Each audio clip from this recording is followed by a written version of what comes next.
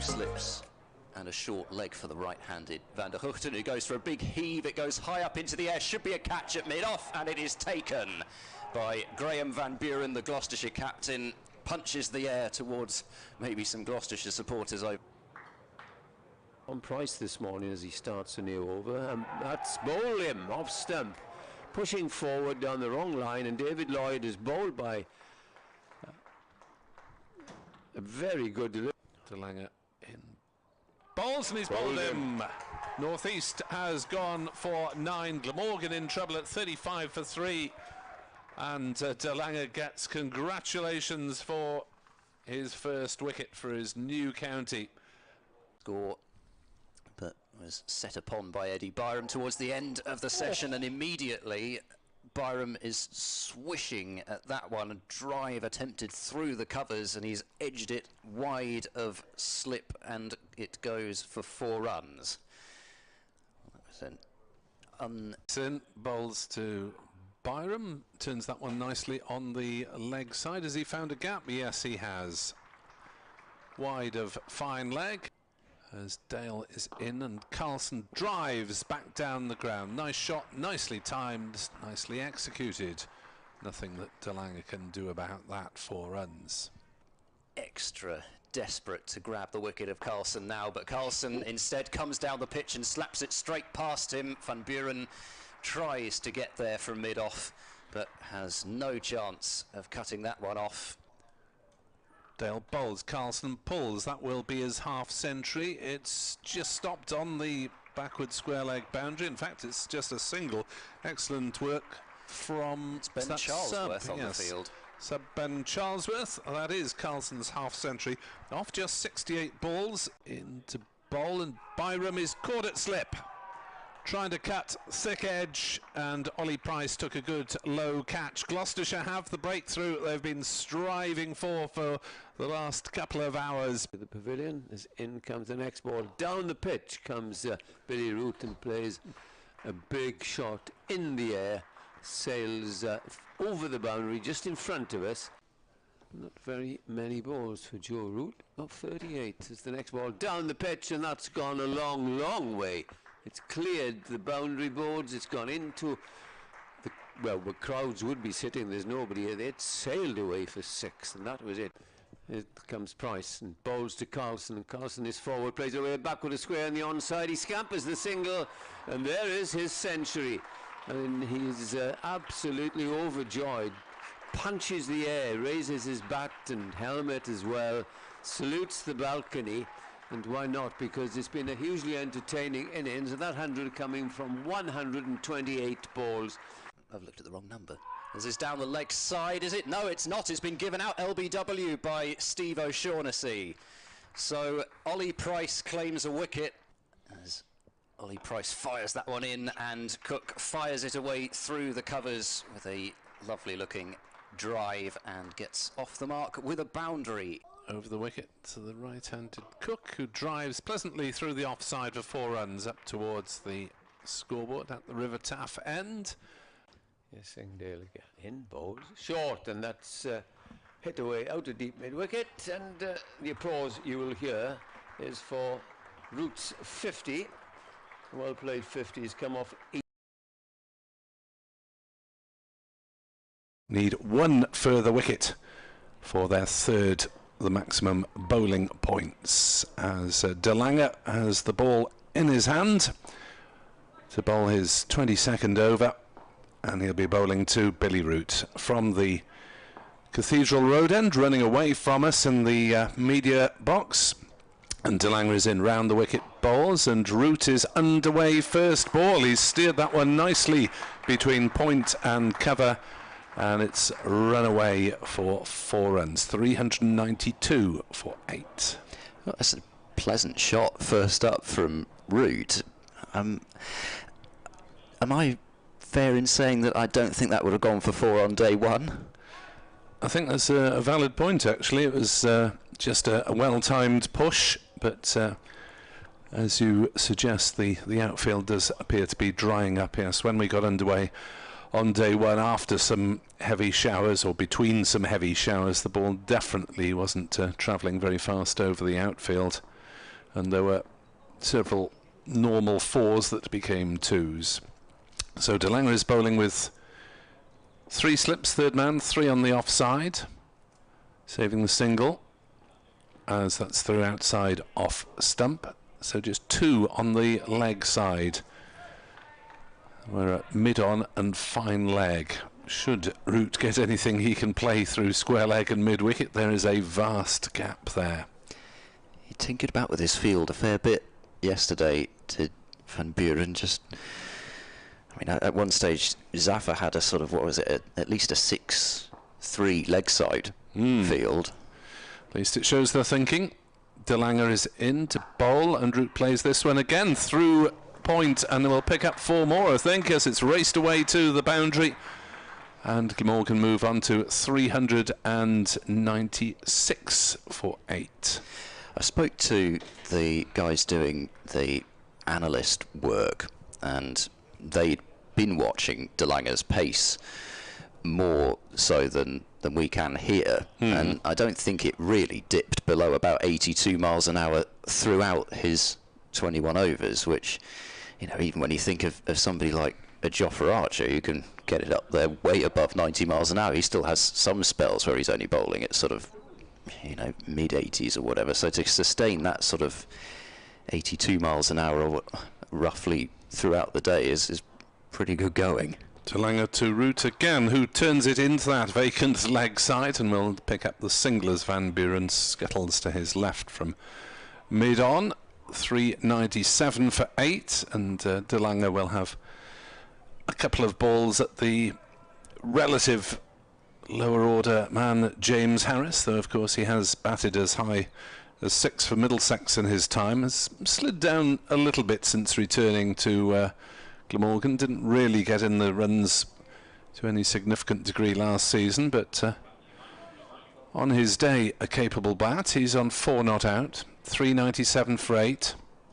Lead 2-3-2. Welcome along if you're just joining us on BBC Sport Online. DeLange is in to bowl to Harris. That's a decent ball up in the block hole, and it's well defended by Harris. Middle and leg, pushed out on the leg side, no run. I think the fastest was around about 85, they said, but I mean, when admittedly it's not, you know, it's not threatening that 90, but 85 at county level is certainly a great deal quicker than the majority of bowlers. So he was bending his back yesterday, was Marchant. Here he is to finish the over then, bowled to Harris, who's forward defensively, playing to Van Buren at mid-off.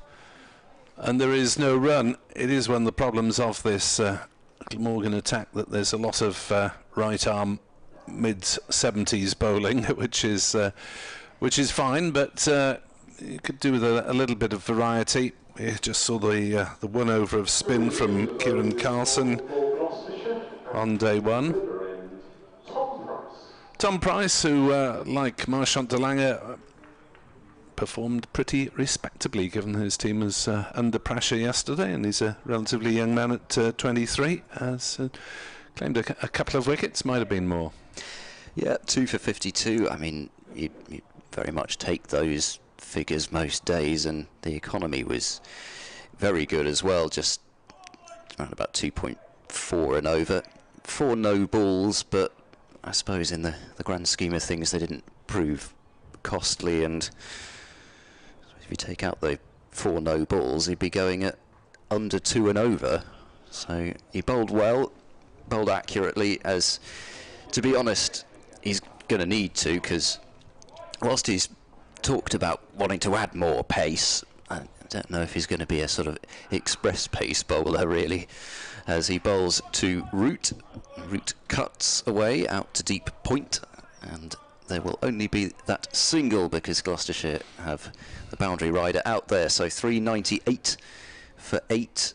Gloucestershire with just 3.5 overs left to grab that 9th wicket for full bowling points. Yeah, Tom Price, the wickets of Lloyd and Cook. So continuing the sort of theme of being particularly deadly against the right-handers. So he's got one in his sights now with James Harris, fielders running about all over the place with 2 slips. Jack Taylor, who's not had a chance go his way yet, and Ollie Price at second, who's had a few, and he's got another one here, and it's caught Price, bowled Price. Price, baby, as Vanilla Ice would say. It is the 9th wicket for Gloucestershire, and James Harris has gone for 4, and Tom Price, 3rd wicket for him. They've got 1 wicket of the 2 that they needed. Just Harry Podmore to come, wideish delivery and kind of fenced at by James Harris, and a thick edge and a decent catch by Ollie Price down to his right hand side. I think James Harris will be a bit disappointed with that. I mean, it was a decent enough ball, but it wasn't particularly threatening, you have to say, and he should have been able to get in line. He's kicking his bat in disappointment with himself, but that is Gloucestershire with the 3 bowling points at least. Their over 8 is +3, so they have no problems about being deducted any. And Harry Podmore has the task of accompanying Billy Root while they score 2 more runs for the 4th batting point. Yeah, I guess, I suppose he just wanted to feel bat on ball early on in the day. I mean, I'm not going to call James Harris a tail ender, because that would be disrespectful to his batting abilities, but still, if you are lower down in the order, there's the tendency to want to feel bat on ball, I suppose. And it was quite a wide delivery, and early on in the day it's more likely to do something than not, and also playing that far away from your body, it's unlikely that you're going to be in full control. So 3rd wicket for Tom Price, and Podmore to the middle. I haven't actually had a look at his first class numbers. He's got an average of 18.42 with 4 half-centuries, so Gloucestershire certainly can't count on him to bat like a normal number 11 with those sorts of numbers. Over 1,000 runs in 53 matches. And here comes Tom Price to bowl to him. The 3rd slip is in place, and Podmore defends with more than enough solidity out into the offside for no run. Yeah, Podmore playing his 5th match for Glamorgan, 6 years after his 4th. Had a couple of mini spells here on loan, as did James Harris round about those times as well, back from Middlesex. Podmore had a couple from Kent. In comes Tom Price to the crease now and bowls, and Podmore has, I'm not sure he's got bat on that, it's flicked down towards backward square leg. They come through for a 2nd run here. Oh, if that had been a direct hit, I think Podmore might have been in trouble there. That was a tighter 2nd run than I think Podmore banked on when he turned, but it means that Glamorgan have got to the 400. They get there with, it was a couple of runs in the end, so there was at least some bat involved there. It was a leg stump delivery, and Podmore delivers the 2 runs that delivers another point for Glamorgan, so you'd think that's going to freeze the bonus points at 7 for Glamorgan and 3 for Gloucestershire. Here is Tom Price. He bowls now to Podmore. That's a lovely looking on drive, and it had to be stopped by mid-on in tumbling fashion. Ajit Dale, the fielder. Yes, I suppose there's freedom now relatively for these two to treat everything on its merits. They certainly wouldn't have come back for that 2nd run at most times of the innings, I don't think, but I think it was a question of getting there while you can, and as you say, it was a tight squeeze. Last ball of Tom Price's first over of the morning, and that's a drive attempted by Podmore, but it picks out Van Buren at mid-off. So the end of the over, an over which has brought Tom Price another wicket, 400 for 9, so, well, 50 in 3 overs. No. Yeah, sort of, I mean, sort of beyond Bazball with that sort That'd of be territory. Bazball on Glam ball. steroids, wouldn't it? Yes.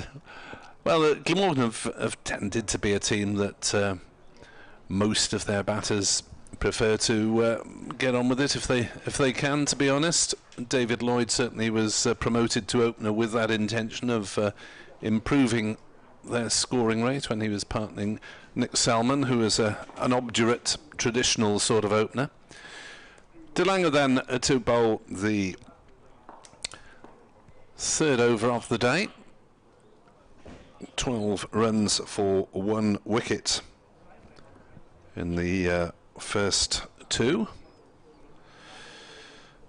As De Lange will come over the wicket to Root this time, who cuts it down towards third man, takes the single. No thought of protecting Podmore as a reasonably capable tail ender. 401 for 9 as the field crosses over, but as I say, with a over 8 of +3 and the green on the electronic boards, there's no particular need for Gloucestershire to hurry about their business. I don't know, I'm sort of getting... I know he's effectively the sort of Michael Hogan replacement, I suppose, or at least in terms of the bowling attack, but it's sort of... the way that Michael Hogan sort of wielded that bat, the tall presence there, and you sort of think, well, he sort of looks like a tail ender, but actually, you know what? He's not going to bat like one. De Lange bowls. Podmore drives on the leg side and takes a quick single to wide mid on. He was just about home there, looking to get off strike. He moves on to 3, 402 for 9. Yes, he didn't have any great scores in his brief spells with Glamorgan previously, but certainly they'd hope for him to play more of a batting role maybe than Hogan did. As De Lange bowls, Root plays into the offside for a single. They now have a sweeper towards the cover boundary. Marcus Harris is lurking in front of that empty grandstand away to our right. It's probably a roundabout sort of David Payne type equivalent in terms of David Payne's first class career. I can't unfortunately remember off the top of my head how many 50s David Payne has made, but the batting average is pretty similar. David Payne 18.72 650s, but a few more matches, of course, so pretty similar level if you want a sort of comparison that way. Yes, Payne will be back here in the 100 later this summer, being a Welsh fireman, as De Lange bowls, and that is turned on the leg side by Podmore, and there's no run. It never fails. Die Payne, I think he's known as by his Gloucestershire teammates, and I'm not making that up. Really? Yes. I did take to calling him Die, I believe, after he was picked up by very good Welsh Fire. Well, yes, it's probably not really, but there we go, it happened.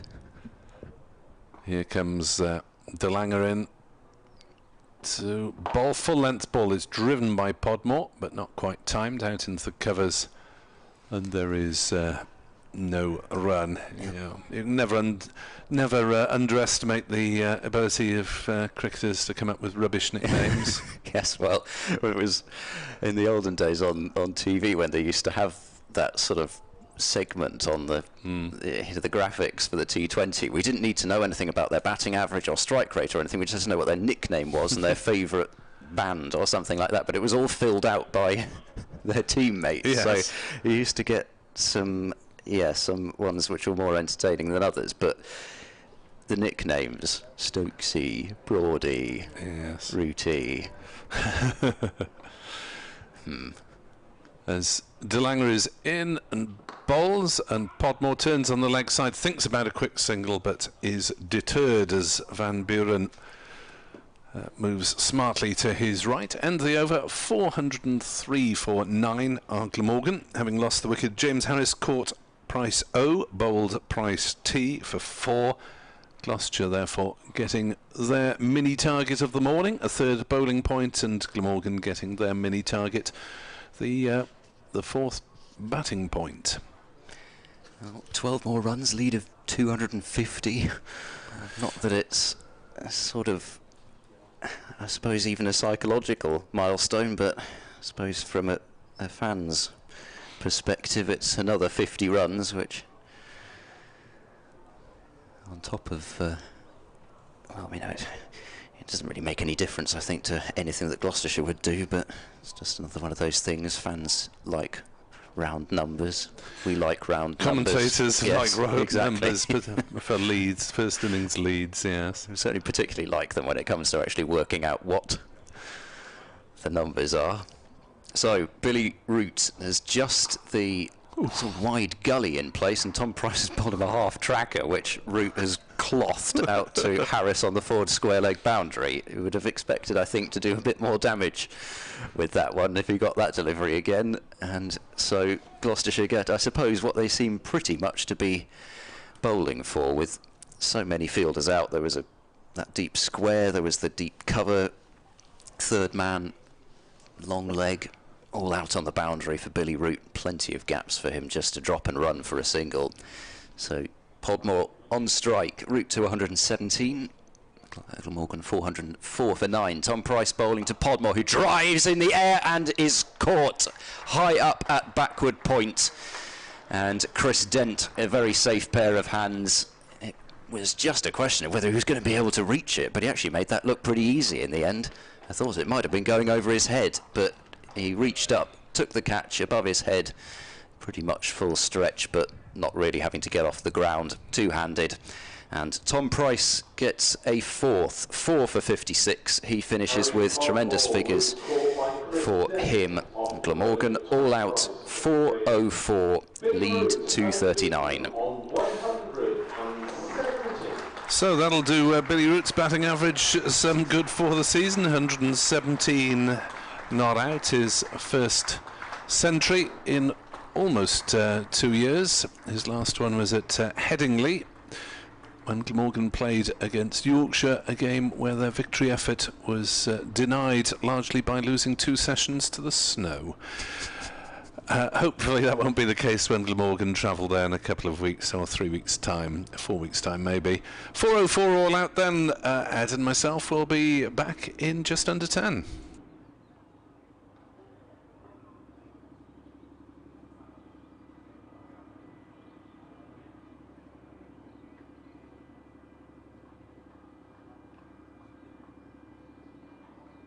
For those of you who like to keep your score sheets up to date, I'll give you the Gloucestershire bowling figures in just a moment.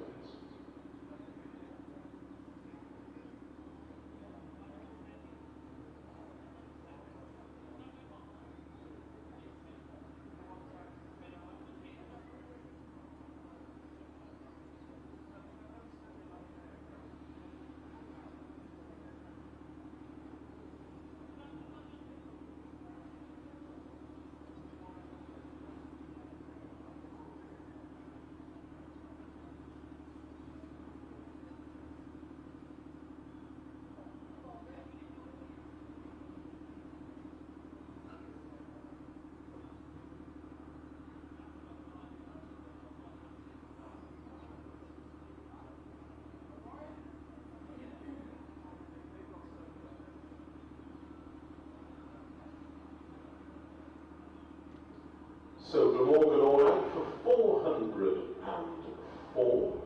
In that total, there were 21 extras comprising 10 byes, 3 leg byes, and 8 no balls. Here are the Gloucestershire bowling figures. Marchant Delanga, 23 overs, 3 maidens, 3 for 84.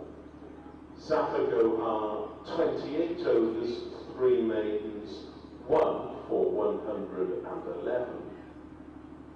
Tom Price, 23.2 overs, 4 maidens, 4 for 56.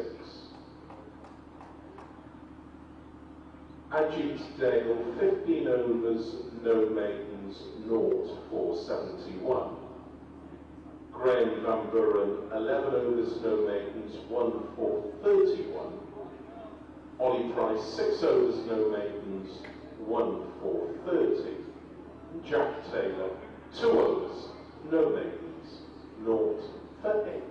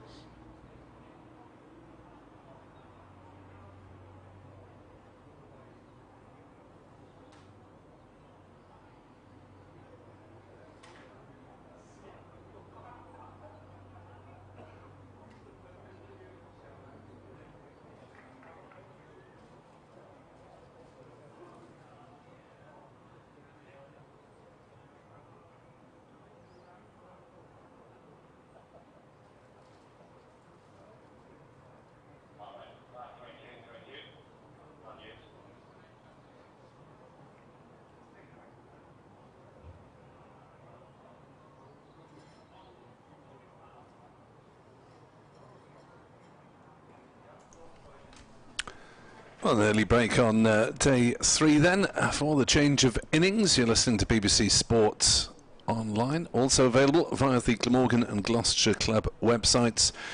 And after Gloucestershire claimed the last 2 wickets reasonably rapidly this morning as Glamorgan added a further 16 runs, Gloucestershire now have the minor matter of a deficit of 239 on first innings to deal with, but they should get a bit of help from conditions compared with the first innings when the ball was doing plenty. There was moisture in the pitch.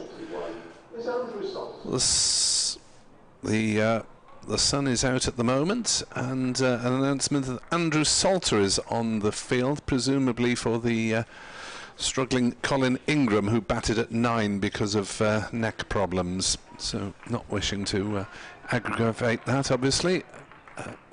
Ingram wouldn't have played much of a role with the ball, he wouldn't have assumed, and Salter, being a bouncy sort of chap, is probably delighted to be out there and doing something.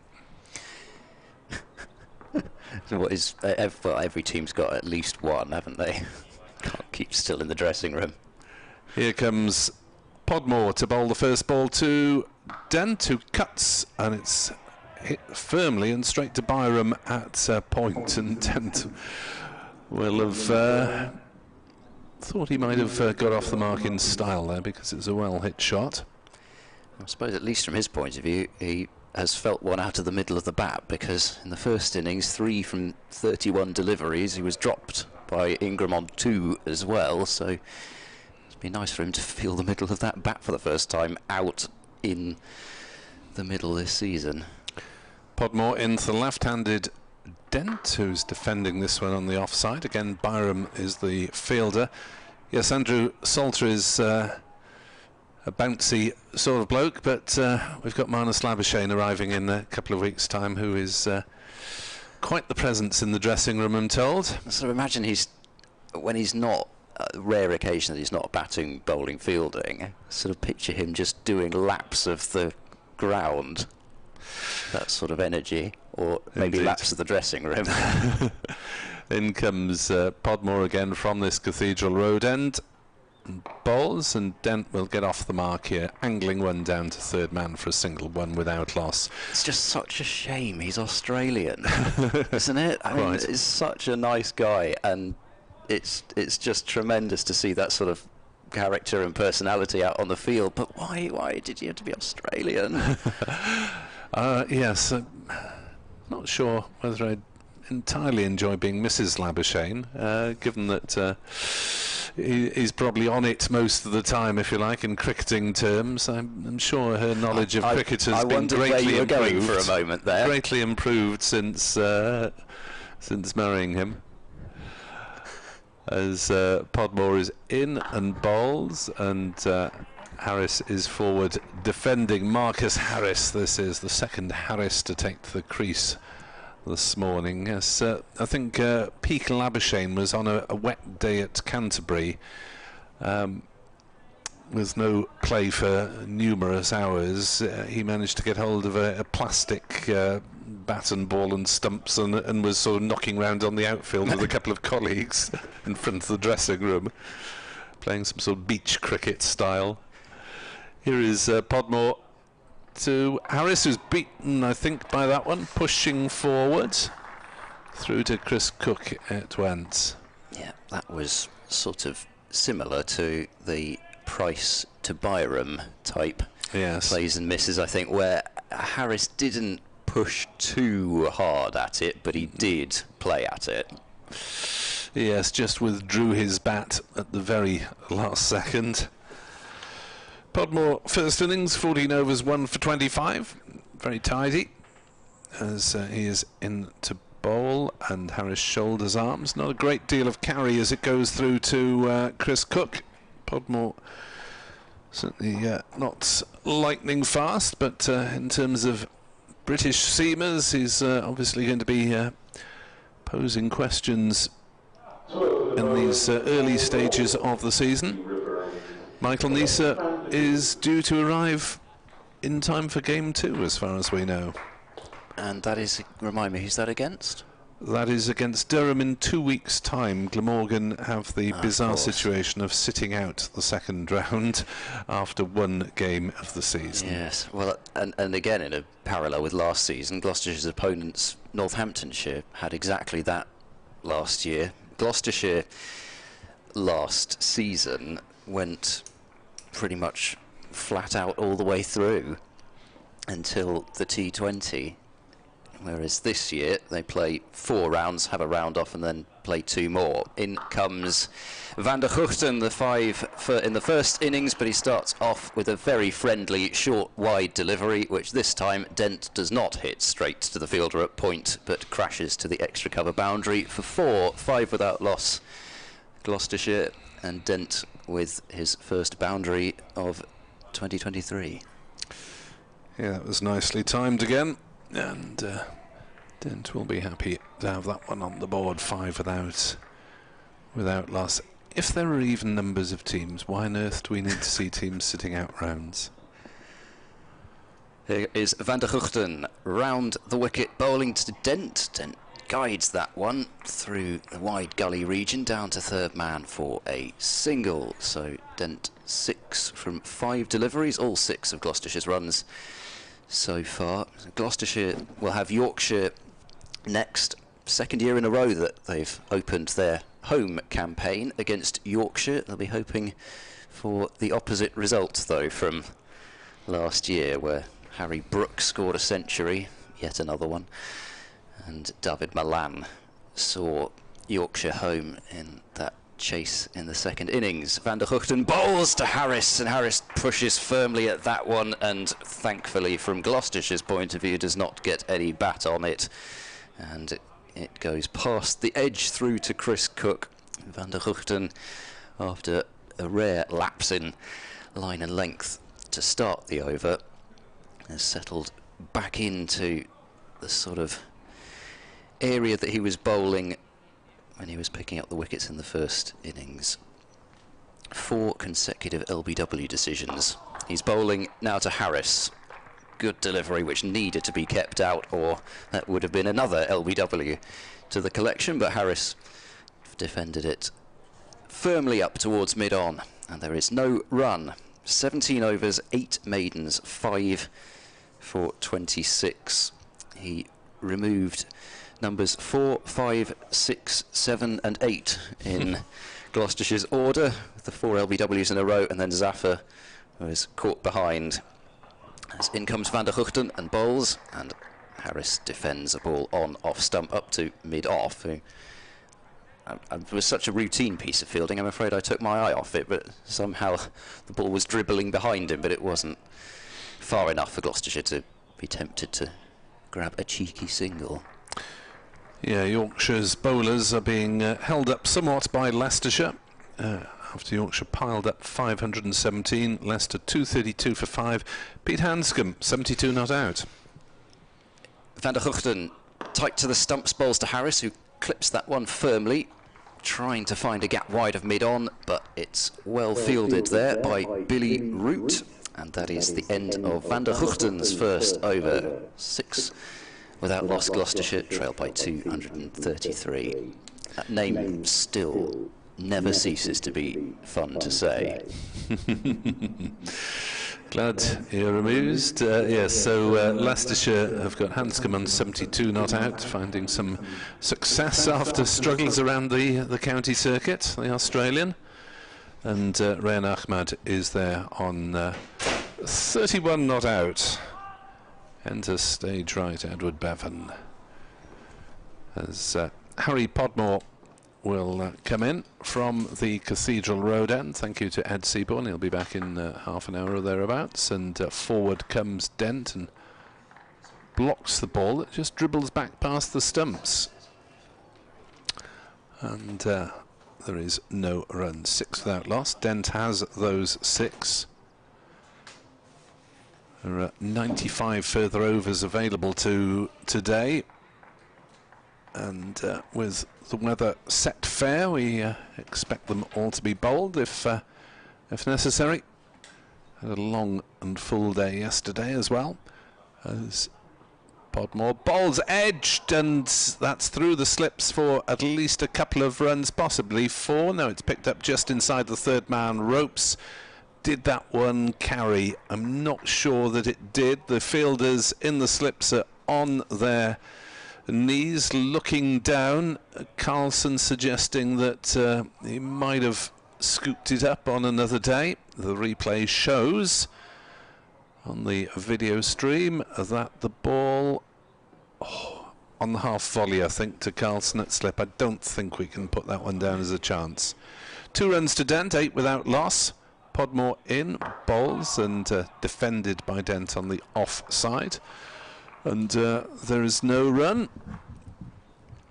Dent 8 off 8 so far. And Edward Bevan joins me. Good morning, Edward. Good morning, Nick. Yes, another balmy April morning. Yes, temperature's not going up significantly, but at least the sun is out. Not as brightly as yesterday. There's a little bit of haze around at the moment. Hopefully that'll burn off. 8 without loss. Podmore bowls, and that's dispatched to backward point by Chris Dent for 4 more. A couple of nicely hit shots in that area of the field. Gloucestershire move up to 12 without loss. And Glamorgan are going to have to bowl tightly because they're not going to get much assistance from the surface, it seems. No, 2 balls have beaten the bat. 1 from Podmore, 1 from Van de Gooten this morning. And another one, it's difficult to say. I don't think it was a chance, but it was edged between second and third slip. And if Glamorgan's opening bowlers are going to strike, they'll want to strike as soon as possible with this new ball. Next delivery from Podmore, wraps Dent on the pads, going down leg side. Just a yelp from behind rather than any sort of appeal. So Glamorgan are operating with 3 slips and a third man, and a point and a wide mid-off on the offside. On the onside, mid-on, mid-wicket-ish for James Harris. Squarish mid-wicket towards the umpire, and a fine leg at 45 degrees. Podmore into bowl down leg side, nurdled away for 4 more by Chris Dent. Podmore a little bit off target. There was an initial shout from catch of somewhere, but played safely enough by the former Gloucestershire captain. Had there been a particularly athletic leg slip, he might have been in business, but as it was, safe. 16 without loss. Gloucestershire making a good start in reducing that deficit, and thankfully we have the reassuring words trail by on the board. 223, not particularly reassuring for Gloucestershire, but reassuring for commentators that we don't have to do the maths all the time. Yeah, absolutely. Van de Gooten then to start his second over once the ball is retrieved from the far end of the ground where the hovercraft is parked. Let's hope we don't have to see it during the day. You never know. Here's Van de Gooten coming around the wicket and balls to Harris, and Harris leaves at the last moment outside the off stump as it goes through to wicket-keeper Cook. No Colin Ingram on the field. Andrew Salter is the substitute fielder, and I suspect with a deficit of 2-2-3 and a little bit of assistance on the pitch, Salter will be dying to have a bowl, but he can't. Van de Gooten, who bowled superbly in the first innings, taking 5 wickets, comes in and bowls again, and that's nurdled away with an open face down to third man where Harris will field. And Harris is off the mark. 1 to him, 16 to Dent, 17 without loss. Yeah, I think Salter will be just pleased to be doing something out there. Yes. Rather than carrying drinks.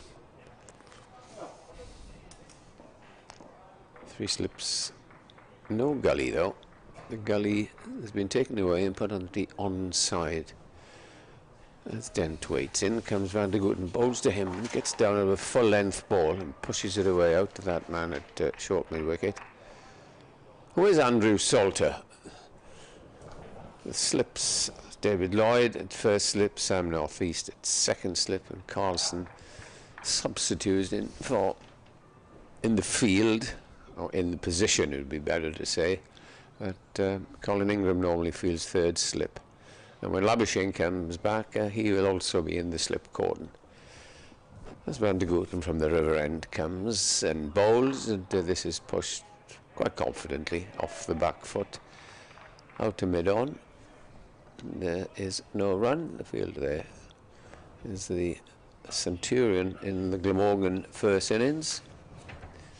One of the Centurions, of course, Billy Root. Yeah, good for both players who didn't reach three figures last season. So it's a bit of welcome strength in the Glamorgan middle order. As we watch Van de Gooten in, bowls another full-length ball where Dent just dabs down on that and pushes it out. Byram trots in from cover. A few people in here today. Counter attractions. In the old days, we used to, when Cardiff City were home, or Cardiff Rugby Club were home, and if you have the likes of Llanelli or Swansea or Neath playing them, a lot of the supporters would come up in the morning, they'd have a morning's cricket, and then go off to the football or the rugby. The only attraction is tonight, as in comes Van de Gooten and bowls, and that ducks back in, and Dent just gets down, and that pushes it away on the onside. Just the single off that over. The score is 17 without loss. Is that the glint on the one of the lights away to our right? Or? Yeah, I think that's just the sunshine rather than the lights being on. Yeah. Yeah, this afternoon, Cardiff Rugby out in Treviso to play Benetton, 3 o'clock kick-off. That's live on BBC Radio Wales in the southeast, and also on the BBC Sport website.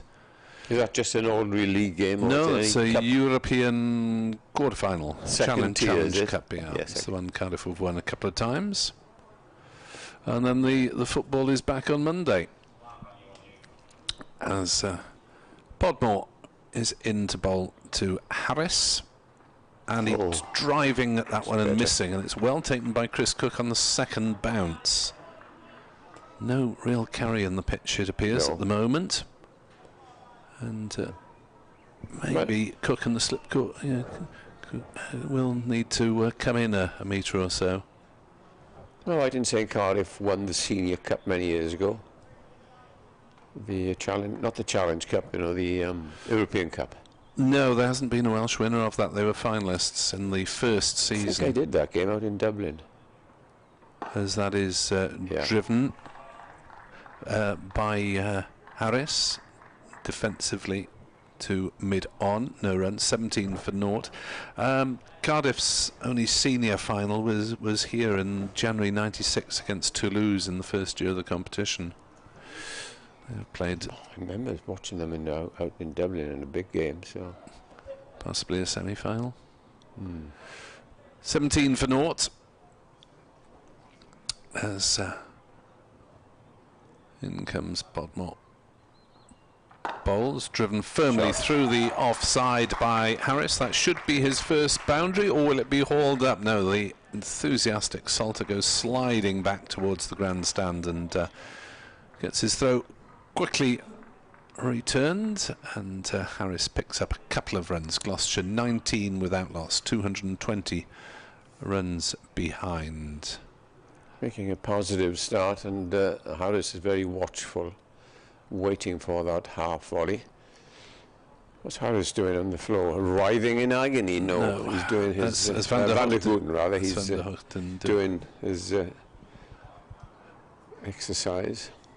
He had a day off yesterday, except for an over of batting, but he didn't contribute. Here's Podmore in again up the crease. Bowls forward comes Harris correctly and plays to mid off. Salter fields, and Van der Hoogten at mid on is going down again, lying on his back, twisting to the side, getting everything fully moving as it should be. I nearly had to do that this morning because you park in the local car park in the bowls club. Yes, it's full of bowlers. One of the last there, and I was sort of wedged in and get myself out somehow. It's a good job it wasn't me then. Podmore bowls, and Harris is forward defensively into the covers. If you were having trouble getting out, then he wouldn't have had a chance. It's horrible. Yes, full of bowlers. There's obviously Bowls Club competition of some variety, as well, why wouldn't there be? The bowl season just getting underway. Easter Saturday. Glamorgan's over 8 is -2, we ought to mention. So they'll have to get on with things and possibly bowl a little bit of spin at times. Otherwise run round between overs. Podmore in bowls and Harris defends watchfully. Down the pitch, Salter again in the action as subfielder, 19 without loss, 5 overs gone. And I suspect today is going to be a very different kettle of fish to Thursday, when Gloucestershire were shot out in 60 odd overs in their first innings. And Glamorgan had a day of repeated triumphs, really, after with only a couple of stands of 60 odd and 40 odd. But you would expect Gloucestershire to put up sterner resistance in this second innings. Here's Van de Gooten start his third over. He's coming in now and bowls at Dent, and Dent plays that away onto the onside of the man at short mid-wicket. Andrew Salter is going to ask you, because I was walking away from the Bowls Club this morning. Have you done any commentary or reports on games or sports that you're not accustomed of? Because I was once summoned to the Cardiff Bowls Club for the first game of bowls I'd ever seen in my life. Ooh. I had no idea. As Van de Gooten comes round the wicket and bowls, and this is just clipped away. It's a chase for Salter then, and he gets there, and the return comes in, but the batsman will get 2 runs. Good running by Dent, going to the danger end, and looking full of confidence this morning is Chris Dent. Yes, because there was one game of rugby and nothing until they had to fill in between 2 and 3, and I summoned to go down there. I just kept asking questions. What does that mean? Why are they clapping and things like that? Thankfully, it was only for about 20 minutes. I had no idea. As Van de Gooten bowls, and that just kept a little bit low, but Dent got down in it and pushed it away to mid-wicket. I haven't done full commentary on a sport that I don't know anything about. I have done reports on football. All right, I've watched quite a lot of football on television and a little bit live, but done sort of updates. Likewise, I did football games, did you? I did a rugby league international about 5 years ago. In comes Van de Gooten bowls, and that's again nudged away on that onside, telling us probably that Van de Gooten is getting the ball coming in to the batsman, to the left-hander. So, yes, Nick. That was at Llanelli, I think, the Stebben Heath ground, the Llanelli football ground. Yeah. So, but you knew something about rugby league, surely? Well, I wouldn't claim to be a great expert on the subject, to be honest, but thankfully there were lots of tries, so I could just say A, B and C who scored tries, and that filled up the 30 seconds. In comes Van de Gooten. He's in again. It's well fielded by the bowler, and yes, it was Cardiff Bowls Club, and I asked, is the object of it for that black ball to hit the white ball, which is called the jack, I think? And they said, no, it's something to get near. Oh, do you understand it? You do? What balls? No. Good. No. Anyway, I do know a little bit about this game. As in comes Van de Gooten bowls, and that's a lovely shot by Dent, clipped off his toes for 4 runs. Seems to be just drifting down that leg side. So this is a good reply from Gloucestershire after they've been in the field for a long time, over a day and a bit. 26 without loss now, and we've had 6 overs, so they go in at a very good rate. Well, Dent he's on 19 and Harris is on 7. Pitch not so fearsome. Well, it wasn't fearsome in the first innings, but it did help the bowlers with that moisture underneath the pitch, and that seems to have dried out as we thought. 2 days left, though, long way to go. Yep, yeah, I suspect we will see most of those 2 days out in some form or another, as Podmore is in to bowl to Chris Dent, who's turning that one on the leg side and pinching a quick single. 27 without loss. Dent has 20 of them. In terms of other sports I've covered, I don't think I've done commentary on anything I don't know anything about. But reported netball once or twice, done a few interviews on that.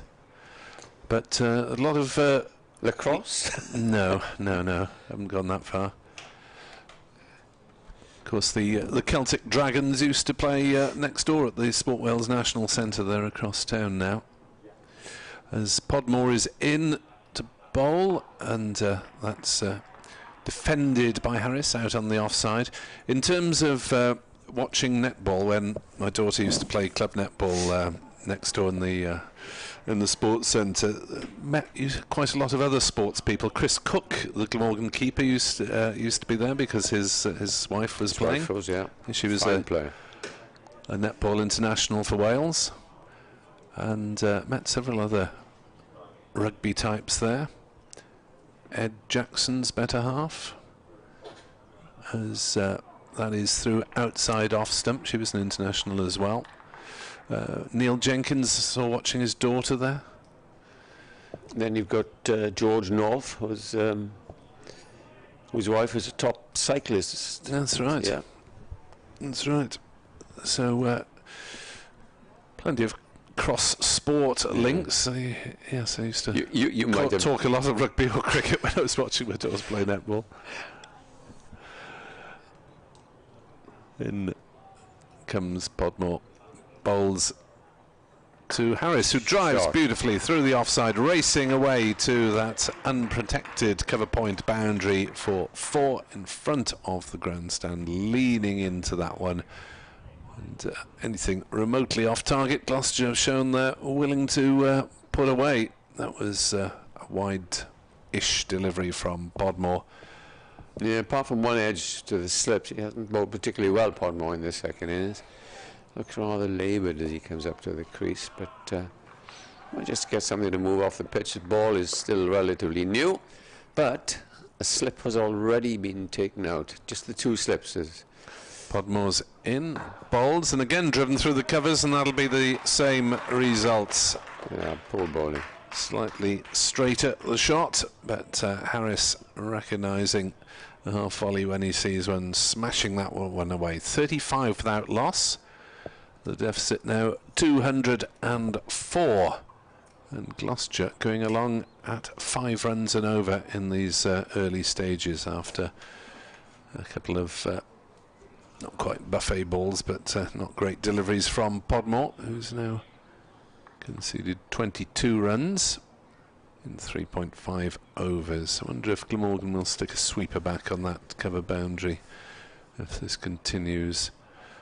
Podmore in, bowls, that's on Midland leg and tucked through mid-on, and I think this one might just reach the boundary, or will it be pulled up inside? It's tapped back by Van der Hoogten. There should be 3 runs there, and they are, or did they run 4? They did run 4, so Van der Hoogten's dive and flick were in vain. They've run 4, and it's 39 for no wicket. The deficit exactly 200. No, the board flicks around, goes back to 35, now up to 39 again, and almost equally shared. Dent has 20. Harris has 19. You're listening to BBC Sport Online. Yes, very poor over there, wasn't it, from Podmore? And you know, you get under 200 and down 100, and all of a sudden, if there's nothing much in the pitch, you begin to think, yes, this could be a big 3rd innings. So Glamorgan really must try and get their act together and stop the scoring, the free scoring at the moment, because apart from Van der Hoogten, he's just gone for 13 in his 3, but Podmore, I'm afraid, now gone for 26 in his 4 overs. And it will be Tim Van der Booten to bowl from that river end. He's round the wicket to Chris Dent and bowls to him, then appeal for LBW, and that's not given by umpire Shaughnessy. Thought there might have been 2 noises in there, possibly a little bit of inside edge. We'll have a look on the video stream as Dent pushing forward, hit just outside off, I think. Yes, it was an ambitious appeal. Worth asking the question politely.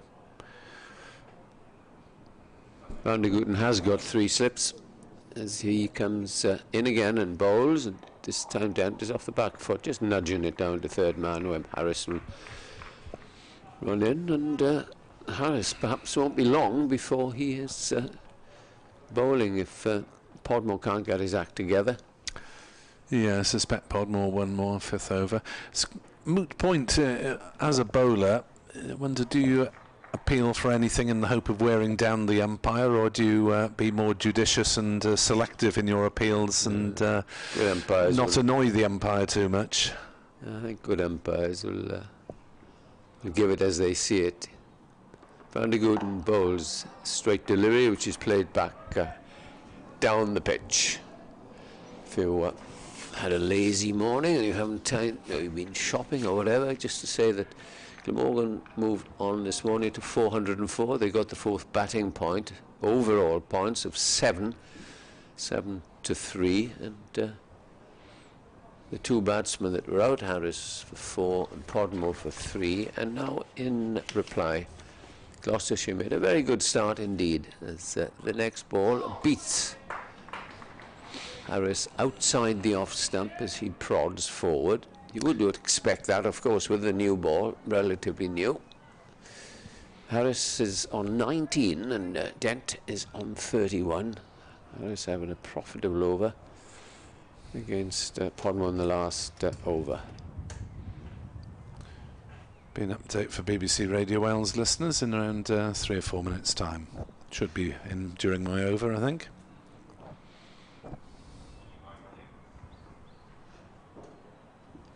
In comes the next ball. That's again coming onto the bat, nicely played up to mid-on. On Twitter, Web 2017 had cricket 6 for Mr. Seaborn. Wayne Walters said great batting performance from Glamorgan.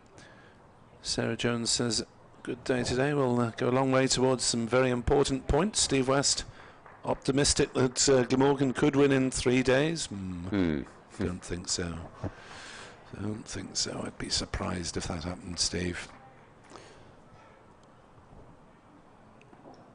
Last ball of the over from Van der Booten. Oh, and he plays it off his legs down towards the fine leg boundary and will get 4 runs. So a boundary to finish the over, and this impressive start goes on. 44 without loss. Now with Michael Nisa here for the next home match, and Marnus Labuschagne, of course, the Glamorgan seamers will want to create an impression here because one of them is going to be left out, either Douthwaite, Podmore or Harris. So they'll want to try and impress, and Podmore is going to have another over because and there's also, do you bring back Salter or do you include Salter? That's going to be difficult because the 2 batsmen who will be vying for the place both got hundreds. Here's Podmore in to bowl to Dent, who swishes at that outside off stump. A rare, careless shot, really, from the experienced Gloucestershire man. Yeah, you might have thought that Root and Carlson would be disputing 1 place before the season, but they were both included. Glamorgan went batting heavy and relatively bowling light. I suppose if Labuschagne comes in for Ingram, then you get a little bit more of a spin option. Podmore is into bowl and Dent leaves outside off stump and there's no run. Yeah, I've noticed that Labuschagne didn't bowl, hardly at all in the test matches. I don't know if he bowled a lot for his state. I think he tends to bowl more here than yeah. Remember him bowling seamers last year? Yeah, got a couple of wickets with them up at Trent Bridge, was it? Got a couple down here as well. He is bowling various bits of both as Podmore bowls, and Dent plays quite an aggressive shot but didn't time it. Jabbed it back into the ground and it just trickled out on the offside, and there's no run. I think those seamers I named, Nick, would be vying for that. Yes. Well, that'll be one of those. Yes, Van der Hoogten's already ticked in. Yes, I think. Oh, I don't know. Delthwaite might be the one. Might be vulnerable to replacement by Nisa. So an incentive to do something spectacular in this second innings, as that's cut ferociously by Dent and racing away for 4 again to the backward point boundary. And Gloucestershire really rattling along to 48 without loss. Update for BBC Radio Wales to come very shortly, as the ball is returned from down by the ground staff area, just to the left of the grandstand. So Podmore giving it a bit of a teapot.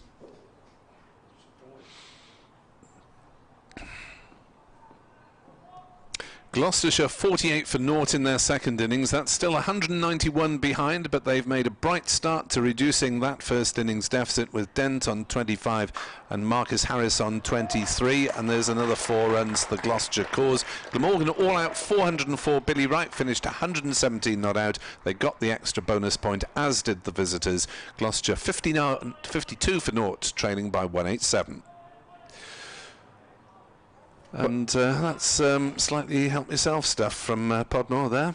Well, this is very poor bowling, and we're questioning if he carries on like this, is only one man going to be left out, I think. And I think Glamorgan, as you mentioned earlier, should have a sweeper out there. Podmore in again, bowls, and that's again played into the offside. Fielded by Byram. There is no run. Dent has 29, Harris has 23, and better have some BBC Radio Bristol input into this fine display by the Shire's batsman in this second innings, as Ed Seaborn will replace me shortly. Yes, thanks, Nick. 52 without loss. Then both batsmen profiting from some very loose bowling from Podmore, and I suspect James Harris will replace him surely in the next over, because he has now gone for 34 in 5, nearly at 7 and over. As in comes Van der Hoogten, bowls to Harris this time, and this is beautifully driven by Harris. There's 4 more, and Van der Hoogten not getting the same zip as he was getting in the first innings.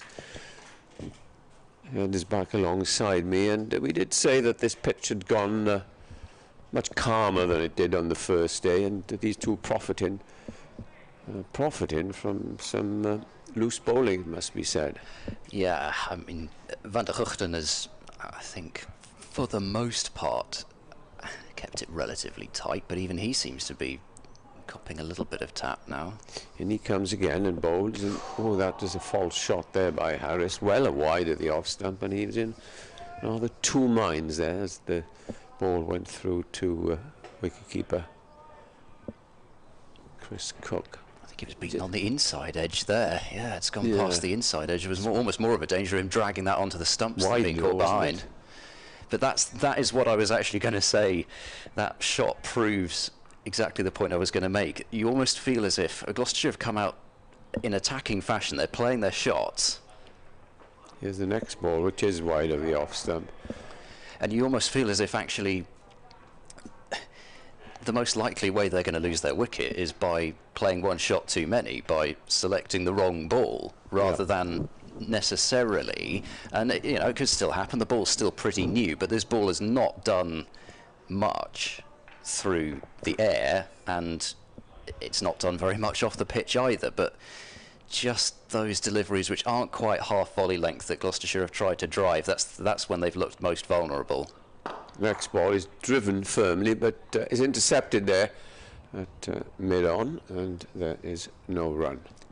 But what they've done this innings, which, well, I mean, there are several things they've done this innings which they didn't do in the first innings, but one thing which has been noticeable is that when they've got the bad ball, and they have had a few to put away, they haven't there's been only tested, been about really, one that they've missed out on. They've put it to the boundary and started to knock that ball out of shape. Here's Van de Gooten, bowls again, this time down the leg side. It's well taken by Chris Cook, as Harris just watched it. 29 to Dent, 27 now to Harris, a plethora of boundaries in this innings.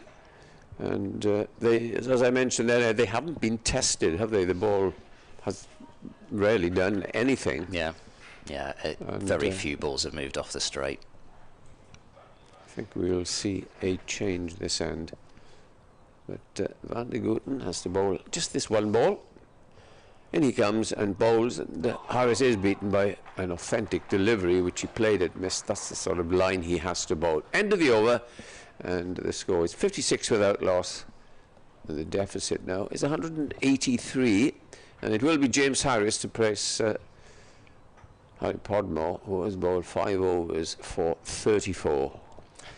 That one down the leg side, even though it's not where Van der Hoogten wants to be living, but Harris has had a couple at least of strangles down the leg side in his Gloucestershire career. I mean, everybody gets out that way eventually, but there are some players who are a bit more vulnerable to them than others. I remember Anthony Gibson lamenting during a match between Gloucestershire and Somerset that Tom Abel was out strangled down the leg side again, saying that he's somebody that's especially vulnerable to it.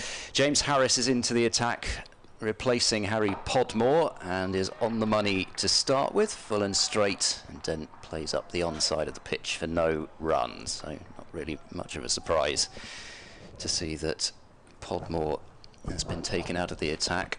4 overs for 26, and a lot of width given, some shorter deliveries as well. I mean, you've got a lead of 183 still, but you don't want to be having to put sweepers out on the offside to defend runs at this stage. So Harris into the attack, bowling to Dent, who tries to cut a ball that doesn't get up very much. It was also quite close to him, and he cuts and misses at it. I'm not sure whether that actually carried through to Chris Cook on it. It was very low down anyway, but still, false shot from Dent. Yeah, I think this is a little bit too paced now, isn't it? And that's what the batsmen have to be wary of. Yes, they'll hit the bad ball for 4, as we've seen, but if they got the odd ball that keeps slow. Yeah. Harris in and bowls down the leg side, well down the leg side, and taken by Cook quite easily, but not the line that Harris was after. Yeah, that cut shot, so often you talk about strengths being weaknesses sometimes as a batter, and when Chris Dent is on prime form, he seems to be able to cut a ball off stump, but just sometimes that close cut can get him into trouble. Harris is in and bowls, and another full straight delivery on off stump. Dent right in behind that and playing it out into the covers for no run. But you know, it's a shot that brings Dent so many runs. If you think of, you know, any Gloucestershire supporter thinks of Chris Dent playing one shot, it's probably the cut shot through backward point for 4. Does get out, but he gets a heck of a lot of runs from it. So you know, you're not going to stop playing it, but especially on a pitch like this, as you say, it be might wary, be one you've got to watch. Yeah, Harris in and bowls very full. It's a crowd catch back to the bowler. Far too knowledgeable in the county championship to fall for that one. Even those cluster of supporters at the far end who probably wouldn't have been able to see it bounce can tell the way it behaved. Played right into the ground. Harris pitching that one right up, hoping for whatever movement through the air there might be, but it was around about this time yesterday when things just seemed to die, when Gloucestershire were bowling in terms of movement, as Dent chops this one away into the offside, hoping for a single, but Harris, I think rightly, turns that one down as it's played behind square on the offside. So it's a maiden over to start with from James Harris. It's the first maiden of the Glamorgan bowling innings. Gloucestershire are 56 for no wicket after 11 overs. Marchand de Lange mentioned 5 and over to me in the interview last night, and I must admit I did rather wonder at that stage, but at the moment 5 and over is what Gloucestershire are travelling at. Yes, and that was a far better over than we've seen for a while from not from James Harris, because it's his first over, but we did have some poor bowling from Podmore to start off with, but he's been taken off, and it will be Van der Gooten to continue, and he's bowling to Marcus Harris, and 27. He bowls to him now, and Harris just leans into the shot, plays it out to mid-off. Glamorgan, and they'd be quite pleased, well, not pleased to see rain, but the forecast is quite awful for next week. I saw this morning, have not got a game. The glorious Gloucester's got a game. They do. It's against Yorkshire at Bristol, and I think it's fair to say that the Bristol outfield can't take too much more rain. Hopefully, over the last couple of days and maybe a couple of days to come, it will have the chance to dry out some more, and it should be in better shape. Van der Gooten bowls, and this is played back down the pitch by Harris quite confidently. Yes, you don't get much more than a week or a couple of days fine weather. Yeah. In this country. You just be grateful for what you get. Quite. But I think, the amount of rain there's been in Bristol, it's just been extraordinary. I know there are some, particularly with it being Somerset and with the situation with the outfield in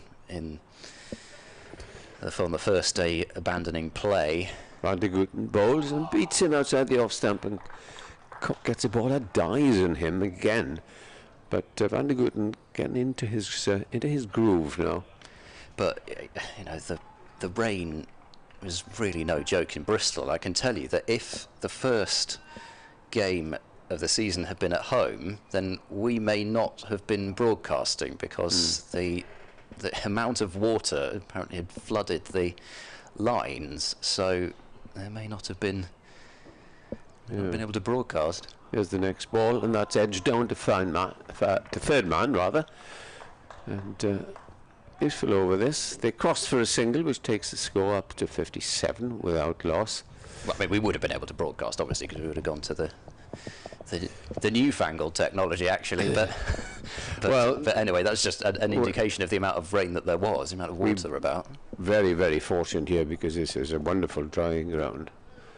Often see it flooded here in an hour or so, you're back playing again.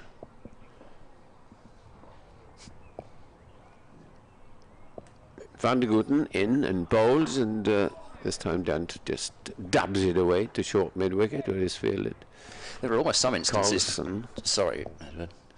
There are almost some instances now where the drainage is almost too good. It's sort of midsummer, and you see those great big lines of the drainage on the outfield, and Bristol is a very good draining ground. It's not usually having problems with that since they've done the drainage. So all the test playing ground got the money to do it some years ago, and it's been a great success here. Last ball of the over, and that's just nudged away out into the onside to the mid-wicket boundary, and comes the return, and that's a better over again from Van der Gooten. 58 without loss. Dent is on 30, and Harris is on 28. Good opening partnership here, and it'll give some confidence to the rest of the batsmen. The deficit is 181. Still a large deficit, but these two have bringing it down by some very, very attractive stroke play. Yeah, it's a long time yet before Glamorgan are even going to be, well, Glamorgan should be, we'll put it that way, concerned. Here comes Harris now, starting his second over ball short. Dent tries to pull it away, pulls it into the top of his pad, and it goes absolutely nowhere. It wasn't very short to pull, was it? No, it was a sort of short arm pull, really, wasn't it? Which, again, I suppose it's a sort of similar thing to that close cut shot with a low bounce. You can get yourself in trouble dragging the ball on, in particular, that sort of dismissal. Yes. I mean, that could have gone almost anywhere. Dent in this game has played some good shots, and as in the first innings, and he plays something quite ordinary. Harris is in and bowls a half volley, and Dent takes full advantage of it, creams it through the covers for 4 runs. And that is exactly the sort of delivery that I was talking about when he first came on. If you get a ball like that, it's got to go, and it did. So Dent, 6th boundary. It's the 11th 4 that Gloucestershire have hit in this 12.2 over reply, and they seem to have been picking those couple of gaps on the offside rather well, these two.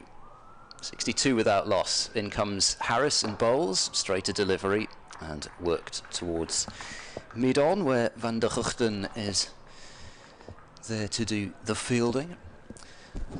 You know, you talked about confidence to the middle order, and that is a vital thing, confidence, and also just coming in against an older ball, which, you know, the middle order's job really should be to take advantage of an older ball. Harris is in and bowls very full and driven again straight into the ground, and this time knocked down by James Harris in his follow through, and there is no run.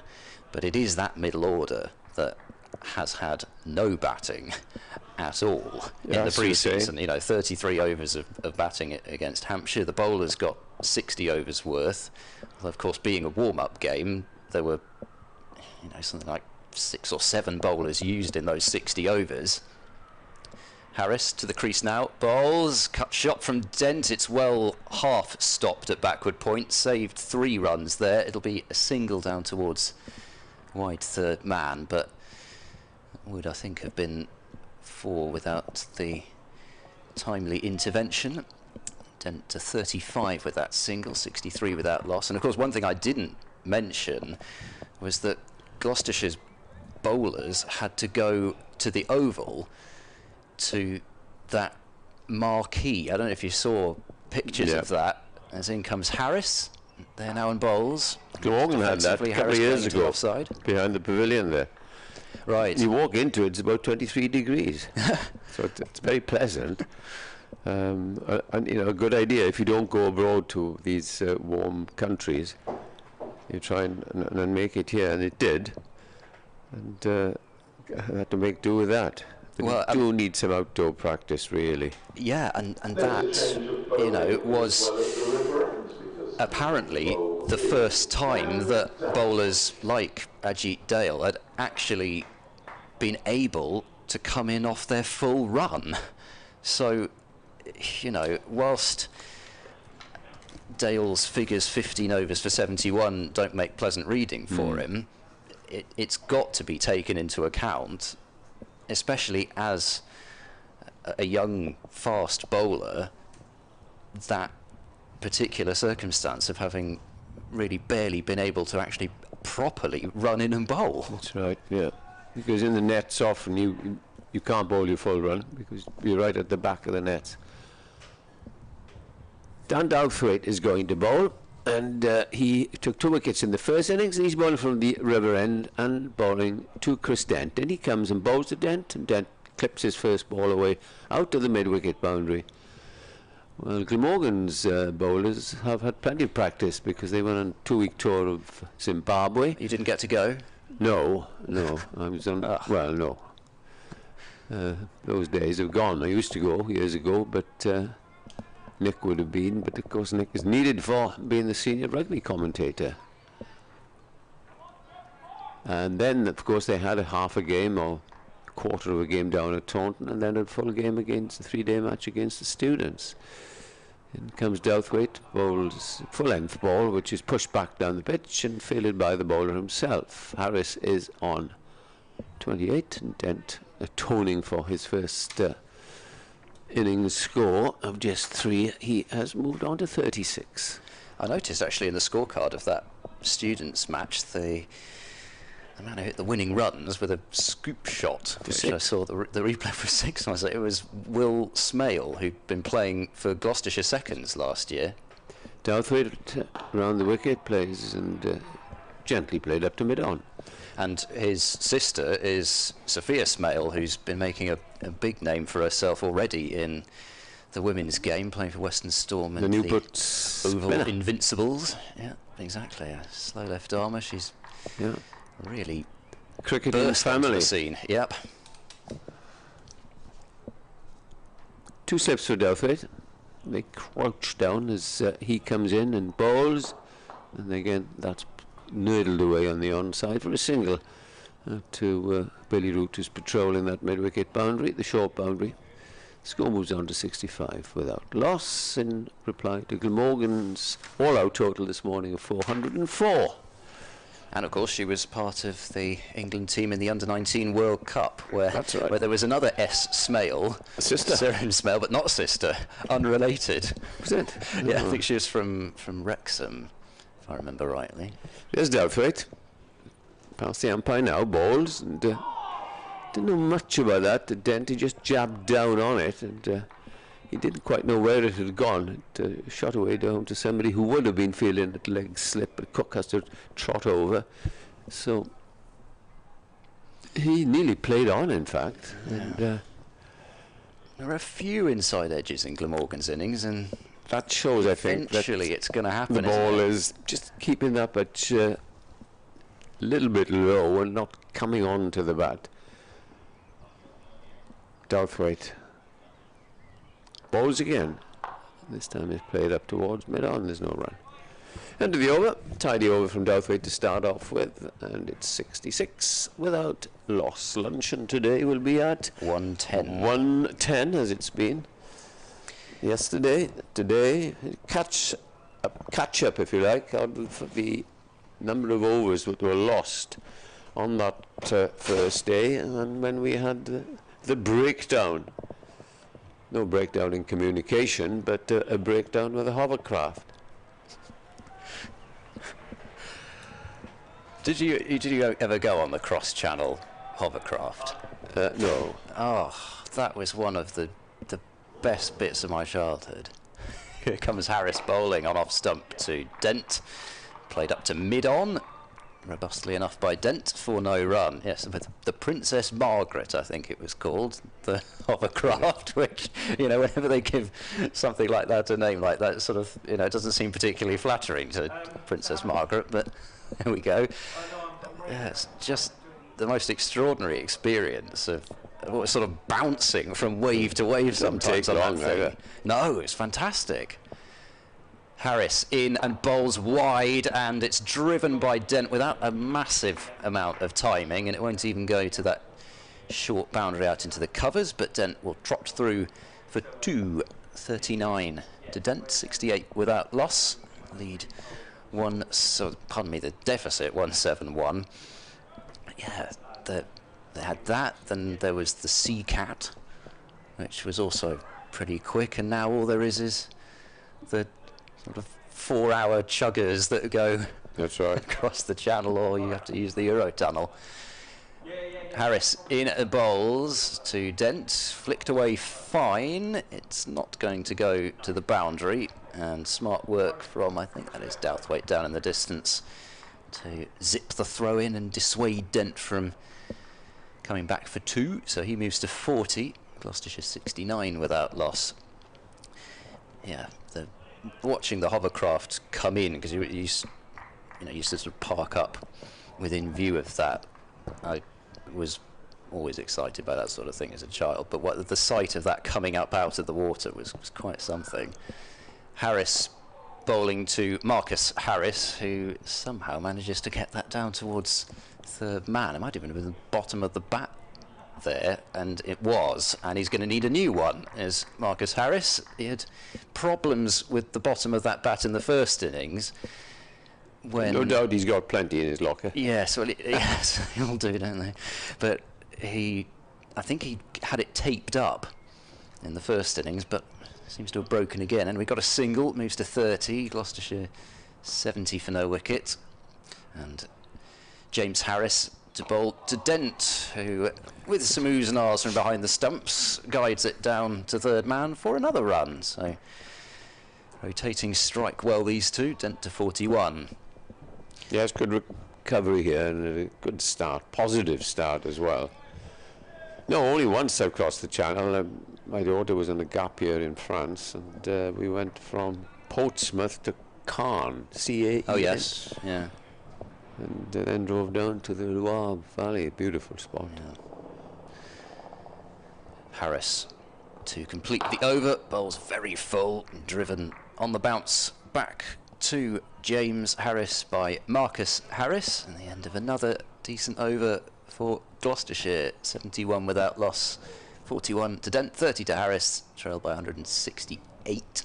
We've still got a decent amount to go before lunch. And another thing which, I mean, you mentioned it not that long ago, but over rate sitting at -2, and that won't have been updated for this innings so far. You can so always they're going to have to always get rid potentially of think one some here spin. because there's the long walk and all sorts of things. But yeah, and if they'll have a few overs, you know, we've seen four seamers who have made little impression, and you get a few overs of Carlson and possibly Billy Root, and the rate will then go down. But I wouldn't fret too much with 2. Once it gets 3 and 4. well, there's still plenty of time left, isn't there, for that to be adjusted. Now it's just about making the inroads, and then you can worry about that later on, given the fact that we're not looking as if we're going to be interrupted too much. Here's Douthwaite to start his second over, bowls the first ball, and I've just jabbed it out onto the onside, and there's no run. As the helicopter hovers above. Often see helicopters coming in here, and sadly a lot of them go to the University Hospital. Yeah, you get those at Bristol, and then you also seem to see quite a lot the yellow helicopter, which is inspecting the electricity pylons. There's Douthwaite bowls again. And again, it's well pitched up. Good length from Douthwaite and nudged forward by Dent. It's always good as a commentator to be able to bring up some aerial activity at some point. Sort of get a bit blowersy every now and again. It's expected, just like the cake talk. Quite right. Douthwaite bowls, and that's a sketchy looking shot. He's aiming to drive through the covers, and it ends up at mid-wicket. Salter is patrolling that mid-wicket boundary, and they go through for a single. That just epitomises, doesn't it, that the ball is not coming onto the bat. Got to be just a little bit wary of that. Yeah, and especially as the ball gets a bit softer as well, it will start to come on less well, and you've got to. The sort of bowler, you dobber, if you like, somebody like Steve Mullaney of Notts, he'd be difficult to play in this with the ball not coming on. As in comes Douthwaite and bowls, and that's well pitched up and driven up towards mid-off rather by Harris. He is on 30, 42 to Dent, 72 without loss. That tells us that there are no extras as yet. Yeah, they've kept their feet behind the line. Have Glamorgan. It's only Douthwaite who bowled no balls in the first innings for them. In fact, Douthwaite and Tom Price are the only bowlers to overstep. Douthwaite bowls, and this is driven into the gap between cover and mid-off. It's going up towards the boundary, and it's going to get there. So yet another boundary, this time from Harris. And Gloucester sailing away now, up to 76 without loss.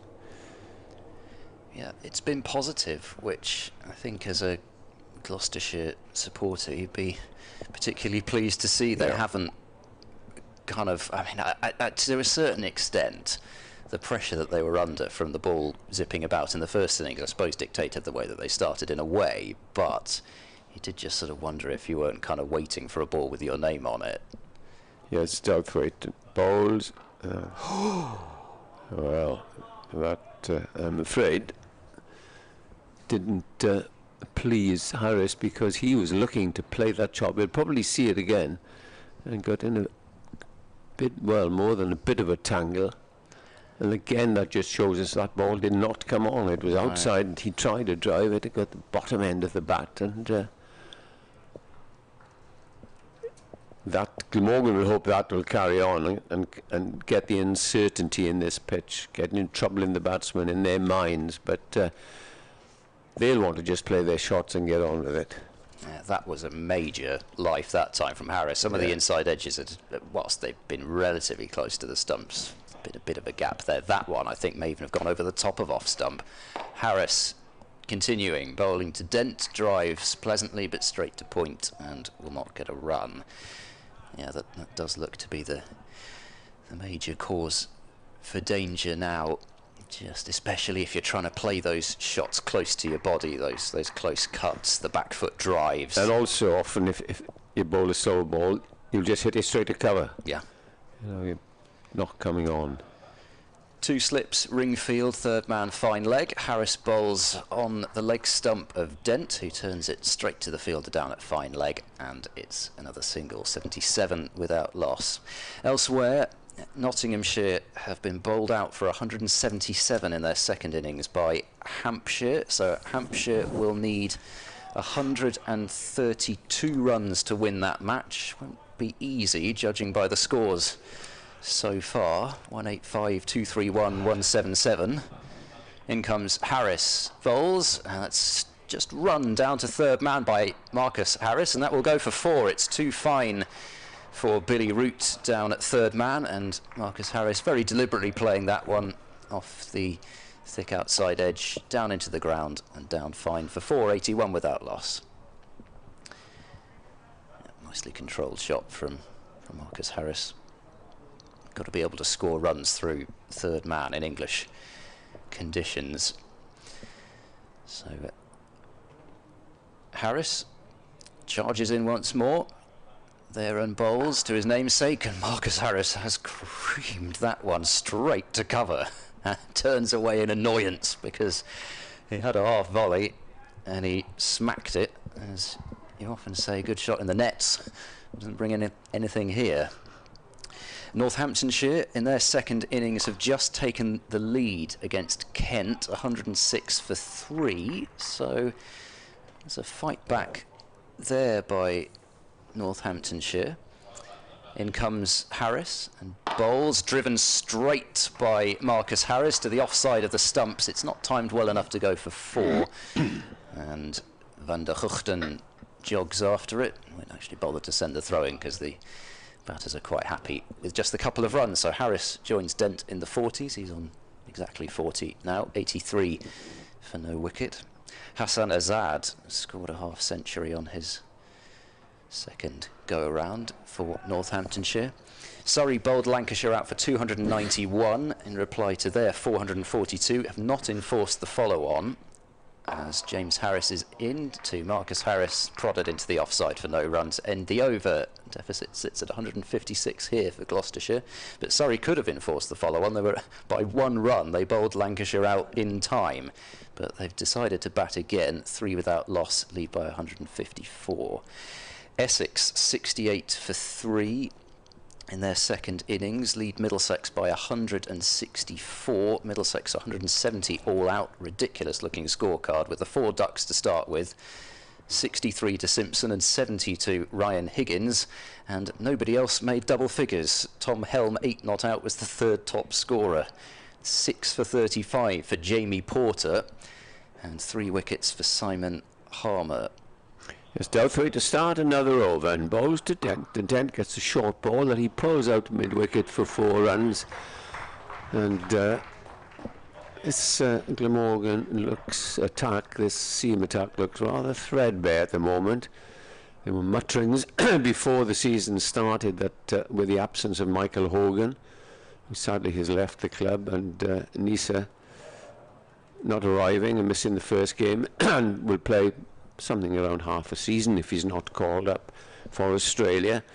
As I said, there were people saying, well, you know, what's the seam attack going to be like? Can they take 20 wickets? And this is a test for them, because the pitches, although we've said that it's keeping low and a little bit on the 2-pace side, if you don't bowl well, you're not going to get wickets. And Gloucestershire sailing away here, 87 without loss. as Douthwaite comes in and bowls, and this is played out into the onside. There's no run, and Dent 3 short of his half century, 40 to Harris, and that deficit at the start, which was 239, now has gone down very quickly to 152. But all credit for these for the 2 openers now.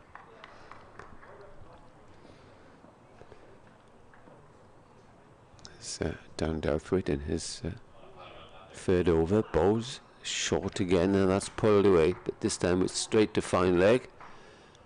It's fielded by Podmore and returned. Yeah, I mean it's a slow pitch, and Douthwaite is not bowling it especially quickly. So if Chris Dent were to get out somehow to the short ball, I can imagine a few things would be thrown around the dressing room. Absolutely. Here's Douthwaite to Harris, and Harris plays back down the pitch, and there's no run. Actually, I mean, having said that, Chris Dent is one of the most laid-back characters that you could wish for, but I suspect even he might be tossing the gloves aside in some fury if he did manage somehow to find a way to fall that way. Randy bowls, and this is played out to mid-on by Harris, and there's no run. Nick is hovering. Yes, I noticed the hovering with intent. There's not an update to do or anything, is there? No. That's all right. He's going to come in here once once I've described this one delivery. It's been pretty innocuous bowling from Glamorgan's seamers. And here is that ball, comes in, bowls, and Harris drives nicely through the offside. It's a chase for the 2 men. Eddie Byram, is he going to reach there? Yes. No, he doesn't. And that is yet another boundary. And Glamorgan, their captain, will be scratching his head and wondering, who can I bowl? Because it's 92 without loss, and Dent is on 48. And Harris catching him up, he's on 44 as Nick comes in to join Ed. Thanks very much to Ed O'Bevan. We'll be back after the lunch break. Rest of those scores then: Warwickshire 61 for 1 in reply to Somerset's 284, a game that you'd feel has draw written all over it, with a day and a bit taken off there. Will Rhodes and Alex Davies at the crease for Warwickshire, with Alex Davies now opening the batting alongside Rob Yates, with Dom Sibley's departure to Surrey, as Harris is going to come round the wicket now to Dent on 48, and he bowls now to straight, and Dent picks him off towards a long leg position. Should be able to get the 2 runs that he needs to come back for a half century. Chris Dent has looked for the most part very fluent this innings. He seemed to have his timing almost from ball 1. You couldn't get 2 more contrasting innings really. 56 deliveries, that's all it's taken Chris Dent to reach his half century, and 7 boundaries included in that. Harris in now and bowls.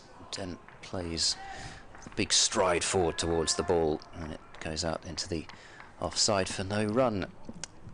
Webb is back with me. Yes, reflecting on his 2 Gloucestershire innings so far, you'd think you're watching a different game, wouldn't you? Pitch conditions, weather conditions, very much in the bowler's favour on Thursday, much easier today. Harris past umpire Newell, bowls, and Dent very watchfully again forward and playing defensively to mid-off.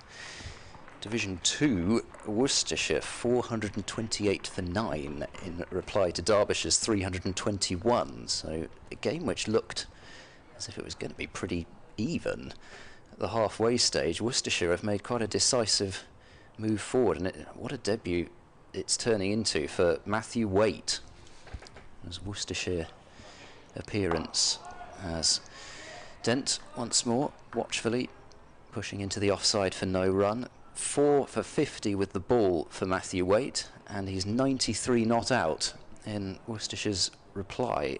So they lost Ed Barnard, and Matthew Waite felt as if he had some rather large boots to fill. Well, that's more than a Barnard-like performance. It's going well, isn't it? Yeah. Harris is there now and bowls, full and straight, and once more Dent is brought onto the front foot in defence, back to the bowler.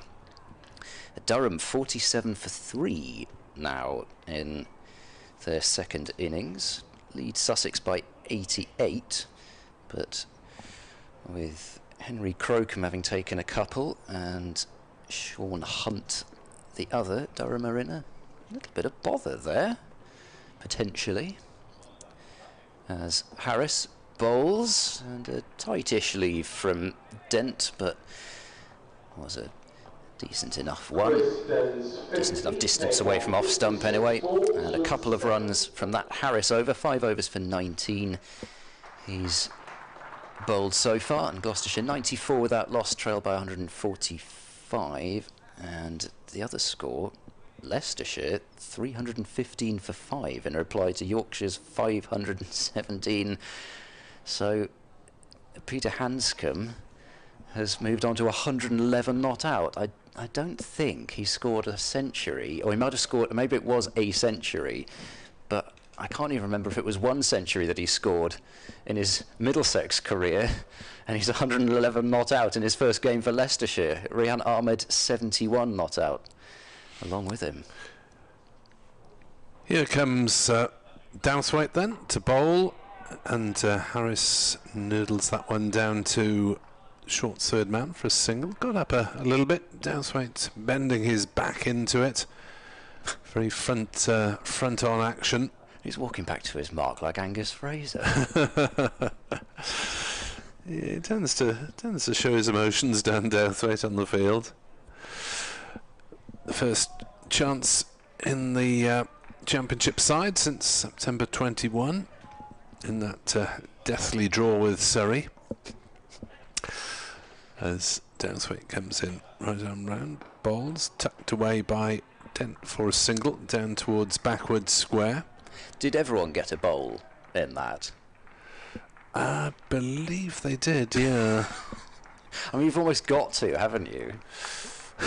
With, you know, you've got to say to Chris Cook, get your pads off, we might as well complete the set here. Yes, did they? I think they did, with Hogan keeping wicket, as far as I can remember. Which also, I think they also did that against Sussex. I'll check that for you now. Here's Dowthwaite in to bowl, and Harris for once defensive, and there is no run. I ought to be able to do that online, shouldn't I? But it's probably easier to look in the books.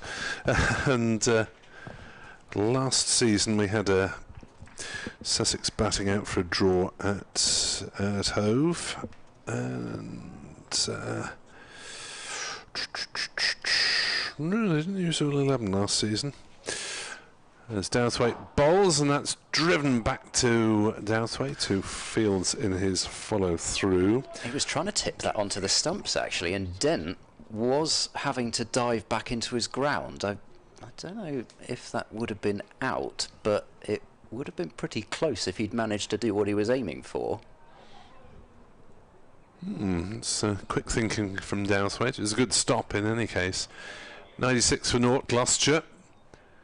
As Dowthwaite bowled wide outside off stump, that was almost a wide. Gosh, I mean, they have to be off the pitch to be a wide in the championship, don't they? Yeah, that looked as though it was flirting with the white line, which is close to the edge of the cut strip. Yeah, it was just 9 bowlers in the final game at Hove last season, which did include Chris Cook. And in the final game of the 21 season, as Dowthwaite is in and bowls, and Harris defends on the leg side. Yes, it was all 11 used in that game. Yes. Fantastic. Yeah, I think Churchy and I were in line for a bowl if it gone any longer. That one really was tedious. End of the over. This is not tedious. Gloucestershire 96 for naught, 143 behind, which is still substantial, but Gloucestershire really making very quick inroads into this big deficit.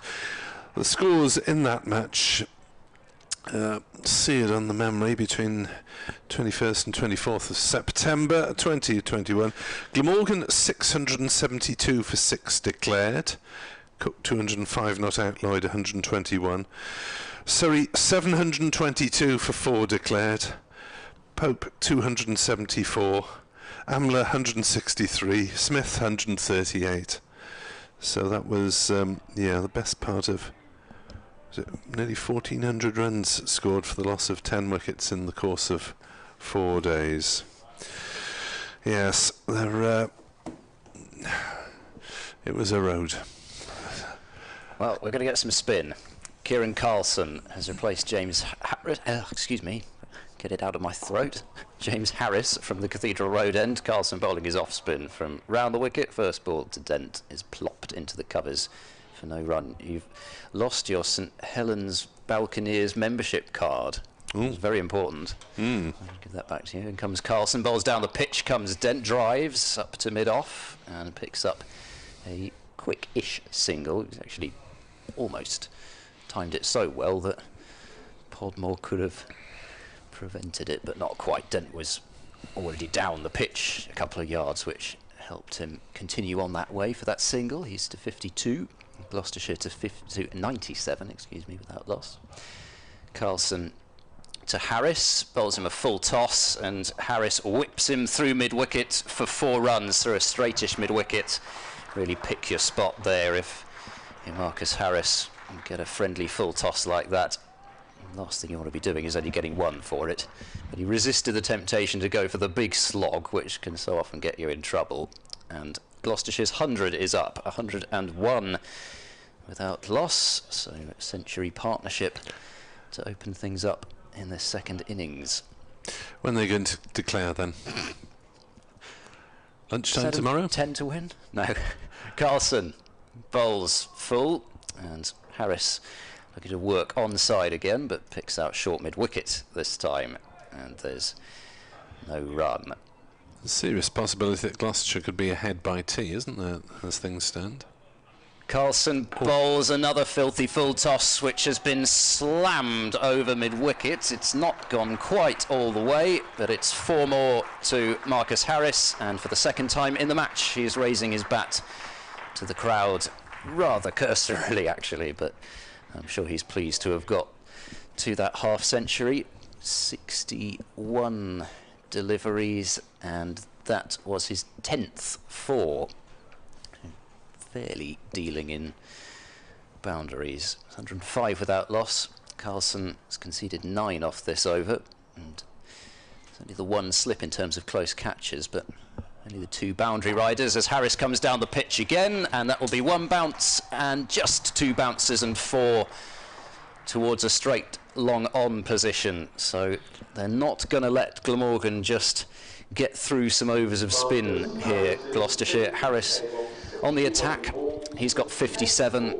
Gloucestershire 109 now without loss after just 21 overs.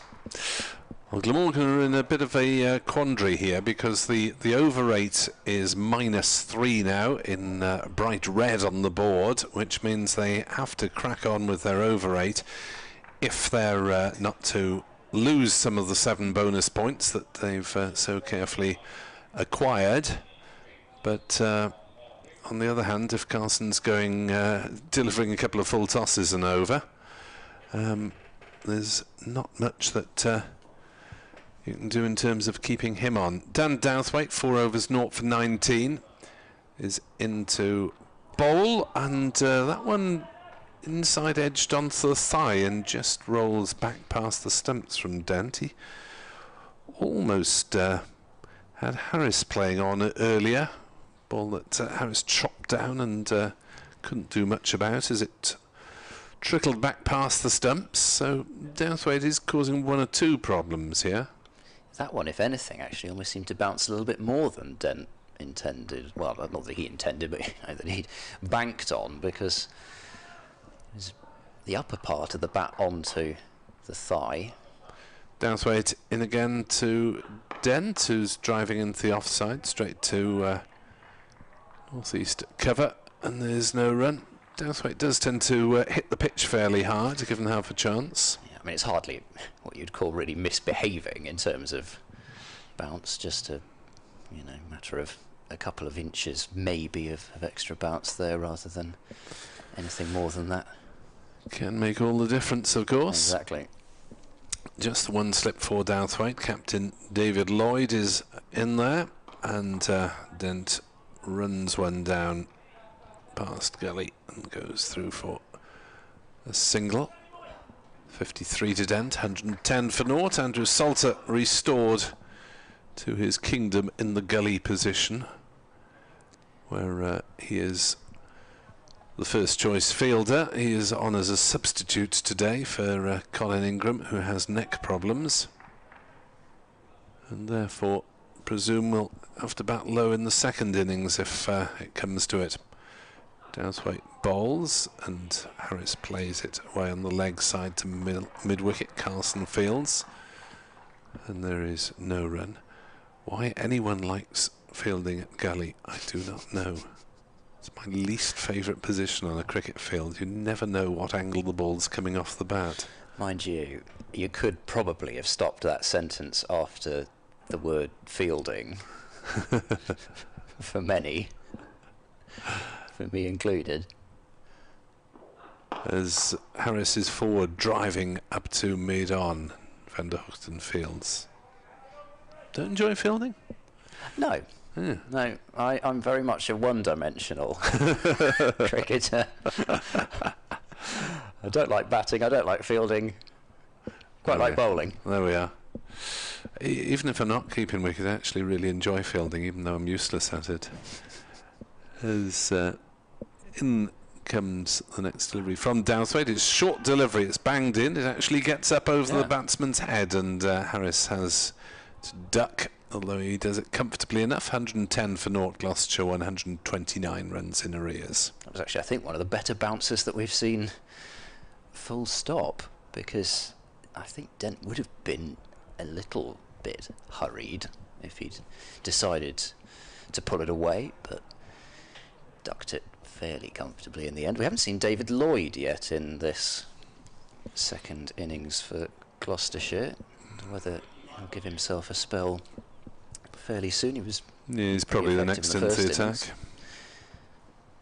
His figures in the first innings: 6 overs, 2 maidens, 1 for 15. So it's Carlson then to start a second over, bowling to Dent this time, and Dent works it straight to short mid-wicket. No run. Yes, try and pitch 6 balls. Use the facilities. In comes Carlson, bowls, use of the feet from Dent, turns it into a low full toss, but just as he did in the last over when he faced Carlson, just drives it to that deep set mid-off, and is happy with a single 54 to Dent. Gloucestershire 1-1-1 without loss. Deep forward square, deep cover, still the only 2 fielders right out on the rope for Harris, who plays a good ball from Carlson back to the bowler. Mid-off, pretty deep, mid-on, sort of 2 or 3 yards deeper. I'm not quite sure how they determine that exactly, but Carlson bowls, but further back of a length, punched away by Harris towards cover, but smart piece of fielding there will prevent a run. So tighter over this so far from Carlson, and it will remain so as he bowls on off stump, and more work for the fielder at cover to do as Harris leans forward into the defensive stroke. Doesn't hang about. Carlson, which is what Glamorgan need, at -3 on the over 8 as Carlson bowls, half volley, driven by Harris, but they've got cover out on that offside boundary, so Harris will just get the 1. So 2 from the over. Gloucestershire 112 for no wicket. The superstitious listeners and viewers no longer have to have their one leg off the ground because Gloucestershire are off Nelson. We ask you, though, if you're venturing onto the active... Carlson, 8 wickets in first-class cricket, an average of 55, 5 of which were in this debut bowl, 5 for 28, so his success last season was in the One-Day Cup. He proved very useful, actually, but Carlson not used to bowling long spells, certainly in Championship cricket. As you suggested, David Lloyd will bring his military medium into play from the River Taff end. 112 for naught. Tosses a practice delivery to mid-on and repeats the process. Can't call yourself a true cricket fan unless you can appreciate some good military medium. Good old British tradition. Here comes Lloyd then to bowl to Marcus Harris on leg stump, turn to Carlson at mid-wicket, and there is no run. I only mean that in jest, of course, before anyone thinks I'm gatekeeping, which I think is the term for that. 112 for naught.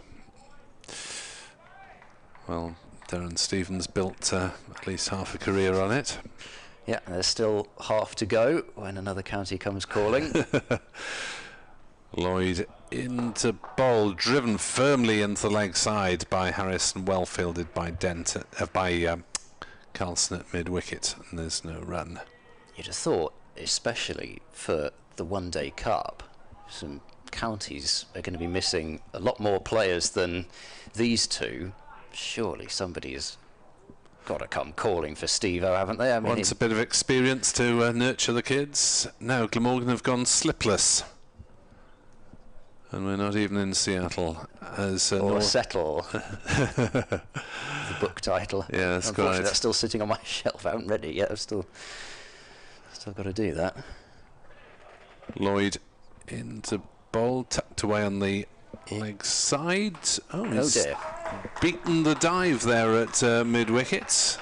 And Harris has 4 runs, backward square rather than mid-wicket. It was Byram coming round from mid-wicket. Oh, he's still staring, David Lloyd. You don't want to be doing that off the captain. He's still staring away, but... Is that Podmore down in that corner of the be. ground? I can't quite see it from my position, Yeah, peering I think round it the is. corner. Either way, he didn't want to make eye contact with David Lloyd, and it's a good thing, because he was looking at him with daggers for some time. Dived over the top of it, rather. 116 for naught. Harris moves to 62. These two have been keeping pace with each other as Lloyd bowls, and Harris tucks that one away towards Byram at square leg, coming in off the boundary, just the single taken. So Glamorgan have gone with 2 short mid-wickets and no slips as things stand. Hope to have another Radio Wales bulletin update at 1 o'clock. If we've got all the strings together. 117 without loss. Dent 54, Harris 63. Lloyd into bowl, and Dent takes a single out towards square leg, which suggests that Lloyd hasn't found his radar as yet. Well, or he's really desperately bowling for that chip to mid-wicket. Yeah, I suppose they've got 2 fielders there for the miss-hit shot on the leg side, so he may be looking to attack middle and leg, but without success so far, as the circuit clock chimes 1 o'clock in the distance, and Harris blocks the next ball straight to northeast at that short mid-wicket. The digital clock on the scoreboard goes to 1 o'clock as well, but because of the delays on day 1, we've still got an extra 10 minutes on the sessions today, and a potential 104 overs in the day, less of course the couple that with a change of innings, but Gloucestershire sailing along serenely as things stand. Carlson it is then from the Cathedral Road end, a wide-ish ball outside off stump, and Chris Cook did the familiar wicket-keeper's grab and bring it back towards the stump so the umpire doesn't have time to think about a wide. Framing it, they call it in baseball. Carlson bowls, and Dent plays it comfortably through the offside for a single. It's something that you have to do quite a lot in Division 11, is grab a wide one and move back towards the wickets. 119 for naught. Carlson in, tosses it up, driven for a single out towards Podmore, and a deepish mid-off. That's the halfway mark in terms of the deficit for Gloucestershire after just 34.5 overs. Sorry, 24.5 overs even. That's not where I said 30 from. It really is rapid going from the Shire as Dent drives towards the covers, but there's a sprawling stop by Byram, and there is no run. Carlson rattling through his overs, at least. Not with noticeable success so far. That's outside off stump, and Dent allows it to go through. There's a great deal of bounce. I mean, Carlson floats the ball to a certain extent, but he's not the tallest of players. So won't get a great deal of bounce, as that's cut away nicely by Dent, and he'll get runs down towards the third man boundary. A couple of them at least, as Billy Root is off in pursuit. Root keeps them down to 2. It's 122 for naught, 117 runs in arrears. So Gloucestershire really striking back and forcing their way back towards parity in the last hour and 20 minutes or so. Dent has 58, Harris has 64, the deficit just 117. The over rate remains -3, so Glamorgan haven't made an impression on that as yet. I think they started at -2. Yeah. They don't always change it during the course of innings, but they appear to be now. They seem to be fairly sporadically changing it. Wouldn't surprise me if it had gone up to -2 again now. Here's Lloyd then, bustling in to bowl to Harris, who plays that beautifully, firmly through the offside, beating Salter at point, and there's no point in chasing it as it's picked up by McIlroy, one of the 12th man, or the 13th man, because Salter's the 12th. Harris to 68, he's looking class at the moment, and no doubt the Australian management will have an eye on his form, albeit he hasn't played tests for 15 months or so. Lloyd bowls, Harris clips this one through the leg side and picks up a couple more runs as Byram picks up on the run, nearly falls over, but just about keeps his footing. Keeps them down to 2, 128 for naught. Certainly all Gloucestershire at the moment here on BBC Sport Online. Glamorgan bowled out 404 innings, 16 for the loss of their last 2 wickets. Billy Root finished 117. And Gloucestershire's openers really have been dominant form, as Harris on the back foot to Lloyd there. They've kept a fraction low, defending to one of the short mid-wickets, and there is no run. 128 without loss. All very solid. Harris 70, Dent 58. More than solid. Attacking stuff mostly from the Gloucestershire openers, as that's through outside off stump from Lloyd. No shot essayed. It was somewhat too wide to go at, is the suggestion from Harris's body language. I'm not bothering with that. That was a good old tempter, wasn't it? Go on, have a go. But I think he was wise not to, especially given there's only 5 minutes left until lunch, and the wicket that Gloucestershire lost of James Bracey in that first innings on the stroke of tea, it can't be repeated. Lloyd bowls and Harris defends to northeast, one of the short mid-wickets, and there is no run. So very much Gloucestershire's session, having claimed those last couple of Glamorgan wickets for just 16 runs, and now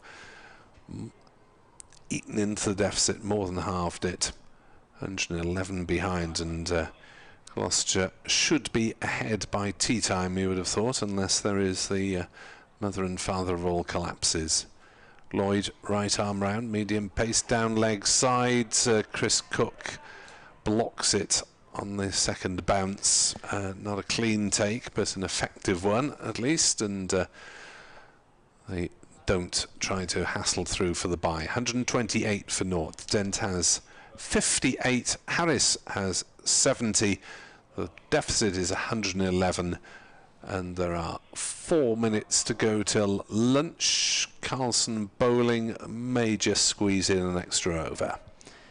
He has had to take on the appearance of a baseball catcher the last couple of overs, as Chris Cook framing the ball on that wide line and then blocking balls in the dirt. Carlson then to continue to start his 4th, and Dent on strike. Carlson is in, and Dent mistimes a drive into the ground, goes out into the offside for no run, but reaching for that one a touch was Chris Dent. Just had Carlson looking to the heavens after that mistimed shot. Carlson in and bowls, punched just past the sprawling left hand of Kiran Carlson in his follow through, and it will go down to the deep mid-on position where James Harris is fielding, and Dent gets a single, 59 to him. Harris just seeing if he can eke this out a little bit at the crease, Marcus that is, but I think is not going to be successful in that, with still 3 minutes left on the clock, and he drives pleasingly out towards deep cover for another run. Moves to 71, Gloucestershire 130 without loss. I don't think even with a change of gloves or something like that, the Gloucestershire pair are going to be able to engineer that this is the last over before the break. Carlson bowls a low full toss. Dent whips this one out to deep mid-wicket and will collect another run. And so he is to 60, deficit 108. And Marcus Harris settling over his bat with just the fine slip in place in terms of close catches, and nice looking checked on drive from Harris will bring him another run, 132 without loss. So having really gone after Carlson in the opening over, they seem to be content just to try to milk him at the moment. Carlson bowls to Dent, full and straight, and defended back up the pitch for no run. So Carlson 4 overs for 23, Gloucestershire 132 without loss. I wonder if there's almost a sense, I mean, you almost don't want to hit Carlson out of the attack at the moment. They're probably feeling relatively comfortable against him, and actually with only a few minutes to go until lunch, I mean, it's not going to matter now, but in the previous couple of overs I think I'm more alluding to, you don't necessarily want them to bring back a Van der Guchten or a Podmore or something for a couple of overs before lunch. Quite happy to face Carlson out. Yes, I mean, they've only been off for about an hour, the opening bowlers. Here is Lloyd to bowl to Harris. He'll get runs on the leg side. Just the single down to Podmore at fine leg this time. Harris to 73, 133 without loss. No sundries so far. Sandries. I'll be saying none for 133 soon. Why not? People know what you mean, whichever way round you say it, unless it's a spectacular early collapse and it's 7 for 4 or 4 for 7 or whatever. Quite. Dent is on 60. Has looked a man transformed in the last 48 hours since his first innings struggles. Lloyd bowls to him, and he is forward watchfully playing it to northeast in a silly-ish mid-off. I was going to call it a northeast position. Oriented with the batter, of course, I mean. But, yes, I think he's towards the west as we look at it. Yes. 133 for naught. It's northwest anyway, with relation to Dent or whatever. As Dent is defending it back down the pitch. Ball trickling past Lloyd, picked up by Carlson. No run, and well, as we said yesterday, that Graham Van Buren had some serious thinking to do over his ham salad at lunch. David Lloyd likewise today. Over 8's -3, and Gloucestershire have barely a care in the world, it seems, on today's performance, as Lloyd is in outside off stump, played by Dent straight to subfielder Salter at point. If you are just joining us, Salter is on because Ingram is not with us, having suffered a neck problem overnight after day one, it would appear, as he fielded throughout the first Gloucestershire innings, but then didn't bat until number 9. Didn't look in too obvious discomfort, but hasn't appeared to field.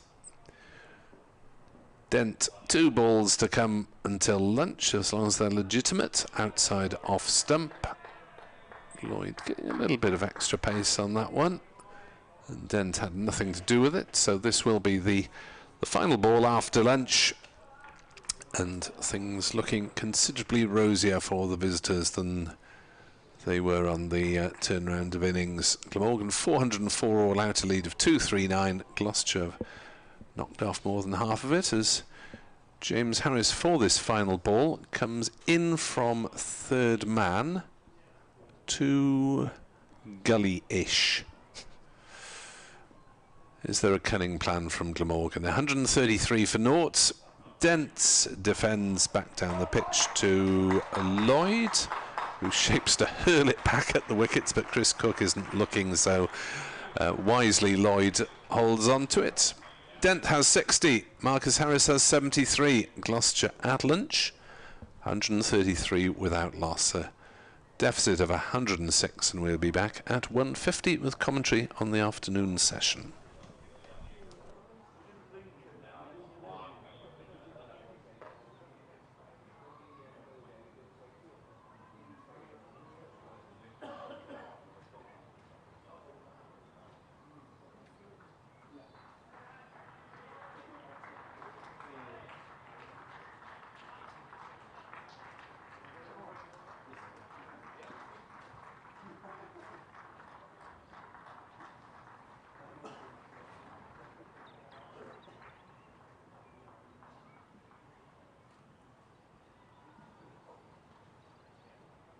I've got some latest scores from the other games taking place around the country. All of them are likely into day 3. We'll start at the Aegeus Bowl, where Nottinghamshire in their second innings have been dismissed by Hampshire for 177. So that's left Hampshire with a target of 132 to win, and at lunch they're 14 for 1. It's just coming up to lunch at Taunton, where Warwickshire dismissed Somerset earlier today for 284, and in their first innings Warwickshire 108 for 2.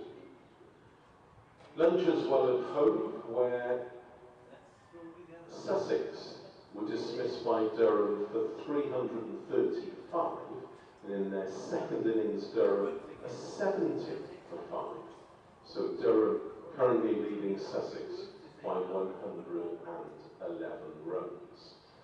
Lunch as well at Headingley, where Leicestershire are 332 for 6 in their first innings, trailing Yorkshire by 185 runs. Lunch as well at Lords, where Essex in their second innings are 103 for 3. That's after Middlesex were dismissed for 170, with Essex having an overall lead of 199 runs. It's lunch as well at Derby, where Worcestershire in their first innings are 468 for 9. So Worcestershire are leading Derbyshire by 147 runs. Lunch at Old Trafford, where Lancashire were dismissed by Surrey for 291 runs in their second innings. Surrey, who opted not to enforce the follow-on, are 24 for 1. So Surrey currently are leading by 175 runs. The other update is from Canterbury, where Northamptonshire are in their second innings. They're currently 137 for 5, so they are leading Kent by 32.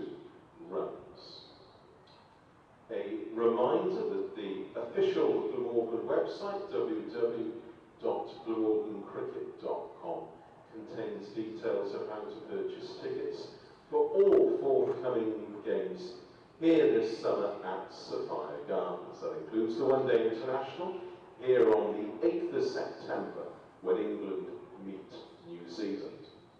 Also, on the official Glamorgan website, it details the various matchday hospitality packages available for all home games, including those in the T20 Blast and the 100. If you're seeking a score sheet, they're available free of charge from reception. Now, reception is situated on the ground floor of the Thatcher's Pavilion, and that's where you can purchase a copy of the recently published 2023 Glamorgan Yearbook. The Glamorgan Club shop, run by Missouri Sports, is open and it's situated opposite Gig 2. It's selling, as always, a wide range of cricket equipment and other items, including replica Glamorgan kit and a range of recently published cricket books. Now, as far as refreshments are concerned, food and drink can be purchased from the kiosk in the concourse area beneath the pavilion stand. In addition to the usual selection of snacks, you can also choose from a selection of pasties, toasted sandwiches, or jacket potatoes with a variety of toppings.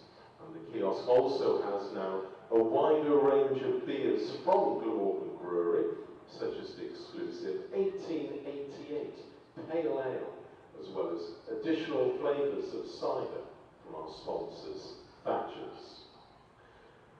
You can also obtain food and drink from the mobile unit underneath the Castell Howell stand and adjacent to Gate 2, whilst snacks can also be purchased from the vending machines situated on the ground floor of the National Cricket Centre.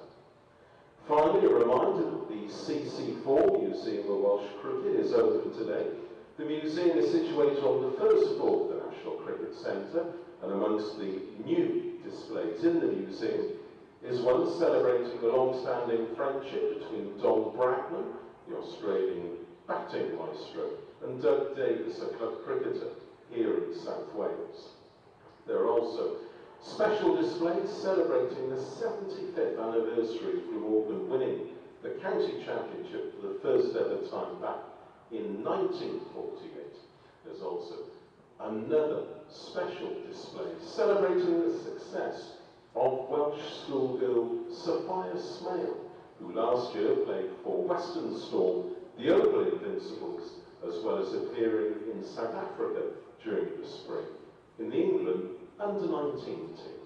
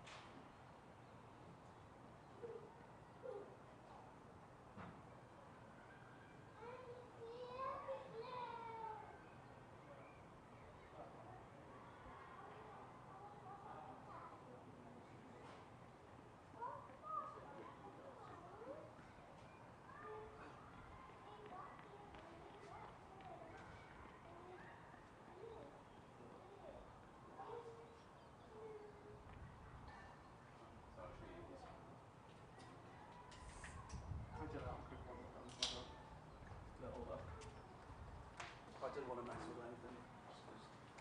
Yeah, well, he's just set up the moment. Yeah.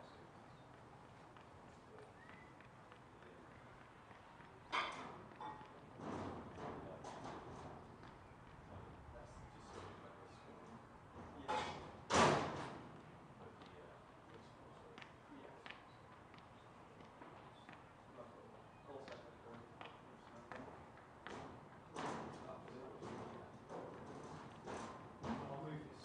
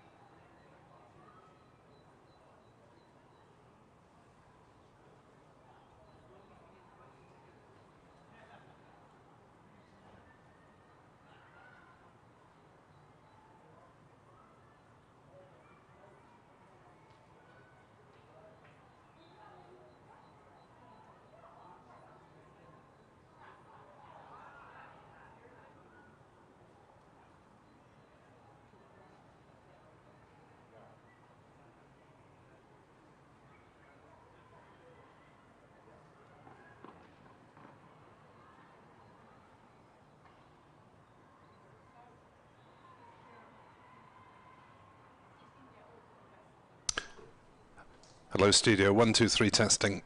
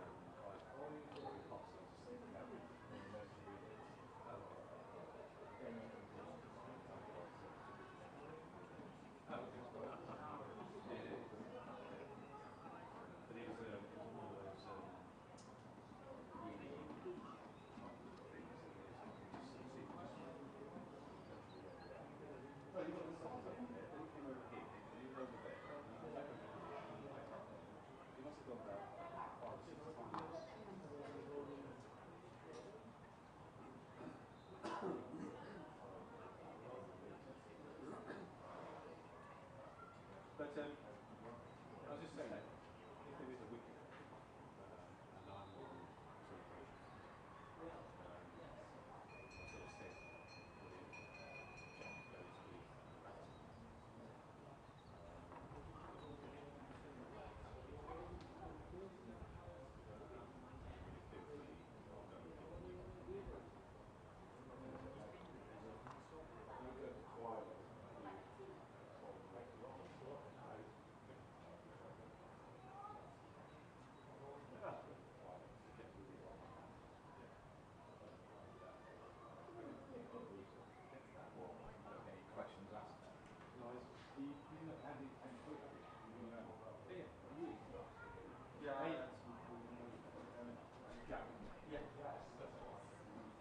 Enjoy.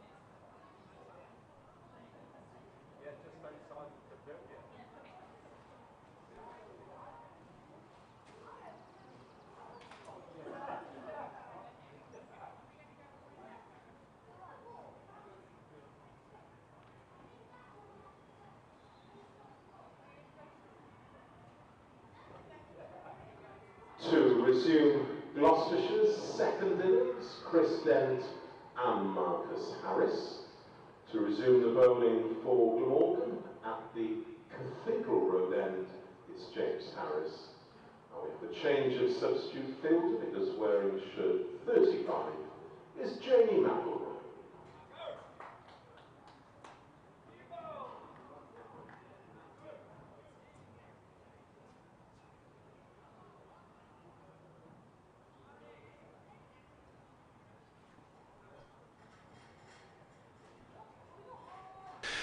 Very good afternoon, welcome back on BBC Sport Online to the second session on day 3 of Glamorgan against Gloucestershire, and it has been very much the visitors' morning, as facing a substantial first innings deficit of 239. They have rattled along to 133 without loss after just 23 overs, with Chris Dent 70, Marcus Harris 60 rather for Dent, 73 for Harris. James Harris to bowl and Marcus Harris to try and turn him down the leg side and doesn't make contact. So we saw Glamorgan bowling without any slips at one point in the morning session. Just players on the drive. James Harris is bowling with one slip at the moment. Mid-wicket is in short. Cover is reasonably close. So Glamorgan obviously thinking they're more likely to get catches in front of the wicket than edges. James Harris to Marcus Harris, who drives through the offside, will get runs here, may get 4. He will get 4 as it beats the charge of Billy Root around the third man boundary, runs off towards the ground staff hut. Well, it's more than a hut, it's a substantial building. And Gloucestershire have a substantial total in their sights, 137 for naught. Harris is on 77. Yeah, I mean, we're talking at the break about maybe what Gloucestershire's plans if they do get into a position which they're not in yet, where they've got a chance to dictate something. James Harris bowls, Marcus Harris defends. We're still a long way from that, but it's hard to imagine that Gloucestershire, for the work that they've done, would want to offer Glamorgan a kind of a sniff. So, you know, Glamorgan probably, for me, still the the side far more likely to win, but the draw percentage chances have certainly gone up considerably in the last session. Yeah, yes. James Harris to Marcus Harris. He'll take a single down, 2 runs down to backward square leg as the throw comes in to Chris Cook. 139 without loss. The pattern of the morning session very much continuing. Ed Seaborn and myself, Nick Webb, with you at the moment. Edward Bevan will be along in about half an hour or so, and we will guide you through the remaining 62 overs of the day's play. James Harris bowling his 6th over, 0 for 25 at the moment, as he's round the wicket and bowls, and that's played back past him, but fairly gently, and Van der Hoogten just ambles over from mid-on to field, since there's no sign of the batters attempting a run. We were having a bit of a chat over the lunch break about producing players from your own sort of catchment area and kind of comparing Gloucestershire, Glamorgan and other counties.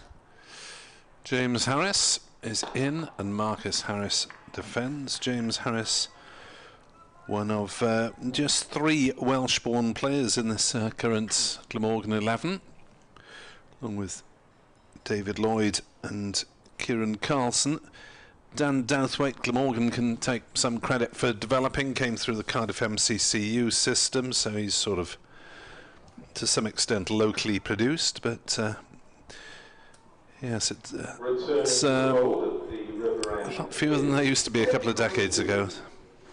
Yeah, and then I mean, just thinking from a Gloucestershire perspective, look down this 11, you've got Ollie, well, both Prices, you've got Jack Taylor, and well, Miles Hammond was born in Cheltenham, but I think you'd probably count him as an Oxfordshire product as well. So you know, it's just sort of thinking particularly, I mean, you've got Dent and Bracey, who are both Bristol area, so you know, there's that portion covered. As it will be Tim van der Hoogten, not much of a surprise that he's got the ball from the River Taff end, and he bowls now to Dent, and there's another genuine inside edge. We've seen a few of these. He'll get 2 down very fine. That one must have been pretty close to leg stump. He'll get 2, Gloucestershire to 141 without loss, but if there's been one form of dismissal which has looked most likely, it's been the play on, as Gloucestershire have looked to attack. I mean, that time actually Dent was just defending, but the inside edge of the bat has been found a few times. Yeah, Douthwaite had a couple of near chop-ons, didn't he, when he was bowling? Yeah. Here is Van der Hoogten, bowls on the back foot, Dent driving to a quite close fielder at extra cover. There is no run, but it, for me, you look back at yesteryear and the number of players that came from the north of Gloucestershire, or even from just the meaty part of the Gloucestershire county, and that's one of the things which it would be nice to see more players come from that region. In comes Van der Hoogten and bowls, and Dent glides that one away towards a gully area. Backward point will field, and a single is taken. 142 without loss. Is that Jamie McElroy? 35, yes. It's Well just the spotted. left arm throw, but Yeah. couldn't actually read the name from this distance. But yeah, and then of course there's the work that's going in now, the terrific work that's going into the ACE programme in the inner city Bristol area, as in comes Van der Hoogten and bowls, and Harris has a fiddle at that one, well outside off stump. And he's just got to get back into the mode that he was in before lunch, where he was not playing those sorts of shots. He's played a defensive shot to a ball which was a good set outside off stump, if not more than that. Really chased after it. Fortunately for him, it was so wide that he still couldn't really reach it with that defensive attempt, and through to Cook it went.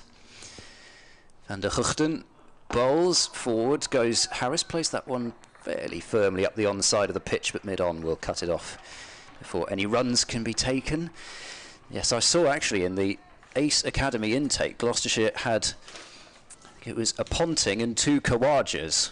So, Good heavens. You know,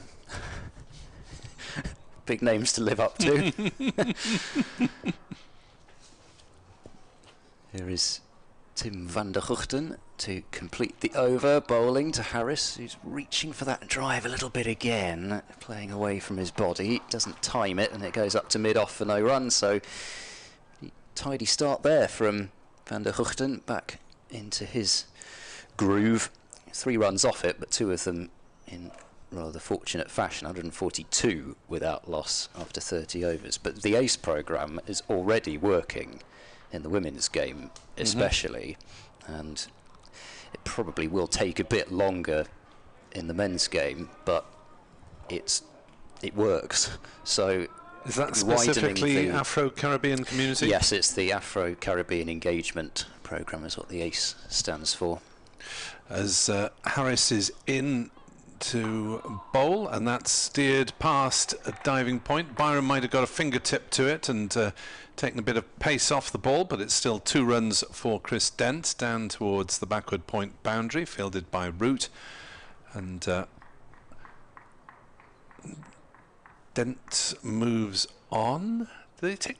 They did take 2, but I think the scoreboard's only given them 1. Yes, it's confusing me there because it has Harris on strike. Now that's added the second run, 144 for naught, trailing by 95. Dent has 65 of them. So he faces up to James Harris, who has Dent on the back foot defending back down the pitch. And there is no run. Of course, with Bristol especially, there's such a tradition of Afro-Caribbean cricket played in Bristol, the Bristol West Indians Cricket Club, one of the famous clubs around the country as far as that's concerned. But as with sort of community in London, really, touch seems to have been lost with the cricket, which is a great shame, but I think it's being rediscovered now. As that from Harris is steered through the offside, more than steered, punched by Chris Dent. Another 4 runs. This is relentless stuff from the Gloucestershire batters as Dent moves up to 69 and the total onto 148 without loss. It's a very controlled shot from Dent there. He just allowed the ball to meet the bat, didn't go chasing hard after it. Just easy flow of the bat through the ball. Only van der Guchten really able to keep any sort of control, and he's going at 3.5 as well, as that's pulled away towards square leg, and that's 4 runs more for Chris Dent, who's tucking into that one from James Harris. Dropped a little bit short and a little bit leg side-ish, and Dent swiveled on it and smashed it away towards the pavilion. I think the ball actually reached the boards, which are about 25-30 metres, 30 metres or so away from the boundary rope on the pavilion side. It's a very wide playing surface, this, as Harris is in to bowl to Chris Dent, and that's driven gently back to him in more of a defensive effort from Dent, who practices the defensive shot. It was decent enough the first time. Wanders down, has a little bit of a prod.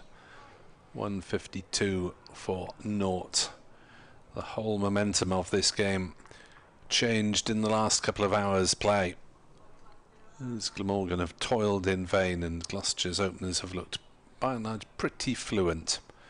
James Harris to Dent, who's again playing that one through the offside, and that'll be 4 more.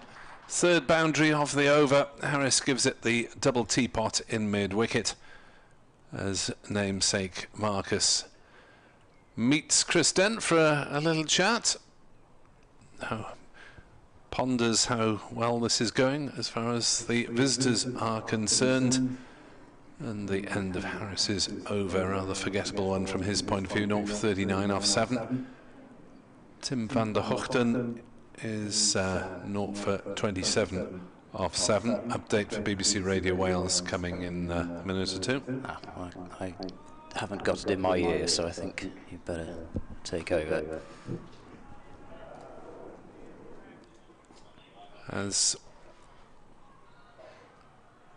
next delivery from van der Hoogten, played on the leg side by Marcus Harris, and there is no run. 156 for naught, a deficit of 83. Could well be knocked off within the next hour or so. Remember, our sessions are just that little bit longer, 2 hours and 10 minutes. So tea is at 4 o'clock. That's because of all the delays on the first day due to the heavy showers and the breakdown of the mechanical hover cover. Harris is forward defending van der Hoogten. Out on the offside. Northeast stops it with his boot. And there is no run. Lloyd is the only slip. Square leg and fine leg are out. Could probably do with a sweeper on the offside, at least at the other end, bowling from the Cathedral Road end. It's van der Hoogten from the River Taff end at the moment. Turns away on the leg side. Harris, single. 157 for naught. Radio Wales update very shortly.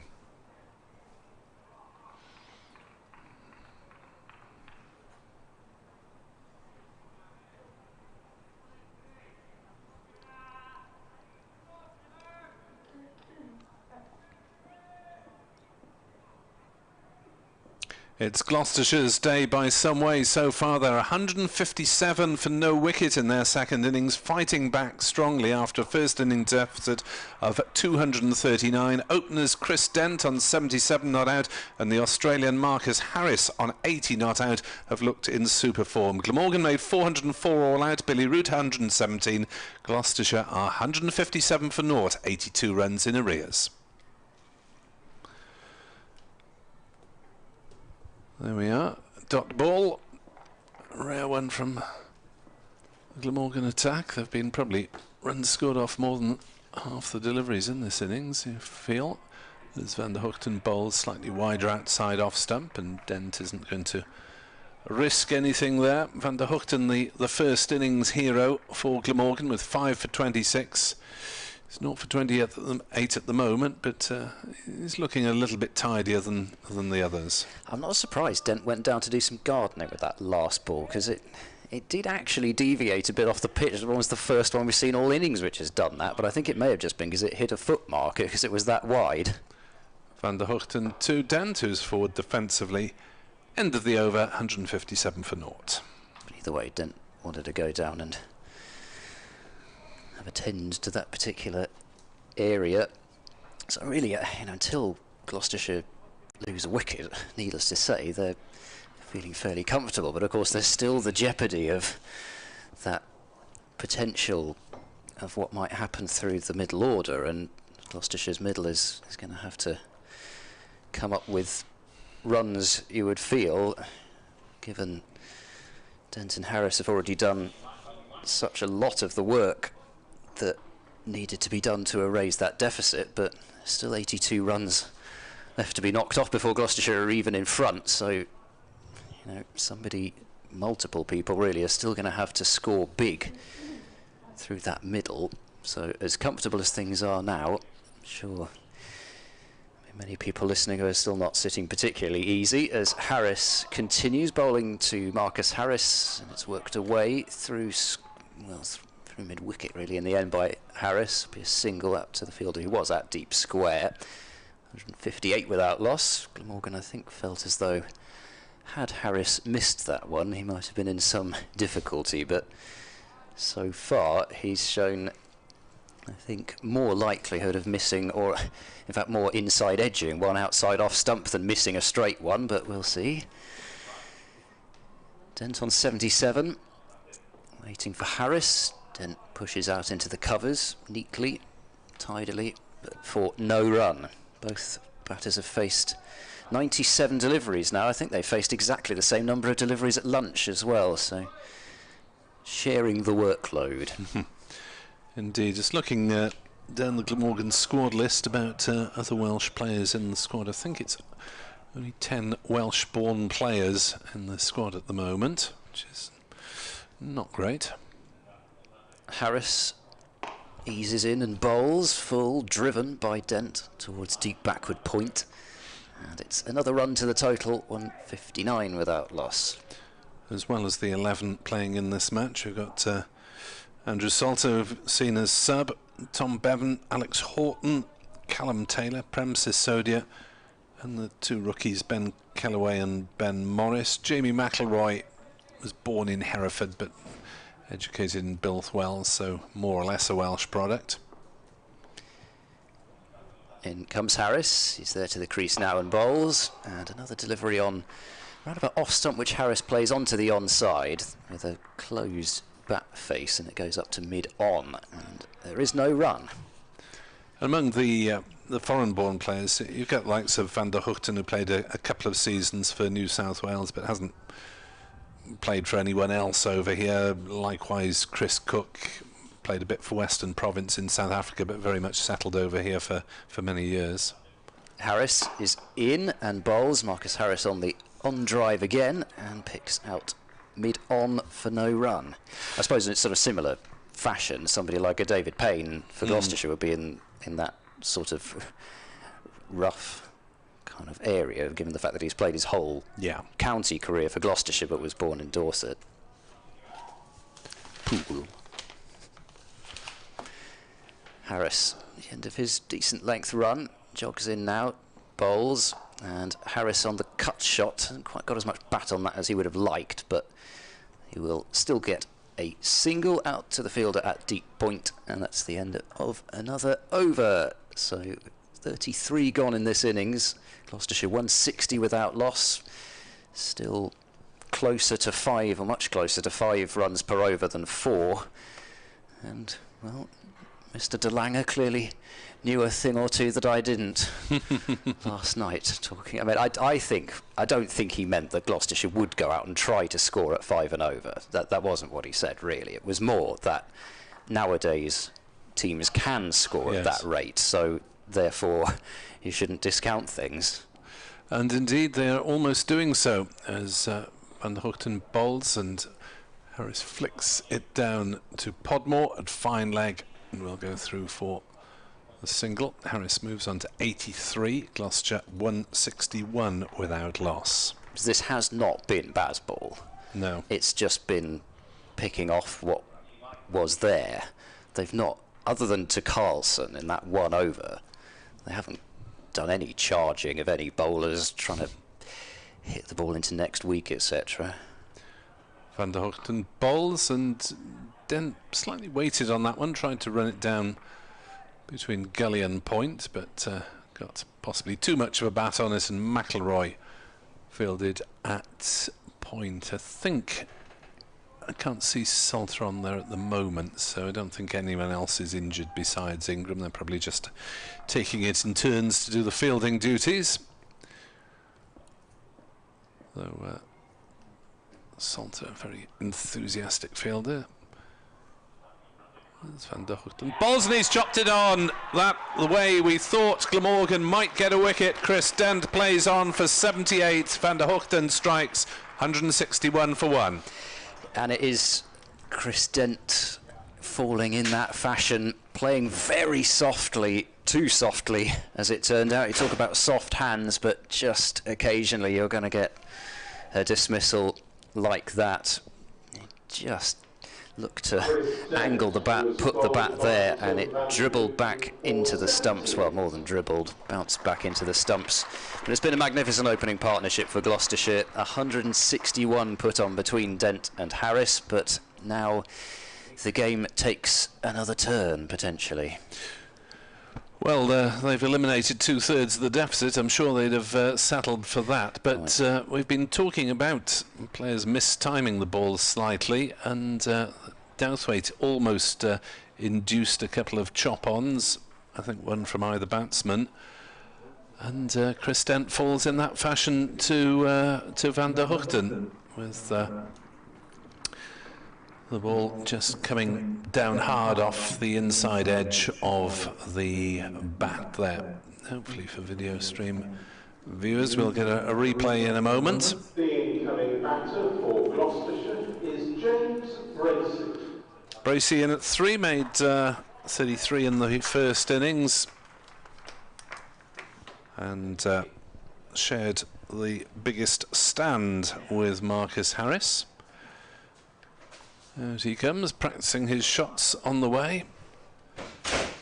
And Tim van der Hoogten has his 6th wicket of the match. Glamorgan will be delighted, though, to see Michael Neser, I'm sure, hop off the plane in hopefully less than 10 days' time.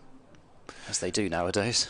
You know, likes of, I think Harris has been here for a few days, but he didn't come in time for any warm-ups here or anything, so, you know, used to just getting off planes and going straight in. I think last year Glenn Phillips and Benny Howell had 2 days between coming off the plane from India, from the IPL, to appearing in the first T20 of the Gloucestershire Blast campaign last season.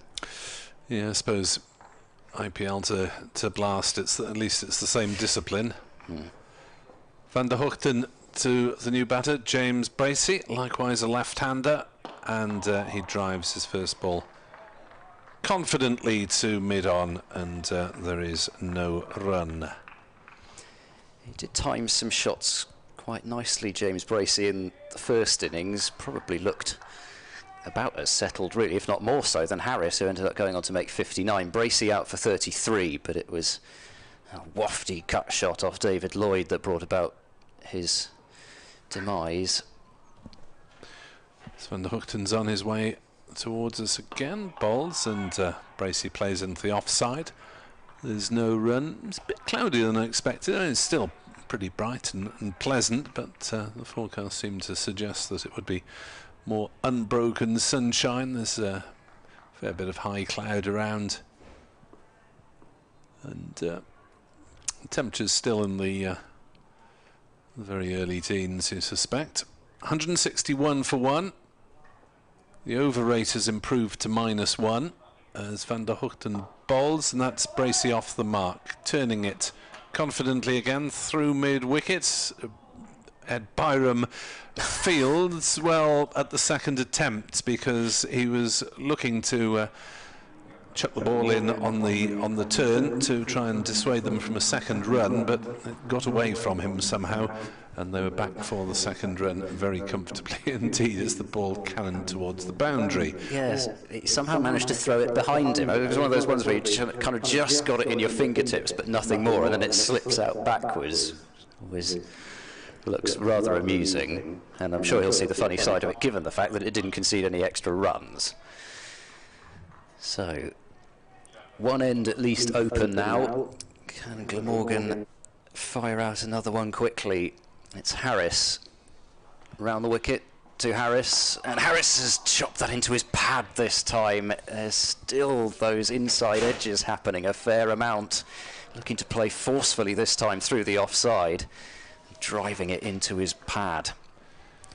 Dent, in contrast to that, was, by the looks of things, I watched it back myself, I think it was the very bottom part of his bat, almost the toe end onto the stumps.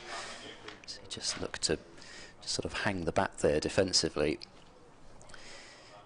James Harris is in and bowls. Marcus Harris tries to flog a drive into the covers and doesn't really time it, nor places it as it's fielded at cover for no run.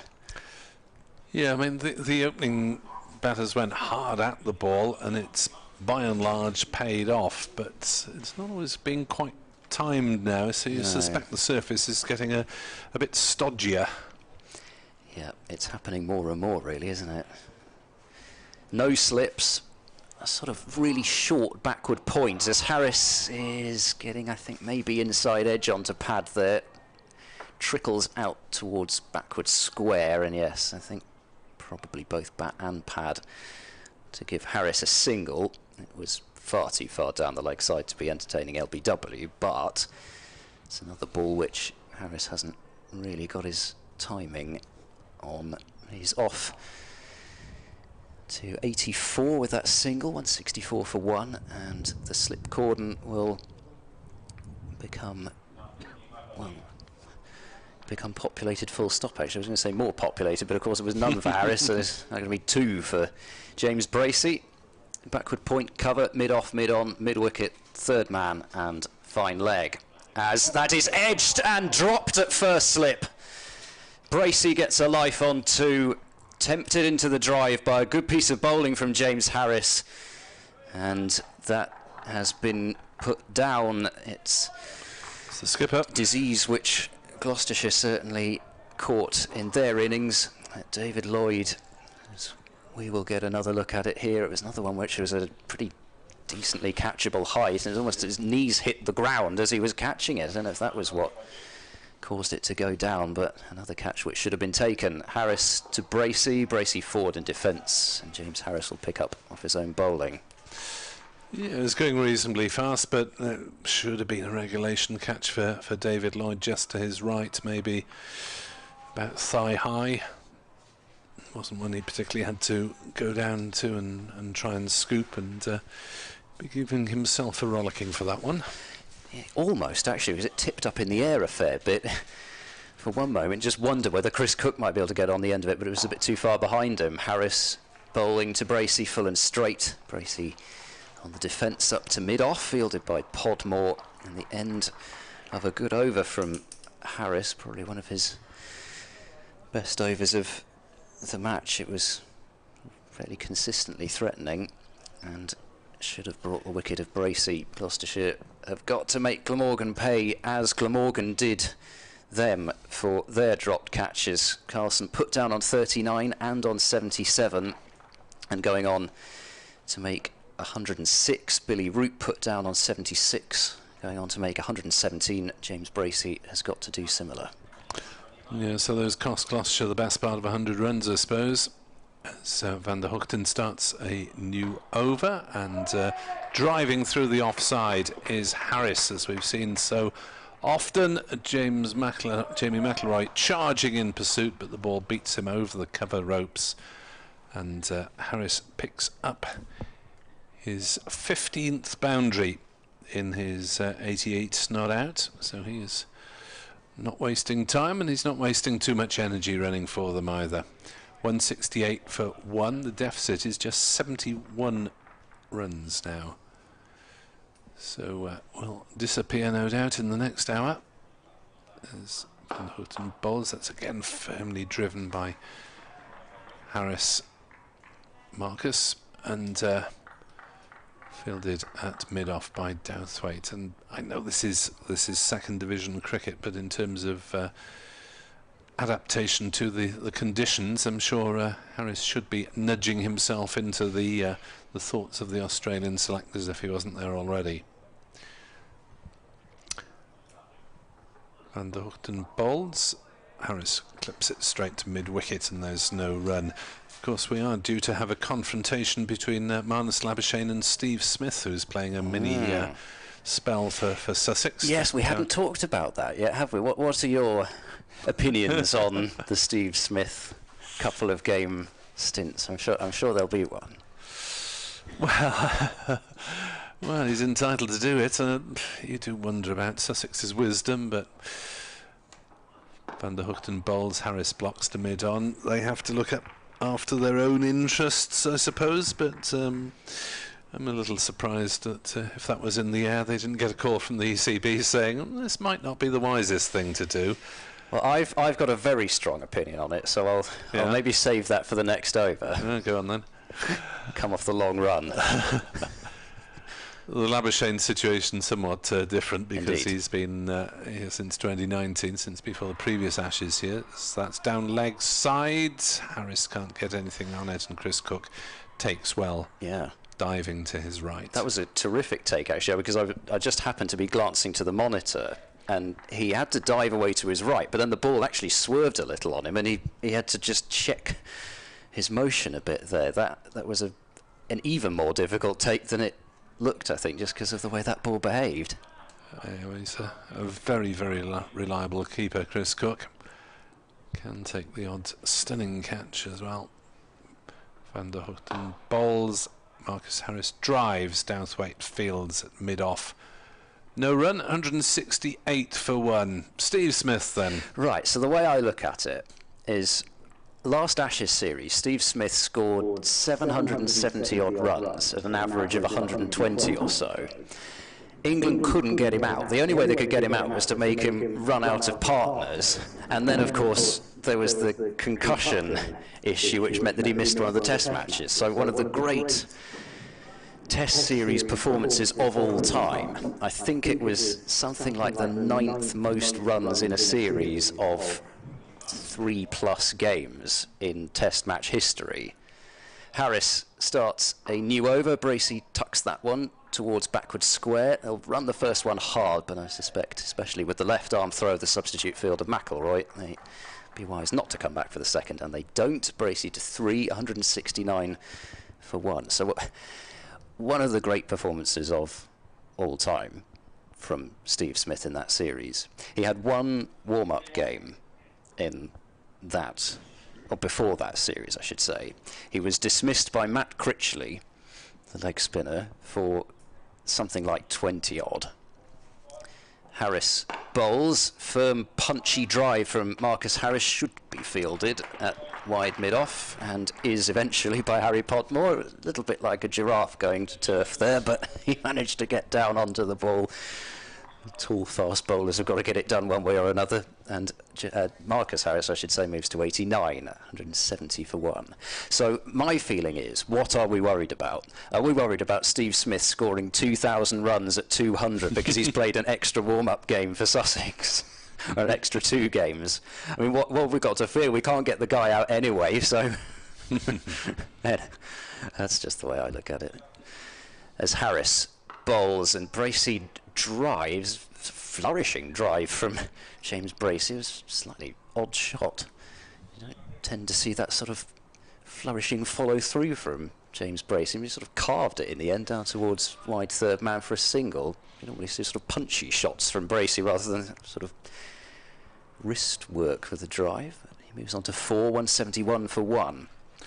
Yeah, it'll be interesting seeing Smith and Labuschagne in confrontation at Hove, and then on the same side a couple of weeks later. He's going to want to bowl at him, isn't he, Labuschagne?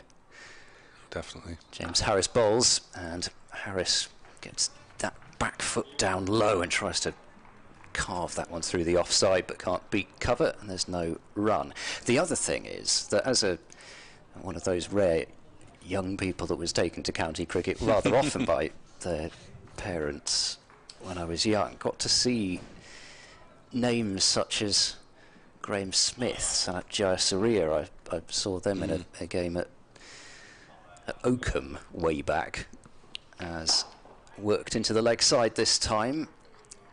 Delivery from James Harris. Marcus Harris won't pick up a run, fielded at short mid-wicket. And, you know, I mean, in more recent times, it's just only the second time that I've seen James Anderson bowl live last season. Alistair Cook, getting to watch him.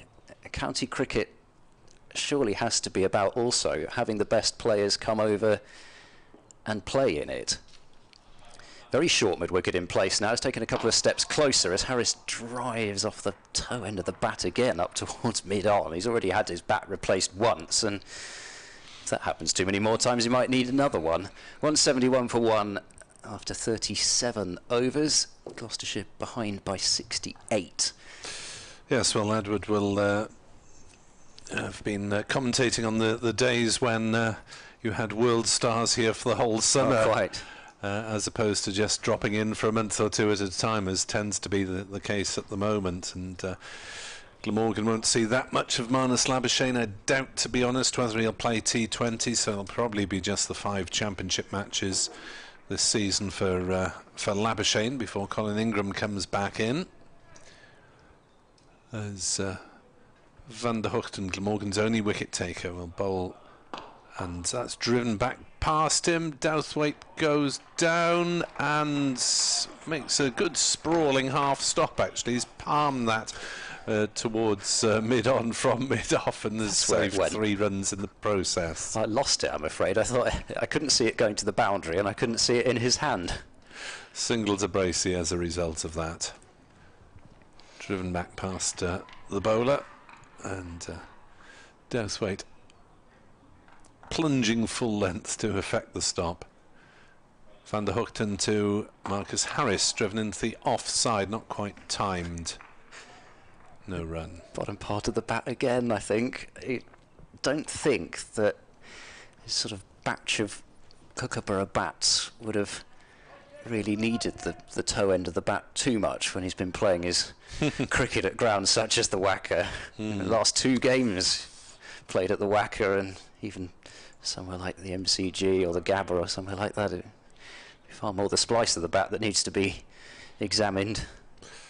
As Van der Hoogten bowls and Harris drives that one through the covers, he'll pick up at least a couple of runs. It's just picked up inside the boundary. They'll turn, look at a third and decide against it as the throw returns to Van der Hoogten. I'd forgotten until Harris referenced it that he would have known Van der Hoogten from his yes, brief spell with New South Wales. I must admit I wasn't entirely sure myself how much cricket Van der Hoogten had played in Australia before No, moving. he's listed as 1 season with New South Wales. Had 1 season in the Big Bash later as well. Van der Hoogten bowls. Harris steers it comfortably into the offside, and they go through for 1. And of course, when it was presumably the Big Bash rather than the BBL as well. I mean, quite a thing to do in English cricket. I mean, not just to have the new competition involving the new sides, but then to have it called pretty much the same thing. I imagine that would have gone down even worse. It is Van der Hoogten toiling away in the afternoon sunshine. Bracey drives, doesn't time it. It really looks as though the wicket's got a lot slower, doesn't it, in the course of just the last few hours. Really. Not much being timed at the moment, and we've seen Bracey dropped at a slip, but there hasn't been that much employment for fielders behind the wicket. No, I still just wonder whether, especially given Van der Hoogten's looking the most threatening of the bowlers, whether you wouldn't have a second slip in, at least for a bit. Here comes Van der Hoogten again from the River Taff end, bowls, and Bracey defends that back down the pitch, and there is no run. Just trying to work out who Edward should best replace. I've got an update next door in about 20 minutes. So if you want to go and have 20 minutes break, then the spell on the Cardiff sunshine. And there's a change of bowling at the Cathedral Dr. Road. Andrew Hignell will contribute. Is Harry Podmore. Harry Podmore to return then for another spell, hoping that his second spell is better than his first, which leaked 34 runs in just the 5 overs. And Glamorgan taken 1 wicket, should have taken 2, but the deficit has shot down to a mere 64 as Podmore consults on his field. The over rate is -1 at the moment. It's improved slightly. Edward Bevan is back with us, and hoping that Mr. Podmore has lunched well and is sharp to go again. Well, you've got to keep us standing up. As Podmore is coming in around the wicket and bowling now to Harris, and Harris drives through the offside and will get a single, which takes him up to 93, and Gloucestershire 176 for 1. This just tells you of the lack of pace in this pitch, and you know, the lack of pace from Podmore, really, to have Cook standing up. He's coming round the wicket now and bowling to the other left-hander, James Bracey. Here he is, comes in, bowls to Bracey down the leg side, and is played out onto the onside and fielded at short mid-wicket. Mind you, I'm not sure pace is that important on this pitch. I mean, De Lange got 3 wickets. He's the fastest bowler in the match, but he didn't get any help really from the pitch, did he? No. But you've got to bowl straight on this, and unfortunately, we haven't seen the Glamorgan bowlers doing it, apart from Van der Gooten. As Podmore comes round and short and cut away, well fielded in the covers, backward point there, and there is no run.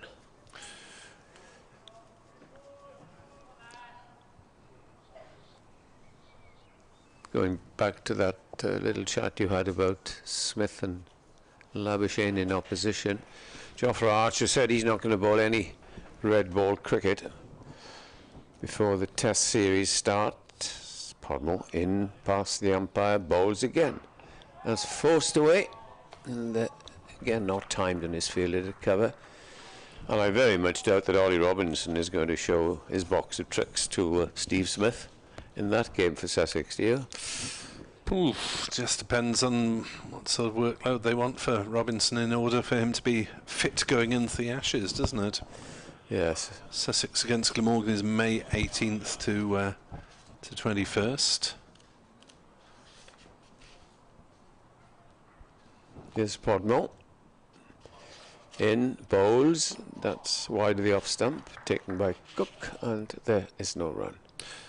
And England, of course, have a sort of a warm-up test against Ireland, I suppose. Shouldn't be disrespectful to Ireland, but it's a 4-day test at Lords from the 1st to the 4th of June. That will probably be the game that he'll play to have his warm-up. And with Australia playing India then subsequently at the Oval, the first Ashes test isn't until the 16th of June. Last ball of the over coming up, and it's flicked away down by Bracey out to mid-wicket, and they go through for a single, and Bracey remains on strike. 177 for the loss of that wicket of Chris Dent, who played on to Van der Gooten for a very fine 78. A lot of work in front of Glamorgan. They've got to be patient and just bowl wicket to wicket and hope the batsman make a mistake or deceived by the pitch, the slowness of the pitch.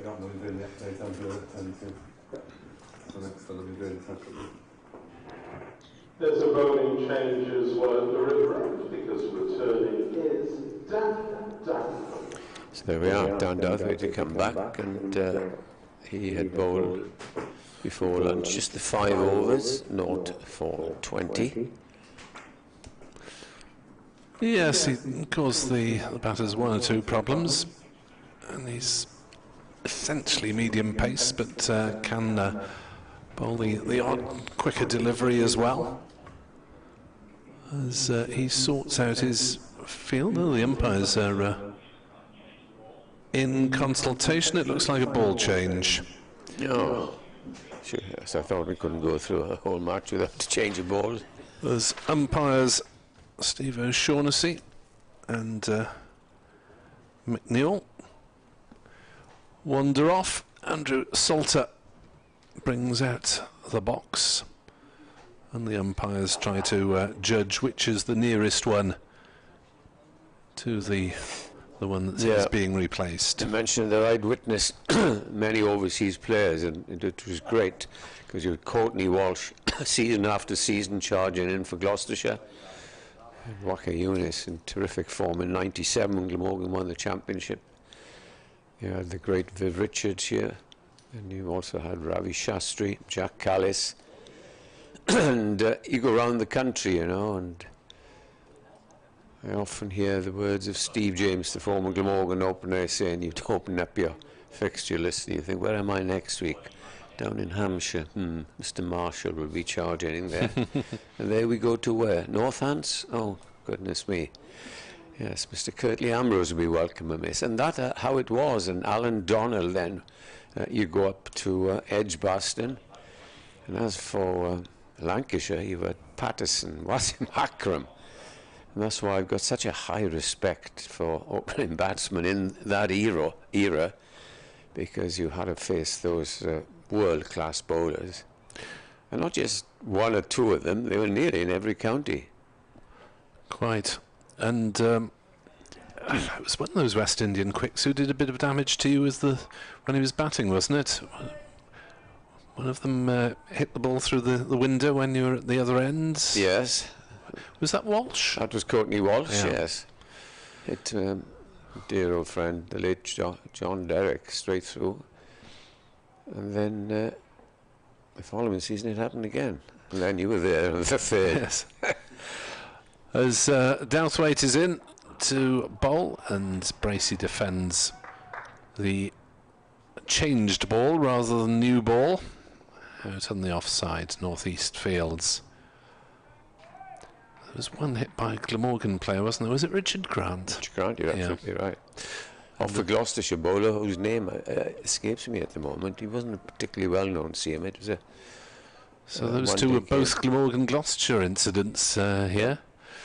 And then it was Somerset for the Trigo one. Douthwaite bowls, and Bracey plays up to mid-off. Douthwaite fields, and there is no run. Hopefully we are too high for the ball to reach us these days. It would need an absolutely mighty blow, and it's certainly a more modern construction, and one would hope rather more robust than the Taunton potting shed that... appalling place. Absolutely. And they're changing the media facilities again in this season or two, aren't they, at Taunton? Douthwaite bowls, and Bracey chops down on that one defensively. Nearest, Nick, I've seen here is Mark Cosgrove in the first over of a limited over match against Surrey, when the very excitable Andre Nell was bowling from this end. And he let one go at Cosy, and he hit it up here very, very close to this box. It landed just in the where that chap is sitting 2 rows back. As Douthwaite comes in round the wicket, Bracey on the drive. He could hit a cricket ball, could Cosy. A lovely man, Cosgrove. Very, very fine player. Yes, got loads of runs for Glamorgan in, I think, his first couple of sessions, and then couldn't buy a run in his last season here. Yeah. And I think that was when he was only playing T20, wasn't it, or only limited overs? They thought a lot of him up at Leicester. Douthwaite bowls, Bracey drives. That's beaten the dive of Salter at point, and it's flashed away for 4 runs as James Harris jogs off to retrieve it from in between some practice equipment. That one was hit very firmly indeed by Bracey, who moves into double figures with 10. Gloucestershire are 181 for 1 as this game is stood on its head really from the first couple of days. Gloucestershire fighting back, and they're now just 58 runs behind with still 9 wickets in hand. And the way that they are scoring, there is a possibility. Douthwaite bowls, Bracey plays defensively into the offside. Of possibly a declaration tomorrow. They'll be very wary, having fought back from a rather hopeless position, whether to leave Glamorgan anything. But if they go on as they are, and every batsman contributes and score at this rate, which is going along at, 5 and over nearly, they'd say, OK, I'll leave you a tricky 250 in about 40 or 50. It'll make for good cricket. Potentially, yes. You wouldn't have thought so, would you? No. Overnight, with Glamorgan having such a big first innings lead, but Gloucestershire limiting the damage this morning and then really fighting back. start of a new over as Podmore is in and bowling on the line of leg stump again, and he's played up towards cover. Good bit of fielding there as the 12th man McElroy comes in, throws it in left-handed, 182 for one, and 94 now to Harris, conscious of the fact that he's in sight of a century, half century in the first innings, but it's Bracey on strike.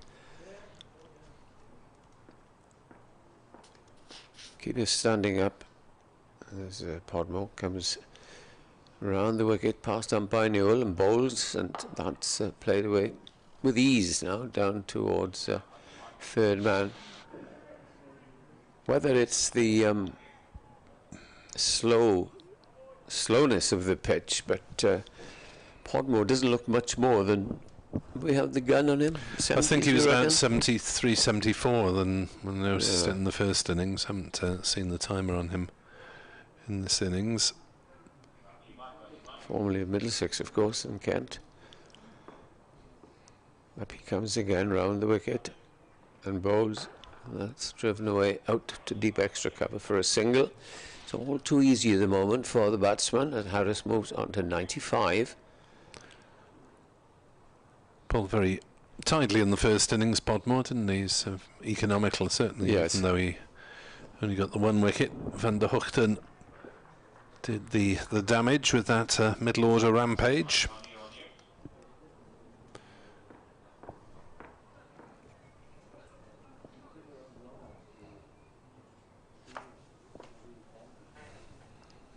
Bracey just has a little look around the field as David Lloyd had slipped calls in north-east now into a sort of, I don't know, deep gully position.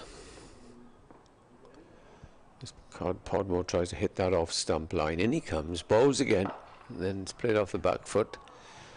Well fielded by north-east, who was positioned there for that shot. Both batsmen playing with ease.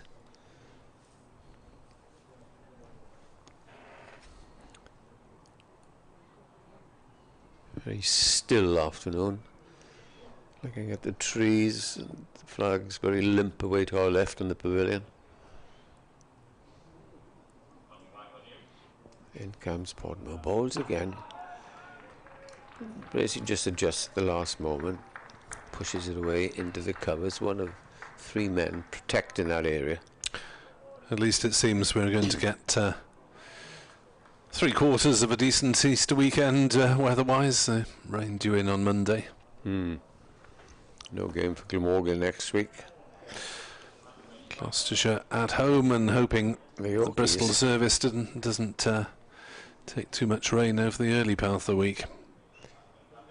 Podmore bowls, clubbed away for 4 by Bracey, bowling down that leg side. You've got to bowl straight, surely, on this pitch. That's clubbed away, and Douthwick will continue, but it's 7 overs, 0 for 43 for the new Glamorgan signing.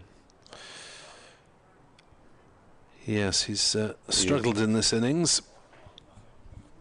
Yeah. And as you say, it's got to be wicket to wicket on this surface to try and prevent the batsmen from scoring freely, and maybe induce a mistimed shot as the best hope, I think, for Glamorgan. We saw Dent playing on for 78, and Douthwaite will continue. He's going at 4-0 at the moment, and he'll be starting a new over from the River End to Marcus Harris, and that's short of a length, and Harris has to get up in order to hit it down, getting up onto his toes. Did well to control that one. Elsewhere in Division 2, Leicestershire have lost a few wickets now. They're 363 for 8, but they should avoid the follow-on. Only need 4 runs to do so, 5 runs to do so against Yorkshire, with Peter Hanscom making 112. Douthwaite in. Harris checks his drive, goes to mid-off, and there's no run. At Hove, home side fighting back. Durham were 41 ahead on first innings, but Durham 125 for 6 in their second innings. Ollie Robinson 37 not out. That's the keeper, not the bowler, Ollie Robinson. And don't think Sussex's Ollie Robinson is playing now. As next delivery from Dowthwaite is completely mistimed by Harris, who looked to get in possession early and hit it away through mid-wicket and ended up scrunging it up to mid-on. Shows how slowly it's coming on. At Derby, Worcestershire managed 473 in their first innings. That was a lead of 152, thanks to Matthew Waite. Made 109 not out, and a last wicket stand of 80 odd with Ben Gibbon. As Dowthwaite is in and bowls, and Harris drives again firmly to mid-on, and there's no run. Is that the former Yorkshire player, Matthew Waite? Yes. Derbyshire 57 for naught in their second innings, still 95 behind. There's always a good wicket at Derby, isn't there? Produces good cricket. Yes, Glamorgan certainly enjoyed a thrilling draw there last year. As Dowthwaite bowls and Harris drives, and it's half stopped. In fact, North East has turned it into a dot ball with a fine stop there. Fine shot, doesn't it? Cover. That was very firmly hit by Marcus Harris, who's mostly timing it well. He's on 95 not out off 125 balls. And he's hit 15 fours so far. 3 centuries last season for Gloucestershire. What a valuable player he could be this year if he's not Ashes bound. Harris shapes to pull that one, a shorter ball from Dowthwaite, who's varying it quite well. And in fact, that was his first maiden over and only the second of the innings, 188 for 1. It remains, though, Harris did time a few there, but just couldn't quite beat the fielders. Over 8 still -1 for Glamorgan, so they can't tarry between overs. As Podmore will continue from this Cathedral Road end in hazy sunshine, as it has been for most of the day. Yeah, he's having a chat with his captain, David Lloyd, about field placing. I think he might just push one back here. Square leg is going back about 30 yards. The 12th man, McIlroy, deputising for Colin Ingram, who has this stiff neck for the last couple of days. So it's Podmore from the Cathedral Road end, about to go into his 8th over. In he comes and bowls. That's edged and caught it slip. Sharp catch there as Bracey, his feet really weren't anywhere. Drove, got a thick outside edge, and Podmore will be very relieved to get that wicket. Caught for 15. He should have been caught in similar fashion a couple of overs ago, but made amends by picking up a sharp catch. And that is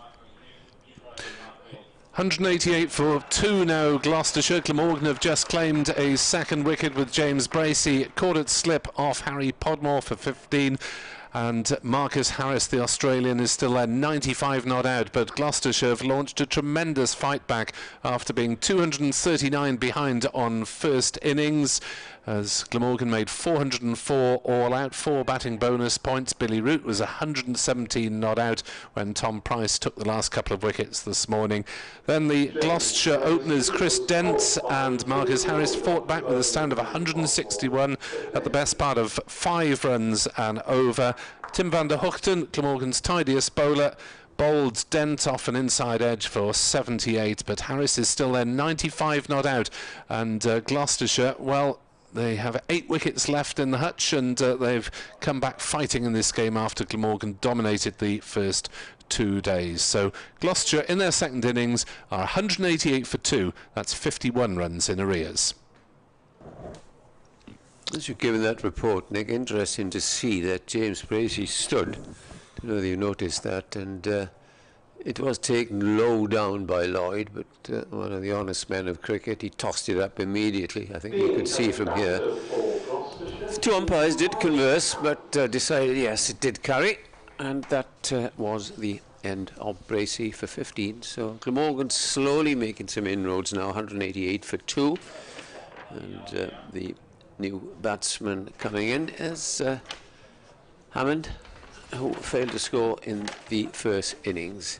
I just wonder whether Gloucestershire's best chance of having a shot at winning this game is actually to be bowled out, if you like, at some point early tomorrow, and setting Glamorgan potentially a couple of hundred to win on what might be a wearing wicket by then, and Glamorgan feeling obliged to have a go for it, and therefore losing wickets in the process. There's all sorts of possibilities open, as there. They could also suffer a collapse as they did, yes. And yes, as you say, you'd think anything 150, 180-ish would be. They're still in arrears, Mark. They're 51 behind. Another couple of hundred runs, though, and it'll be an interesting game. Yeah. Hammond is the new batsman, and 2 slips in attendance. As in comes Podmore and bowls.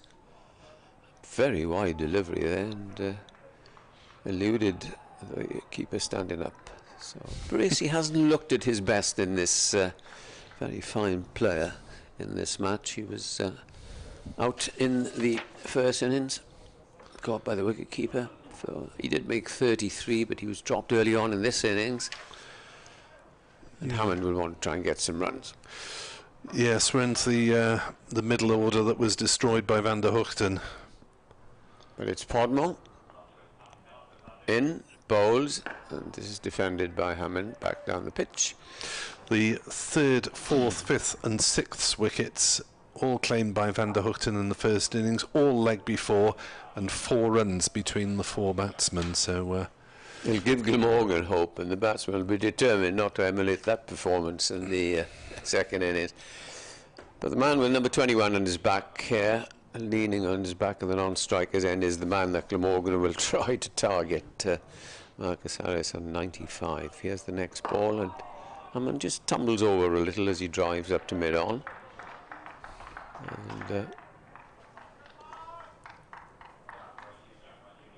And Bracey hanging around, and the umpires, Mark Newell, went over to speak, in fact, to Shaughnessy, who was much nearer square leg, had a good view of it, and said, yeah, that was out, but you can't blame Bracey for waiting. Mm-hmm.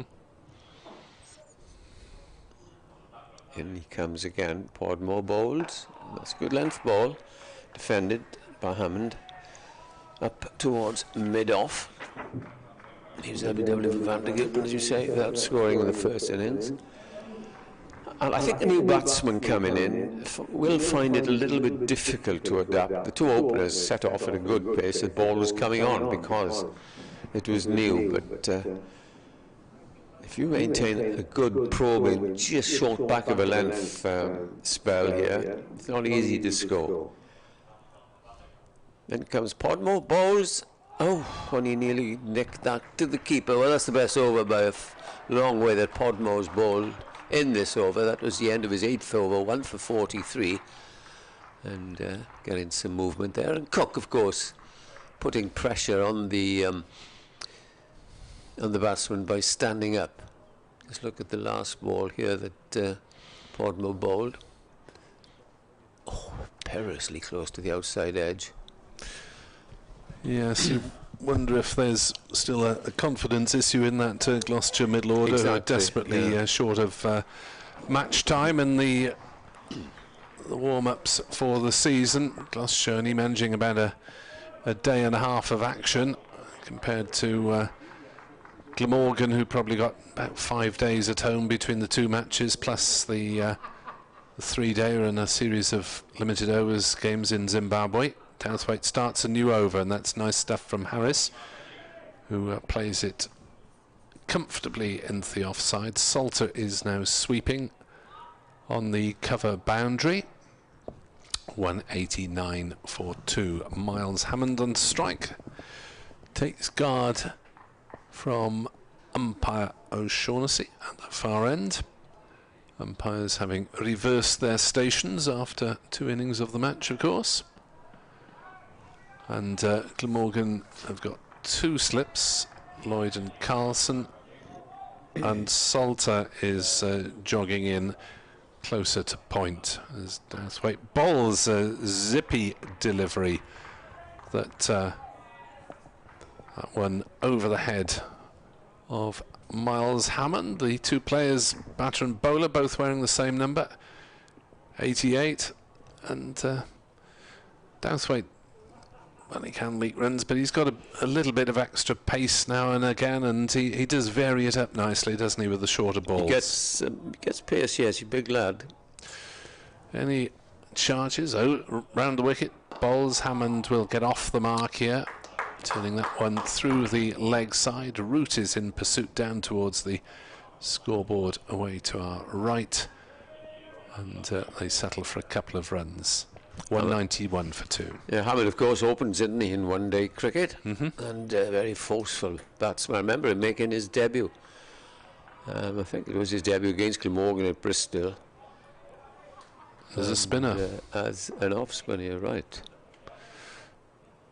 As Hammond bowls, and that's Hammond faces up to Dowthwaite. It's left outside off stump and came back a little bit as well, so a little bit for the Glamorgan thespians to ooh and ah about in the slips there. Always gives you a hope, doesn't it, when you see a wicket going and then a new batsman coming in? Yes, I did actually hear 1 brings 2 out on the field earlier on. Oh, never heard that before. 191 for 2. A couple of thousand times. Dowthwaite to Hammond, who looks to pull and mistimes it completely. I think a bottom edge onto the pad, ran out on the leg side, and there's no run. Yes, you hear that in virtually any club match, village match you play, don't you? No. Oh, boys, 1 brings 2 any time you haven't had a wicket for half an hour.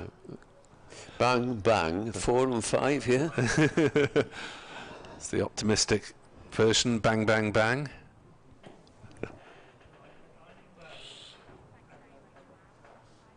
Next delivery from Dowthwaite, clipped by Hammond off his legs. Podmore should pick that one up inside the backward square leg boundary, and they're comfortably back for 2 more runs. Hammond has 4, Harris has 96, and Harris should be on strike as he approaches this century. Yes, Gloucester need him to be there for a long time, because if they get rid of him, then they feel they've opened not one end, of course, but 2 ends. There is 1 end open now. Got a BBC Radio Wales bulletin, so I'd better run through this over before disappearing. May well see Harris to his century, otherwise Mr. Seaborn can have that privilege if he doesn't get that in this over. Podmore is in then, round the wicket to Marcus Harris, who forces that one on the offside, but will just get the single out towards the sweeper on that cover boundary, stationed for that very purpose. Harris moves to 97. Hammond has 4, 194 for 2. 45 only the arrears for Gloucestershire. Here comes Podmore again. 2 slips for the newer batsman, Miles Hammond. He's in, bowls, tries a short one that's pulled around by Hammond, runs down towards fine leg. David Lloyd chased it back from slip enthusiastically, and they've picked up a single. Is there a bat in it? Hammond remains on 4 on the board. Don't think there was, no. Just a leg by them. 195 for 2. 44 runs in arrears.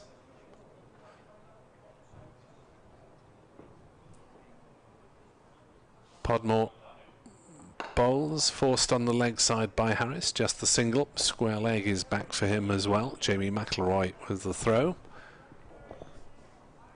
Both substitute fielders on the ground at the moment.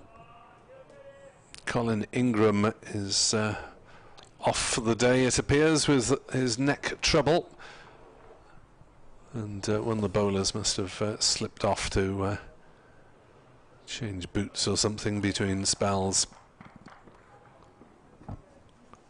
Podmore in, right arm round the wicket, bowls to Hammond, who blocks it out onto the offside. No run. Fourth ball of the over. 2 slips for Hammond on strike. 5 saving the single. Third man and fine leg are back on the ropes at the far end of the ground. Podmore's in to Miles Hammond, who drives pleasantly into the offside, but straight to Byram at point, and there's no run. 196 for 2. Potentially plenty of batting to come for the Shire. Didn't fire in the first innings. Van Buren, Jack Taylor, Ollie Price, Zafar, Gohar, Tom Price, Marchant de Lange and Ajit Singh Dale are the men left in the locker for the visitors at the moment. Podmore is in to bowl, and that's played on the offside by Hammond. Quite nicely timed, but stopped by diving Salter at cover, and there is no run. Update for BBC Radio Wales to follow very shortly.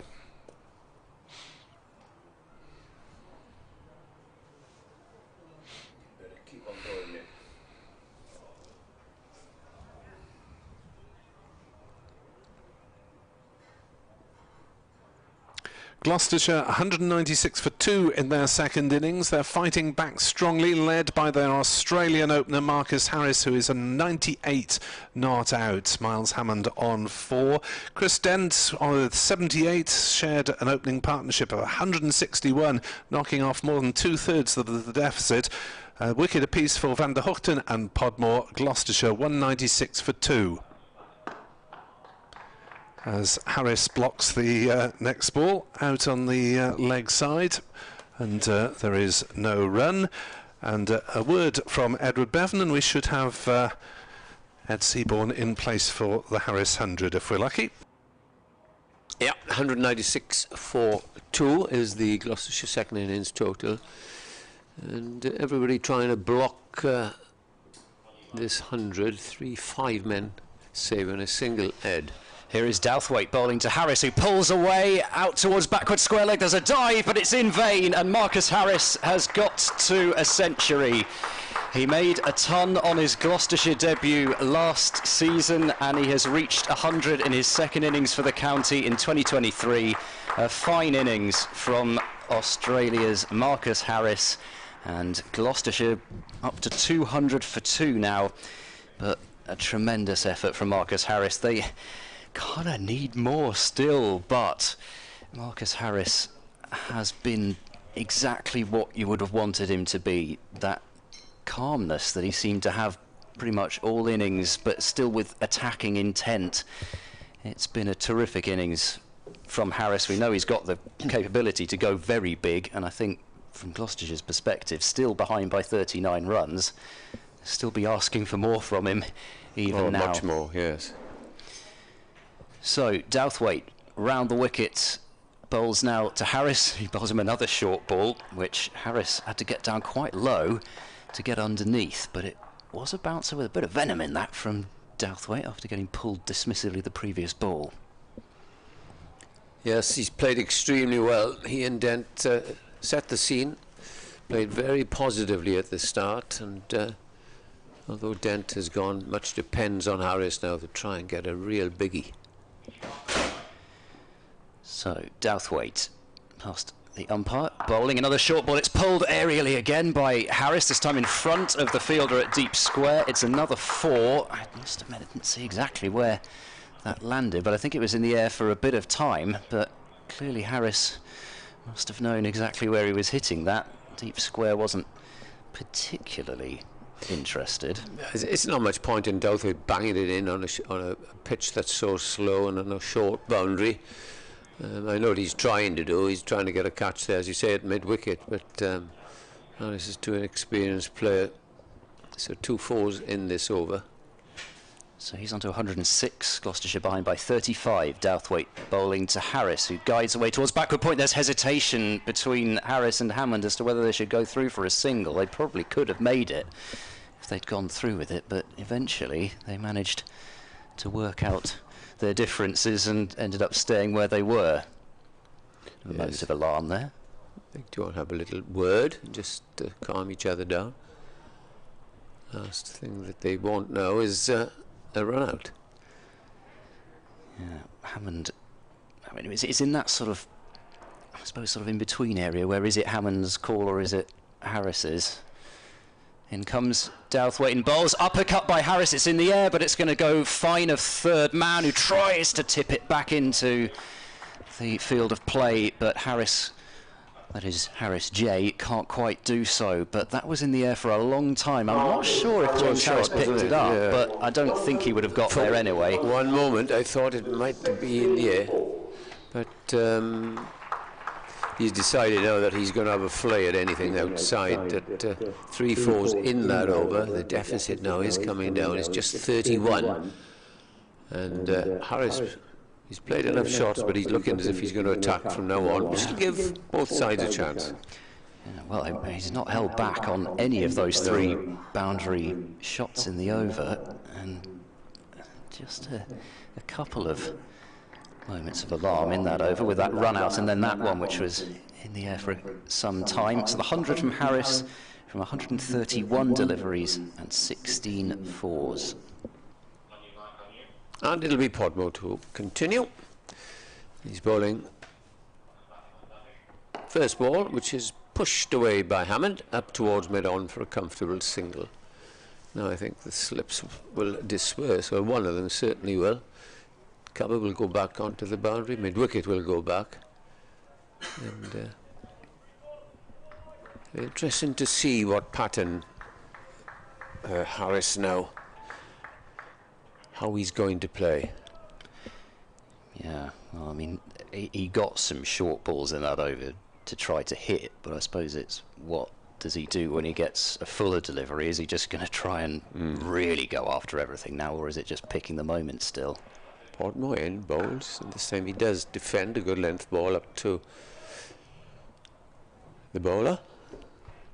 I think from Hammond's point of view, that single just at the start of the over didn't look like too much, but just a little push towards mid-on for a couple of reasons, really. One, just to get himself moving, get the strike rotated, but also because that's how he got out in the first innings, walking a long way across, trying that same shot to Van der Huchten, and being out LBW very much plumb.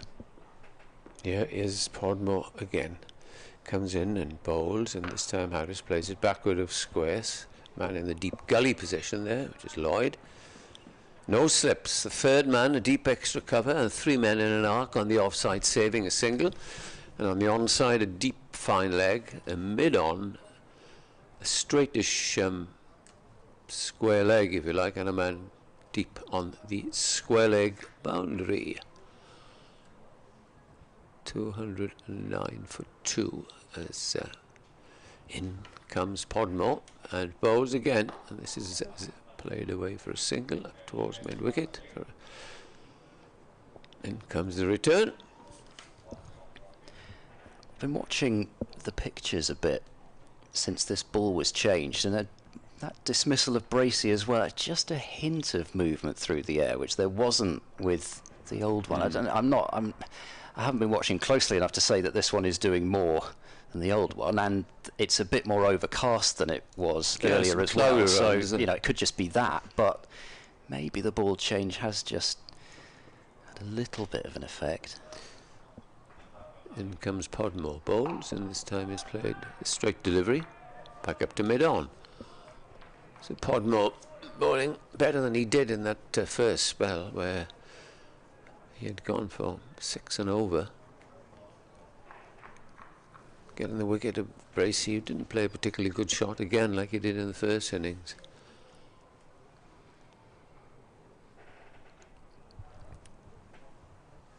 Podmore bowling his 10th over, 1 for 47 at the moment. He's round the wicket again. In bowls, this time is played away by Hammond. Back down the pitch, and there's no run. That's the end of yet another over. Hammond is on 5, 111 for Harris, out of that total of 210 for the two men out. Dent bowled, played on to Van der Gooten for 78, and then Bracey caught it slip, low down by Lloyd, off Podmore for 15. Yeah, really, until that first wicket of Dent, it had been pretty much the perfect day for Gloucestershire. Of course, they probably would have ideally liked to have kept Glamorgan down below 400, but that was always looking rather unlikely, given they only needed 12 runs this morning for that. But they managed to pick up that third bowling point, with Tom Price taking both wickets to fall, that of Harris and Podmore. Tom Price with another set of terrific figures, 23.2 overs, 4 maidens, 4 for 56. But also definitely mention should be made of Marchand de Lange's Gloucestershire debut, 23 overs, 3 maidens, 3 for 84. Very tidy figures for him as well. Douthwaite bowls round the wicket. Harris tries to pull, and I think whether that hit his arm or whether it was bat onto arm even, but anyway, he didn't time that one up at all, and there's no run. Interesting, there are 2 men now out on, one on the mid wicket and one on sort of cow corner, you can say it, between long on and square leg, just waiting. But I think Garris is too experienced a player to fall for that.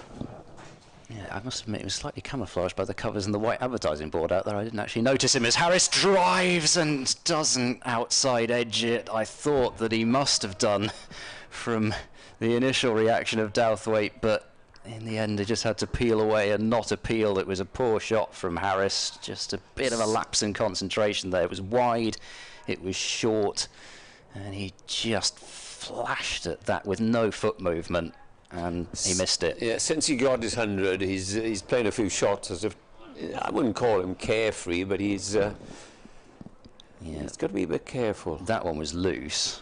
As Harris edges that one, there's no slips in place. Not sure whether it would have carried or not anyway. I think it would have been down in front of them. It'll get a single for it down towards third man. So Harris onto 112, and he's just got to sort of get back in the mode of how he was playing before. He doesn't need to change. Of course, it's easier said than done. I mean, he's been out there for over 3 hours now, so it's not easy, but he's just looking a little bit vulnerable at the moment. Douthwaite could have had his man a couple of times. 2 slips moved back in for Hammond. Actually, I mean, that pull shot at the start of the over, I almost wonder if the fact that they did move the fielder out was almost not quite sort of so committed to that pull shot. He was just trying to sort of tip it down into the ground for the single, and that was why he didn't really get it. It's Hammond facing now, though, and Hammond punches down towards mid-on, sets off for a quick single, and that's a well-judged single from Miles Hammond. Just almost taking the run on Van der Gooten up there. Just had to move a little straighter to field. So Hammond, with another single, moves on to 6. Gloucestershire 212 for 2. The feeling I had from the back of the box is that now that the middle order is sort of opened up, with Dent and Bracey having gone, Douthwaite bowls now to Harris. Very short ball. Really banged that one into the pitch with as much venom as he could, and too much, because it's been called a no ball. So 2 more runs to the Gloucestershire total, 214 for 2 once that gets added on, which means Gloucestershire are behind by 25.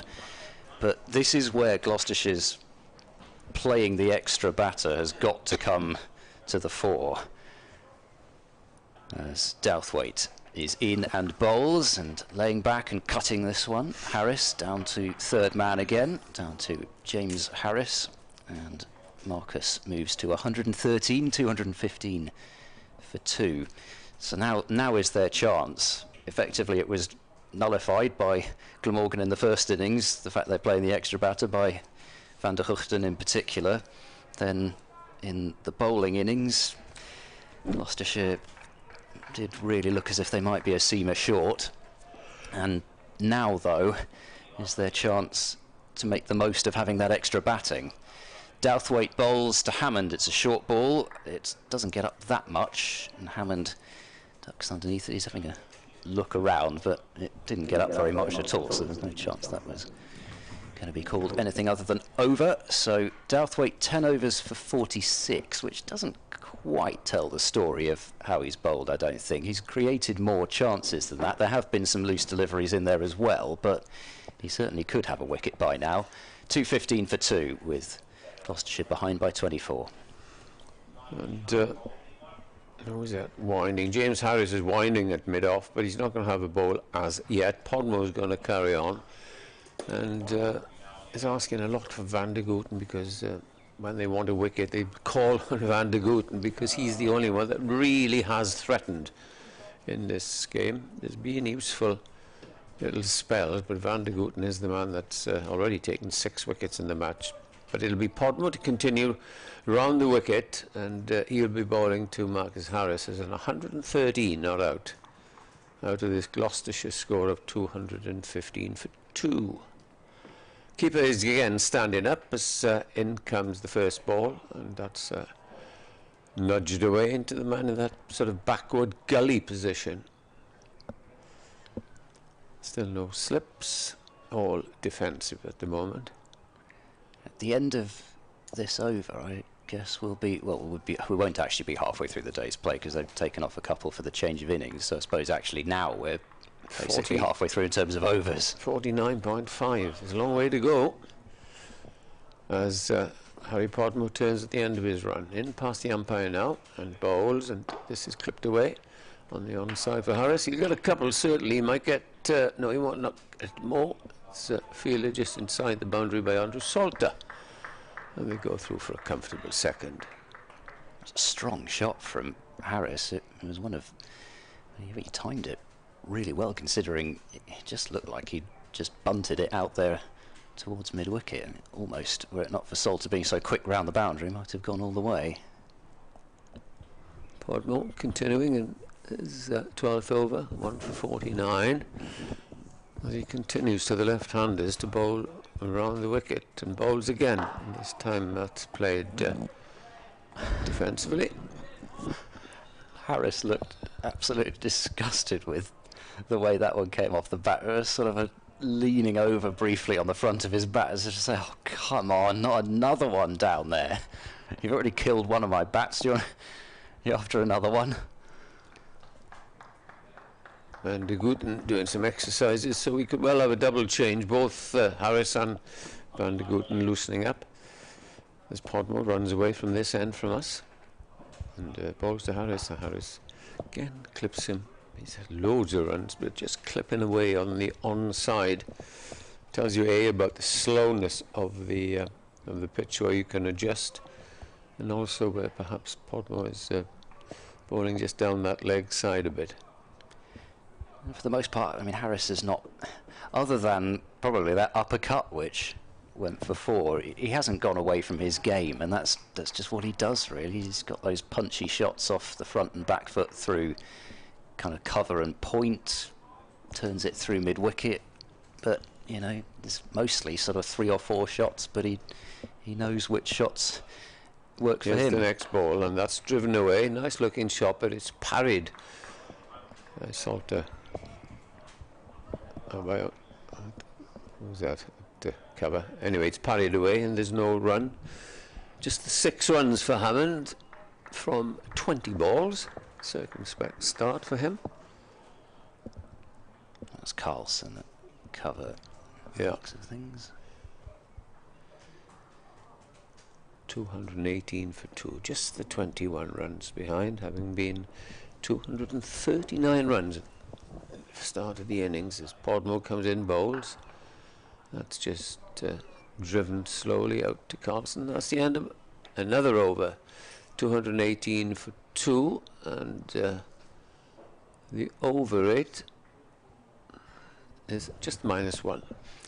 Yeah, they've managed to do quite well actually and improve that by 2 with -3 a little way into this innings, and they've managed to do that despite only bowling 4 overs of Kiran Carlson and 3 overs of David Lloyd, who probably get through his work a bit quicker.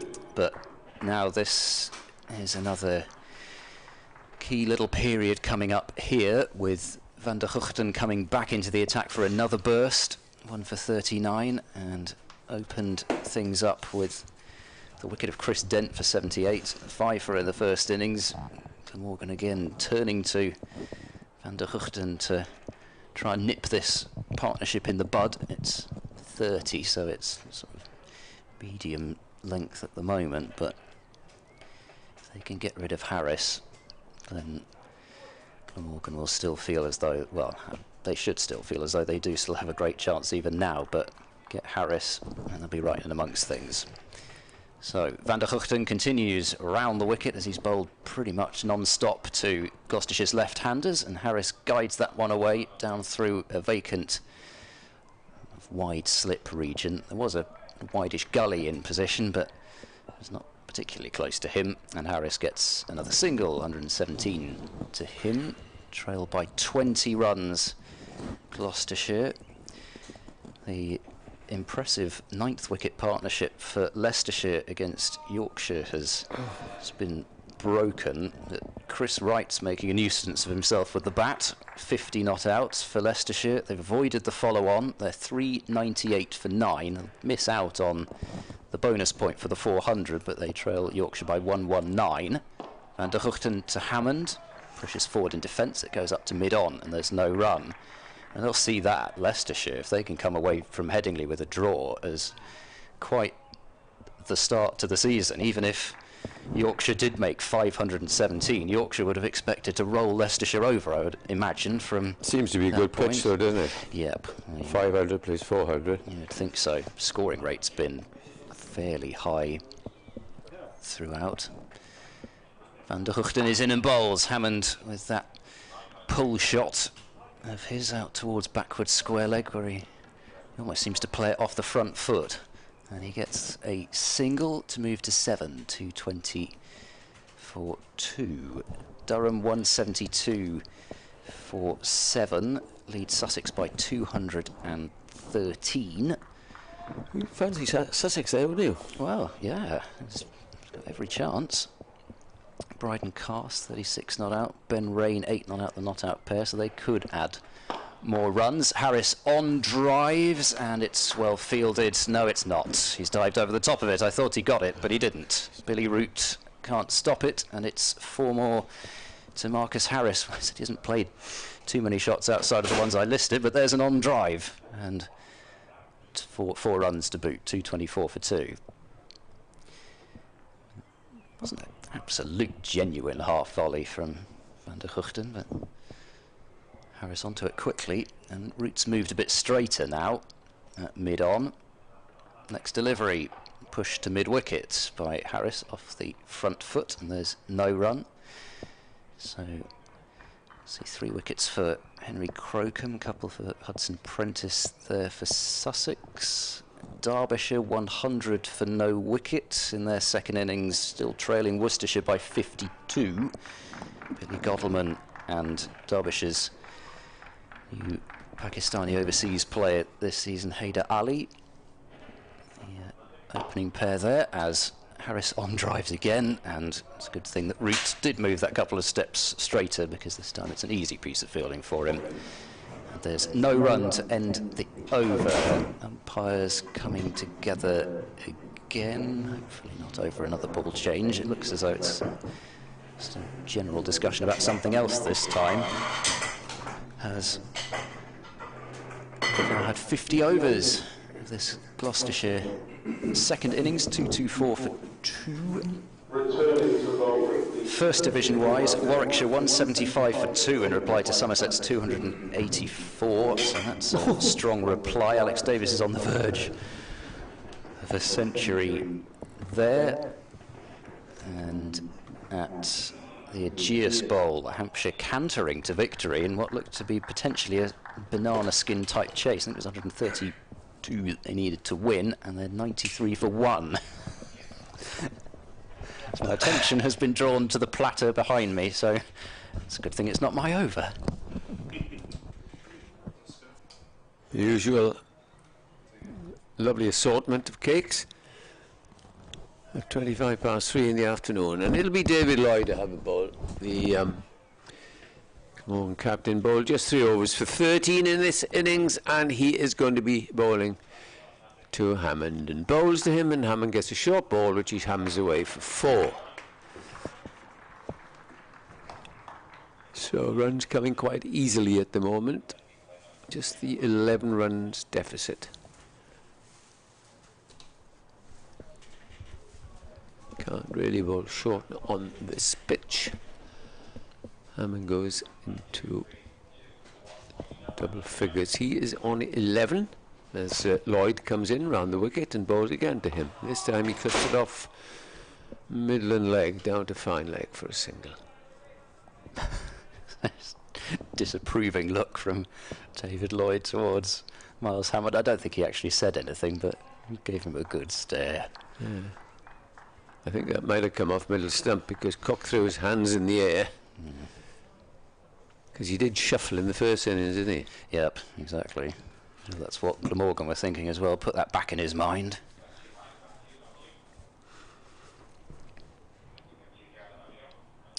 In comes Lloyd. Bowls this time to Harris, and Harris goes off the back foot and plays it out into that deep gully position. There's no run.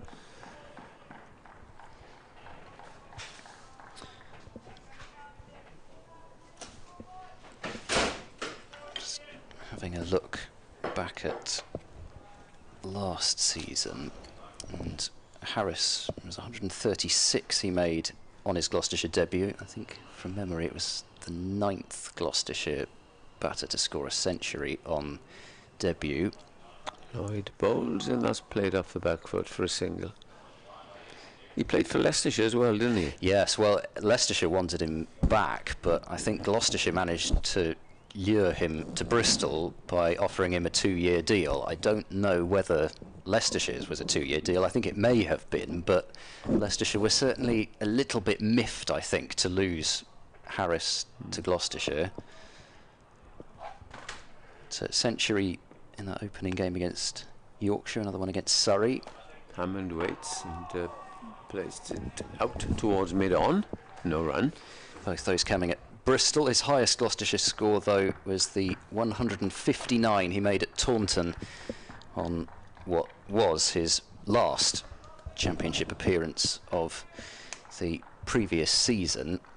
Set Gloucestershire up well to win that one before the rain intervened, and then Marcus Harris left and Gloucestershire won their final 2 games. That's the way it goes. Harris, Hammond rather waits and drives Lloyd to mid-on, and there is no run. That completes David Lloyd's 4th over, 230 for 2. The deficit is a mere 9 runs.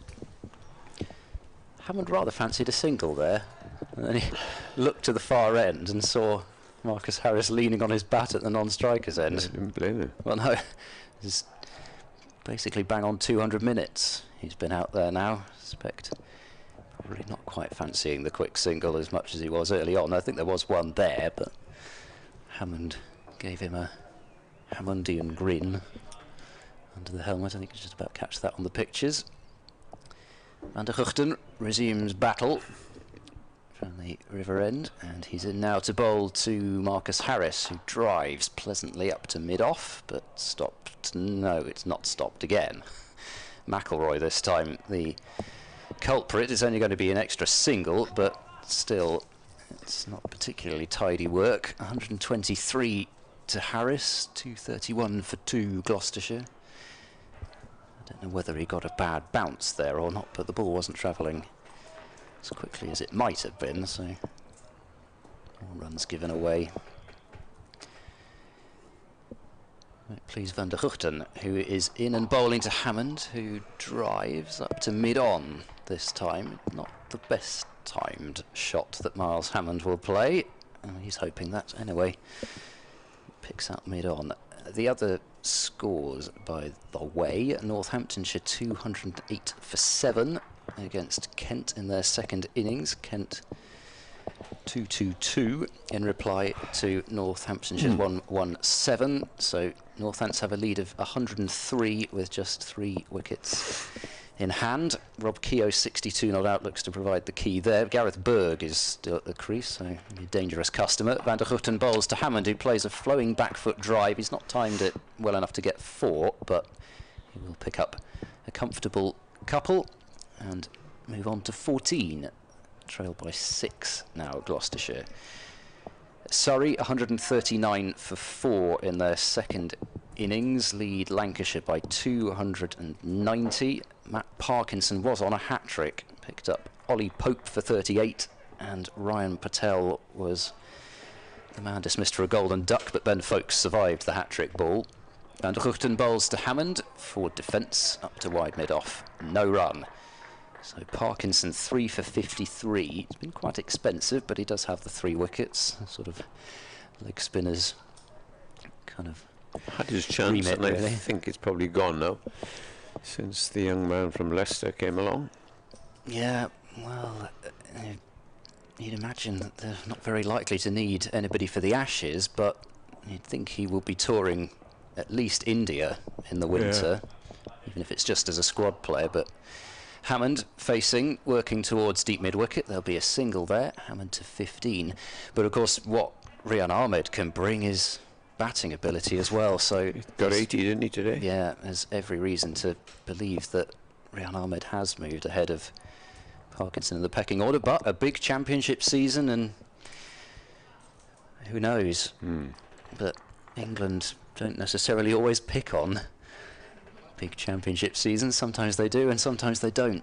Who knows the minds of the England selection bureau. Van der Huchten bowls down the leg side, and Cook with almost a slightly nonchalant one-handed take down to his right hand side. Too easy for me. 234 for 2 at the end of another over from Van der Huchten.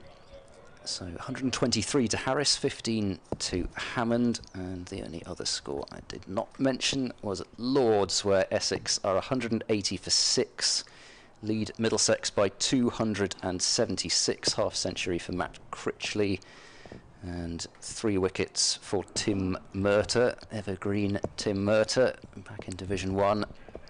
Ryan Higgins has taken 2, and as yet, despite taking 7 in the first innings, Toby Rowland-Jones hasn't got 1 yet in the second go-around.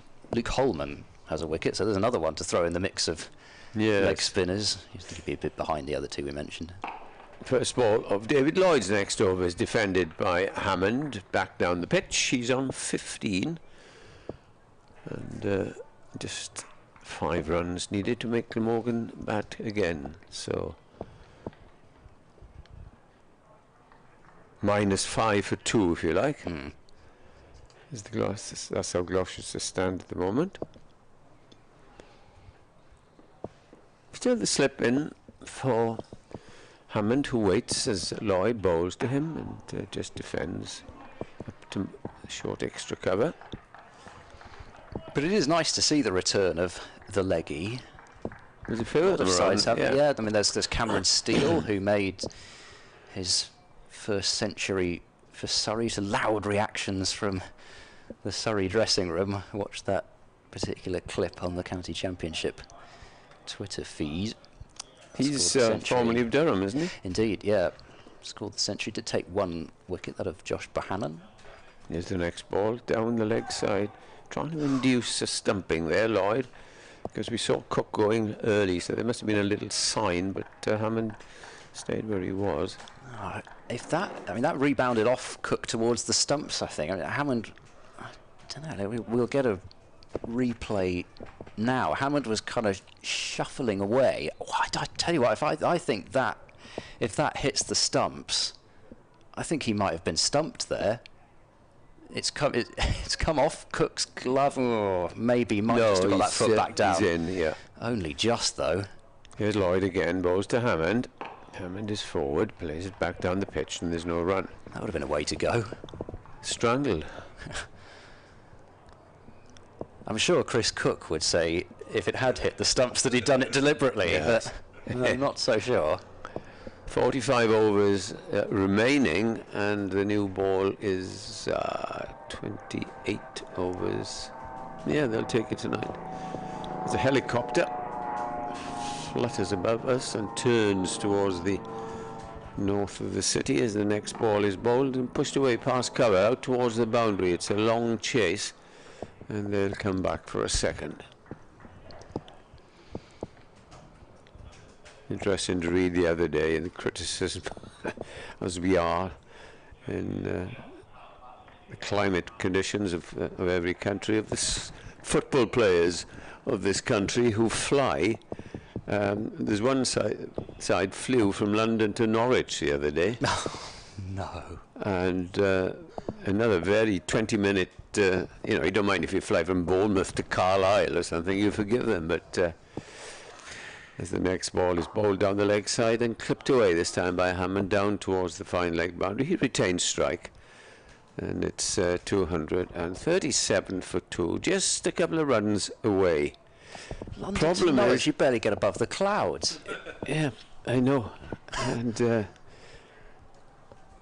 I can understand if it's a long journey, because with the M6 and the M5 and all these things, and the precious football players, you see, to protect their muscles don't stiffen up and things like that. But the rich Premier League clubs, they just about fly everywhere. They certainly fly. When Swansea were in the Premier League, everybody would fly down to Swansea. Perhaps they should have their own sort of private train. Maybe each The club. trains don't run though, quite often. And Hookton bowls outside the off stump. It limps its way through to Chris Cook as Hammond plays no shot. It's all very well these politicians say, yeah, you don't want another second relief road, go jump on the train. Well, when? Well, the roads in Wales are getting absolute ridiculous at the moment. It feels as if you want to drop them in there at rush hour times, the politician. Don't sit there and see what you think. Comes Van der Hoogten, bowls. Hammond gets squared up by that one. It goes out towards backward point, and there's no run. Well, speaking of roads, this one may be turning ever more so into one. 2 runs behind Gloucestershire now. I still think you've got to keep your wits about you, though, because you think, yes. here's something resembling a half volley doesn't come, you hit it at cover or something like that. In comes Tim van der Hoogten and bowls, and that is defended up towards mid-off for no run. But yeah, it's almost now. You feel more that, and I mean, it's been that way for quite some time, so there's nothing new really, but it is more the eyes lighting up and trying to go too hard after a drive. That's certainly been the only real way that it's looked as if Harris might perish. He's not looked as if his real defensive technique has been ever in question. I mean, I suppose in a way, nor should it be if you're hoping to make your national side. As in comes Van der Hoogten and bowls, and Hammond with a textbook back foot defensive shot back up the pitch. Chris Cook having come up to the stumps now, even for Van der Hoogten. I say defensive technique shouldn't be in question if you're looking to open the batting for your country, but yes, sometimes apparently that isn't the case. 20 minutes to go for a cup of tea time. Mid-off and mid-on quite straight. There's a deep square leg back, and he'll be called into action here as Van der Hoogten bowls a... Well, in fact, he won't. It'll be long leg who does the fielding in Douthwaite, but it'll be a single to Miles Hammond. That will bring up the 50 partnership between Harris and Hammond. Hammond to 19, just trailed by 1 now, Gloucestershire, so there'll be probably some more work for the Shire faithful to do in a moment. Those that have made the journey across the bridge or even just across the 7. Gully now in place for Harris as Van der Hugten bowls to him, and a drive will find the hands of mid-off and end another Van der Hugten over. He's got through 14 overs now, and I suspect possibly by the end of the day he will at least get fairly close to the number of overs bowled by Marchand de Lange, and possibly more. Gloucestershire will hope, in a way, more. Bowled 14 now, still 44 overs left to be bowled today. Whether we get there, because it's cloudy, and it's not the bright sunshine we had of yesterday when it was bright at 6:45, 6:30, 6:45. So if the cloud cover does come a little bit, might just knock a few overs off. So we did fairly well on day 1, actually, even with the cloud that was there. I was quite surprised how late we played. Lloyd starts another over, and it's played up to mid-on. There's no run. I'm sure what Hammond was pointing at there. Having a grin at somebody after that shot. Was he pointing at Van der Hugten? Seems to be enjoying himself out there, Hammond, which is good to see given the personal circumstances which we've already discussed. As Lloyd comes in, bowls to Hammond, and that's left. Nothing much to report. It's just grinding on here. I'm glad you're sitting there, and I'll tell you why. And why Nick is here, because many years ago we had a Saturday afternoon before ball by ball. I was on my own up in Grace Road, and there was a chap called Les Taylor who played a game for England. Fast medium, but he ran a long way. As in comes the next ball, and it was the first day of a 3-day championship match between Glamorgan and Leicestershire. And I had to do this commentary stint of about an hour, because we used to start about 2, finish at 6, but that was the way. And Les Taylor was bowling on a very long run, and I'll never forget it, because for 3 overs there wasn't a run scored. Now here's the next ball. That's a fluent shot, but straight to mid-off. And it is a case of Taylor then from this far end comes in, and it's left by the batsman. And that went on for 3 overs, and there wasn't much action. You've said it's a pleasant day, yes, and a fair crowd here for an early season game. Taylor, again, that's wide of the off stump. And he sort of strolls back, and you think, oh dear, what's the and we didn't have computers in those days to go through the scorecard. The next ball here is bowled and is played out into the covers, and that went on for 3 overs. I thought, please take him off, because I can't stand much more of this. And you think, what do you describe? And there's not much to describe at Grace Road. There are no gardens around the place. It's just a couple of streets either side, but then you just got to think of some nonsense to talk about, especially when it was the second weekend of the season. You'd hope that you'd have a shower of rain. Yes, Lloyd bowls, and that's clipped away for a single up to deep mid-wicket by Hammond. And the scores are level. Good effort here done by Gloucestershire. Hammond has taken strike, and all of a sudden the scoring rate has gone down just a little.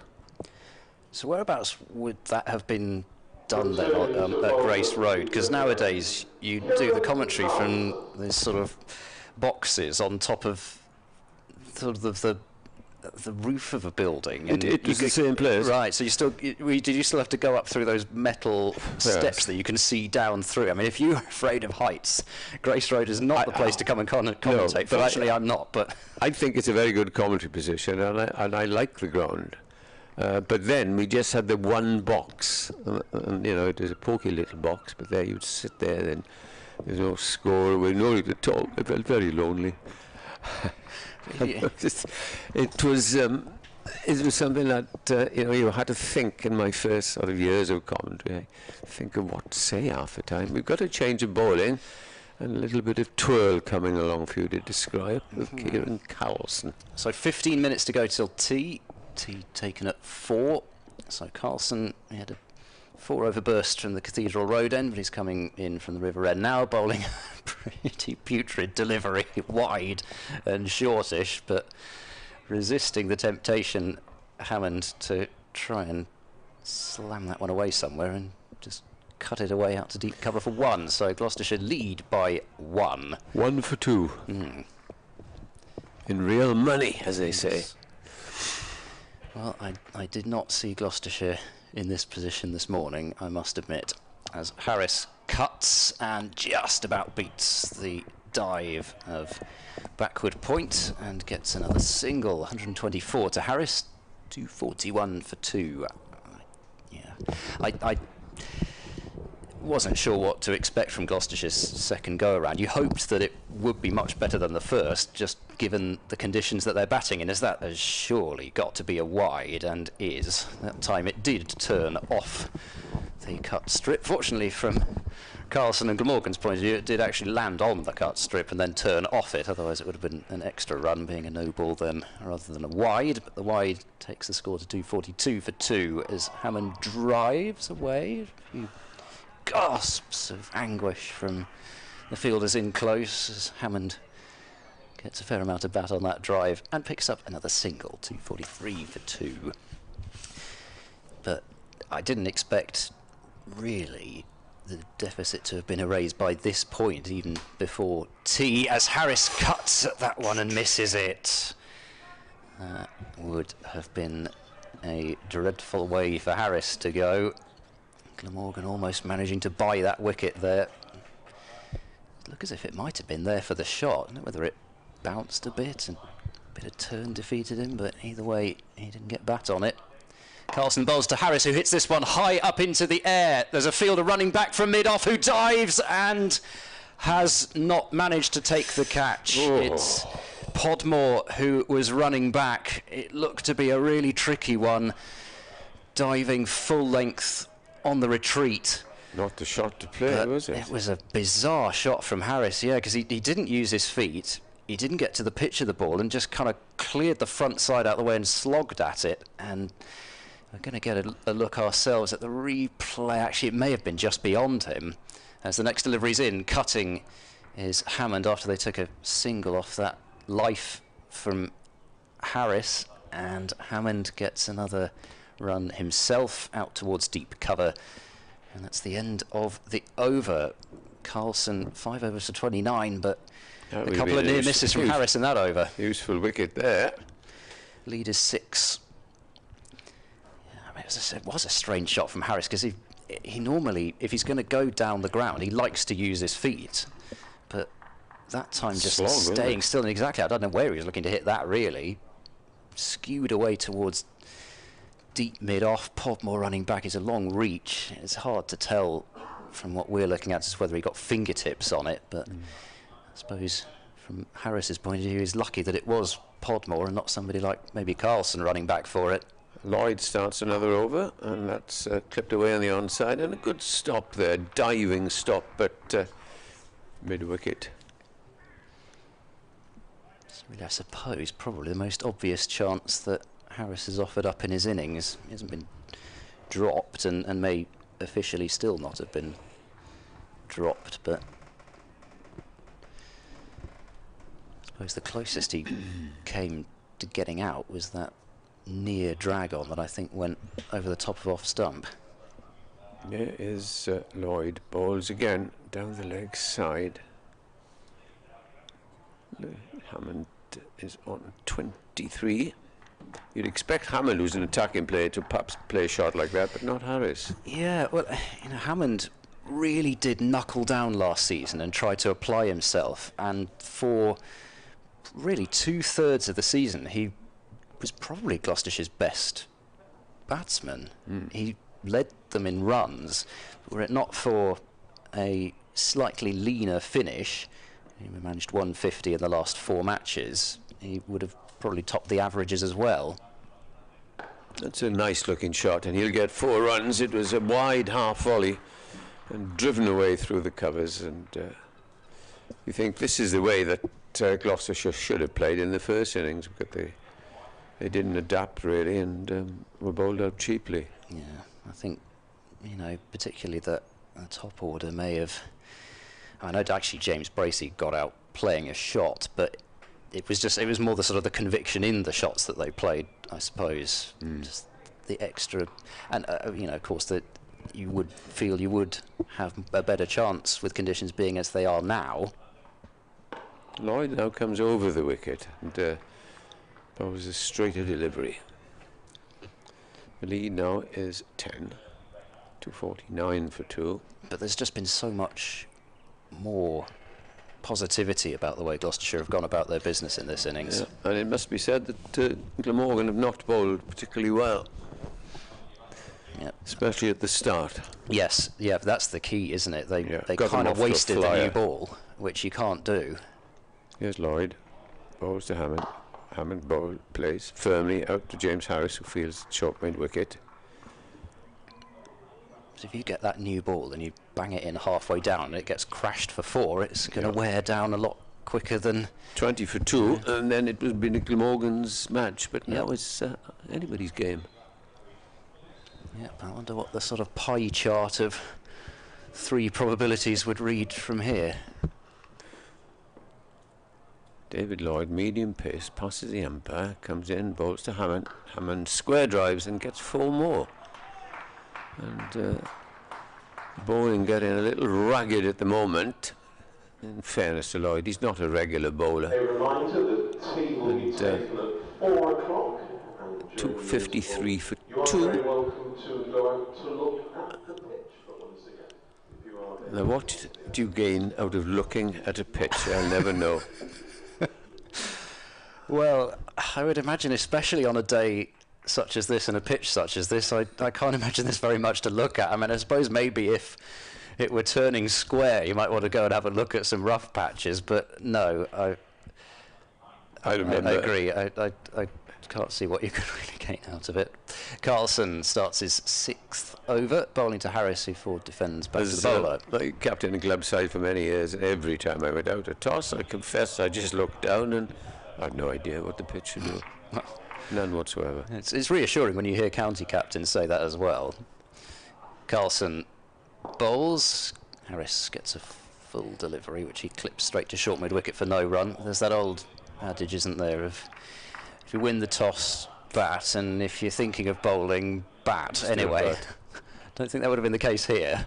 Carlson is in, and Harris just quietly drives out into the covers. Does not pick up a run. It's Salter on the field there at extra cover. Yes, he would have been rather suicidal to have won the toss and batted in this match, as Carlson gets another ball, plays back towards him, fields off his own bowling. I expect a big shot coming in a moment. He's just tapped 3 back, and mid off and mid on are still up. Well, there's 6 minutes to go until tea. If he gets out now, I think he'd be too pleased. So that's dropped away into the leg side by Harris for no run. I don't know whether Nick Webb is around, but I did just hear a voice in my ear, so maybe I'll have to do a Nick Webb in a moment. As Harris cuts away out towards deep backward point and gets a run to spoil what would have been a maiden over from Kiran Carlson. Harris keeps the strike on 126. Gloucestershire 254 for 2, lead by 15, so probably 2 more overs left, and then we can enjoy our Scones even and better tea. selection of cakes than day 1, I think. Extraordinary. Macarons as well. Lovely, isn't it? It's amazing. And I've grabbed another slice of that walnut coconut carrot cake business. That was gorgeous on day 1. Anyway, there we go. Got a change of bowling. Ed Byron going to have a bowl. Bowls off breaks, but how much will Glamorgan be ruining the fact there's no one and Salter out there? Well, he is out there, but he's not allowed to bowl because he's not in the team. So Eddie Byron, very much a tea time over, coming in to bowl, or will come in to bowl, is off spin. Off spin, is it? He bowled. I can see what it was he was bowling. Ridiculous match that I ever witnessed 2 years ago at the Oval. Nick and I were discussing that earlier. Here he is. Then he's coming round the wicket and bowls the first ball. And this is pushed away by Harris. Was it leggy?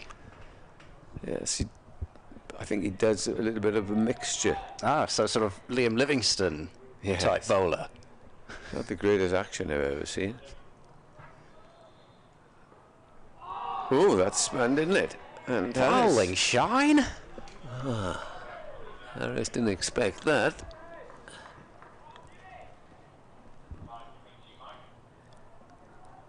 Have a look at his wrist on the telly.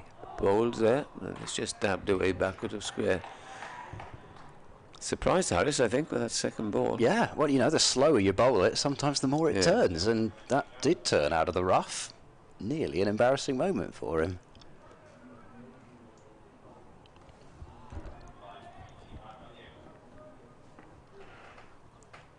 And he comes round the wicket. Here's the big hit attempt. Just gosh. Lollops away. He almost fell over onto his stumps there. Oh, he was watching the ball. Yeah. Have a look at that again. I just looked back onto the pictures to see him almost doing an Inzamam hack. Remember that dismissal a few years back when he toppled over onto his own stumps? Went for the pull shot and then... reverse sweep and gets him 4 runs.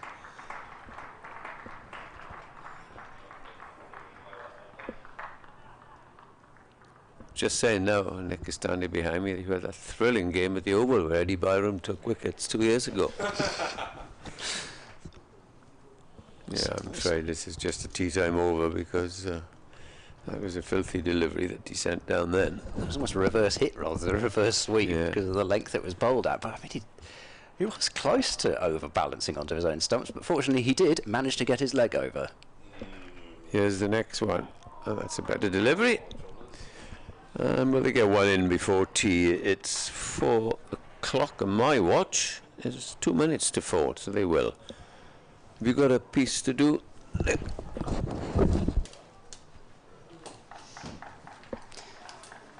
So, will it be one more from Carlson, or somebody else managed to persuade David Lloyd that they might like to turn their arm over? Anyone like a go? I haven't seen Root yet, have we? No. It does look as if it's going to be Carlson. We've actually had some near wickets the last 2 overs, one way or another. Yes, I'm not sure if you can bowl for hit wickets though, can you? 258 for 2, lead of 19. So it is Carlson to Hammond on 31. Hammond drives away out into the covers for no run. Fielded by Dan Douthwaite there. I'm not going to be able to zip through this over in a minute, I suspect. Hammond driven straight to cover for no run.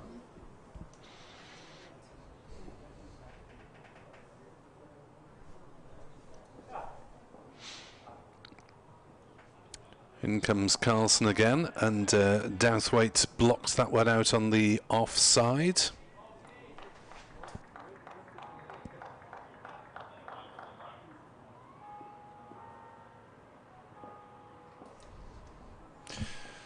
Next delivery from Carlson is blocked by Hammond on the offside, and there's no run. This broadcasting equipment has obviously spent too long on a shelf over the winter. It's not quite functioning as it should, as Carlson bowls a quicker ball that's cut away by Hammond on the offside. They'll amble through for a single, so this partnership somehow has already reached 71 without really any particular aggression from these two, only just hitting the odd bad ball. Yeah, Hammond's played very much within his shell. As that one is pushed defensively by Harris. Back to the bowler, and they will walk off to take tea, which will taste fairly sweet for the Gloucesters, I think. having really fought themselves back into this game. They lead by 20 with Miles Hammond 32 and Marcus Harris 130 not out. Update for BBC Radio Wales follows shortly. Commentary resumes at 20 past.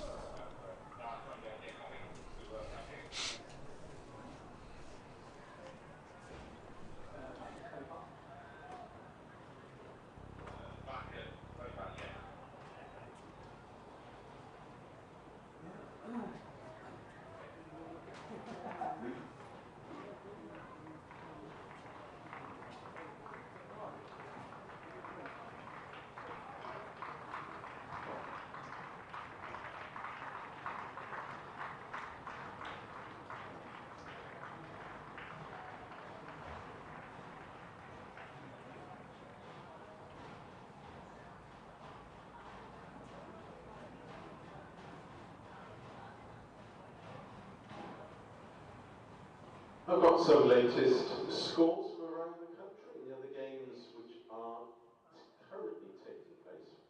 Close to a result at the Ageas Bowl, where Hampshire leading 132 to beat Nottinghamshire, currently 127 for 2. At Taunton, Warwickshire are 209 for 4, trailing Somerset by 75 runs. At home, Sussex have dismissed Durham in their second innings for 189, so Sussex will require 231 runs in the session after tea and all day tomorrow. Tea time at Headingley, where Leicestershire were dismissed by Yorkshire for 415, and in their second innings, Yorkshire 25 for 1, so they're leading by 127 runs.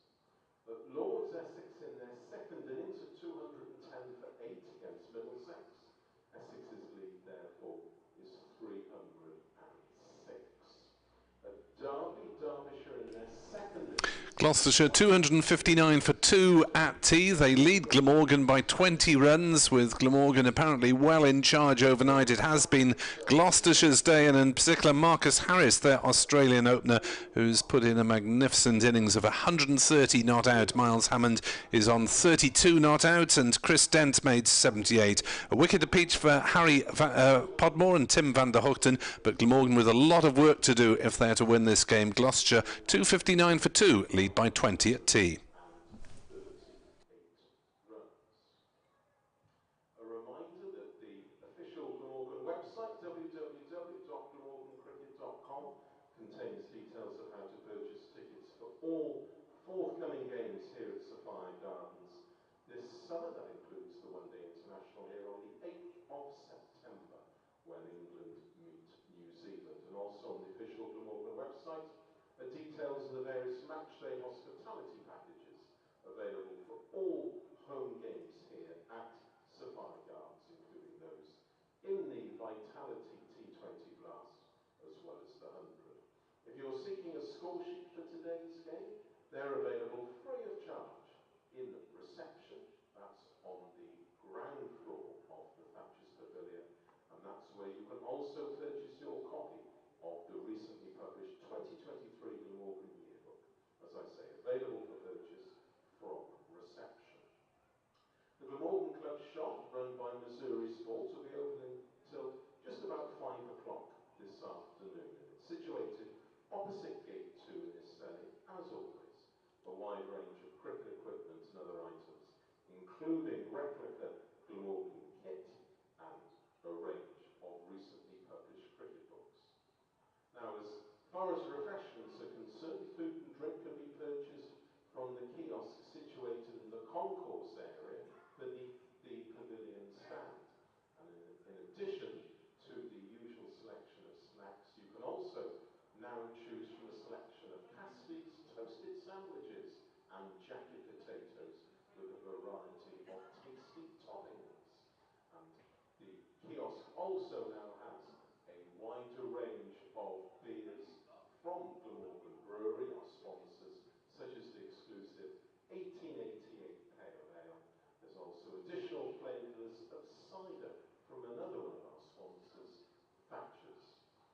Finally, a reminder that the CC4 Museum of Welsh Cricket is open until the end of the tea interval and situated on the first floor of the National Cricket Centre.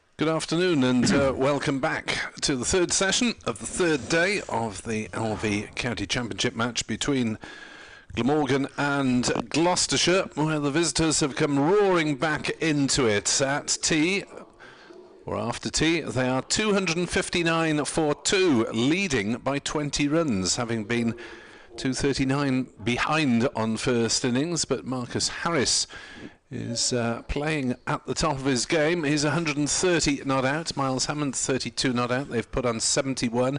Chris Dent 78 was another major contributor. I'm Nick Webb. Alongside me is Edward Bevan, and Edward, Glamorgan's attackers looked something on the lines of punchless or innocuous during the most part of the day. I couldn't have picked two better descriptions of what you've just said, because you do worry a long season. Is this attack good enough to take 20 wickets or so in a game? And you also had a little warning, I think, Nick, in the game against the universities, when the universities chased down 250 with basically a first team attack. So Nisa's to come back, and that'll be a great help. As James Harris opens up and bowls the first ball after the interval down the leg side, which is clipped away by Hammond, and he's going to come back for a second. Hammond moves on to 34, 261 for 2, and in real money you can say that Gloucestershire now are 22 for 2. Glamorgan desperately need wickets here, while Gloucestershire will want to bat and bat and bat, possibly bat Glamorgan out of the game if they can, or think if they can leave them a tricky target. And comes Harris round the wicket, bowls, and this is nicely driven through the offside, and that's going to run away to the boundary for 4 runs. That's the sort of thing, you know, Nick. You've got to bowl straight, you've got to bowl tight. Anything loose on this, and as we've seen, it's just fodder, really. Yes, very much wicket to wicket called for, and strangely, I suppose, the ease with which Gloucestershire are scoring runs, they may think in terms of a potential declaration around lunchtime tomorrow, but if they're scoring 5 and 6 and over, they might think that, well, Glamorgan could do likewise, because Gloucestershire, as we saw, maybe don't have the strongest attack. No.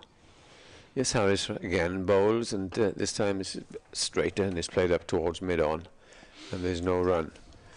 The pitch, I think, is not going to really help the bowlers, or it might turn on the last day, but I think I made the remark yesterday to Ed that a number of times you and I have sat here and see this pitch go absolutely dead on the final day. So in that respect, Gloucestershire will be wary. Harris again, bowls to Hammond. Hammond plays straight back to the bowler. Let's stick a tweet out, a facetious tweet at tea time. Anyone for a bowl. Edward Cooper says they're up for it at the river end of the ground. Glamorgan could certainly do with more options. They've used the very part-time spin of Ed Byram in addition to the part-time spin of Kiran Carlson. Here is Harris, bowled. This time he's played out to the covers. Of course, they will welcome, hopefully, Michael Nisa back for the next game against Durham. He has had injury problems, ligaments, ankle ligaments, but I'm told that he has recovered now. And Glamorgan will keep their fingers crossed that A, that he's not picked for Australia, and B, that he stays fit for the season. Yes, you'd want him to do well, but not superbly well from the Australian point of view. Here's the next bowler. That's on the front foot from Hammond. Played up to Douthwaite, who fields at mid-off. That completes the over after lunch. 6 runs coming off at 265 for 2, and the lead is 24. And Van der Hoogten is the only bowler who has gone for fewer than 4 runs and over in this innings. Everyone else has been between 4 and 5. It does indeed. Carlson's going to have another twirl. Over rate is level, so just to explain, you're in danger of losing bonus points if you bowl your overs more slowly than the standard 16 per hour, with 1 or 2 adjustments allowed for wickets falling and any other delays, such as changing the ball, which they've only had to do, I think, once in the course of the match, as far as I can remember, thankfully. Here is Carlson then from the River Taff end, around the wicket to Miles Harris, who steps back and cuts, almost able to place that at will down towards backward point where Van der Hoogten fields, and they amble through for the single. Both sides going into this match batting heavy, if you like, slightly bowling light, and it may be after that first day when the wicket was so helpful that the batters will dominate as Hammond cuts that one down towards backward point. Van der Hoogten fields again, and again they'll amble through for the single.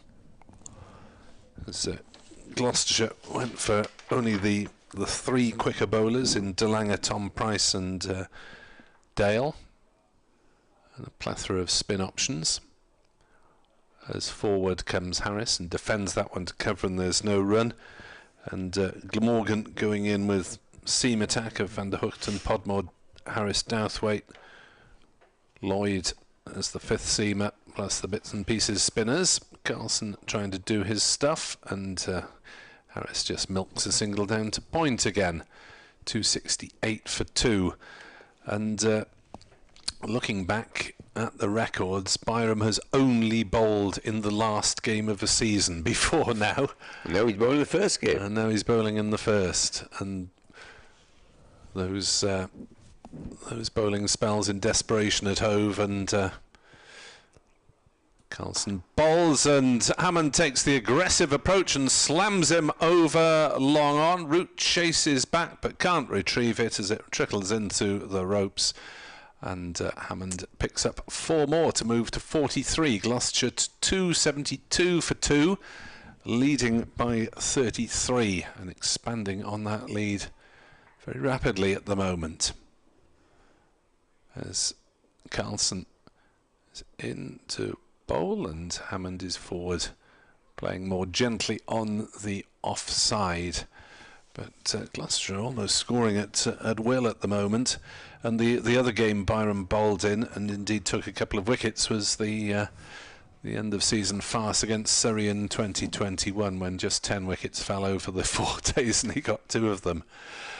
But of course, better known as a batter. Billy Root we haven't seen bowl. It's probably the only other serious option, with Colin Ingram off the field. North East hasn't bowled really in seriousness for Glamorgan as yet.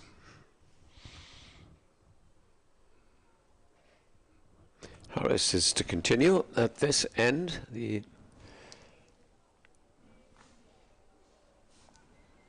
commentary end, or Credle Road end as it's well known as. In he comes and bowls, and this is played off the back foot there by Harris up to mid-off. There's no run.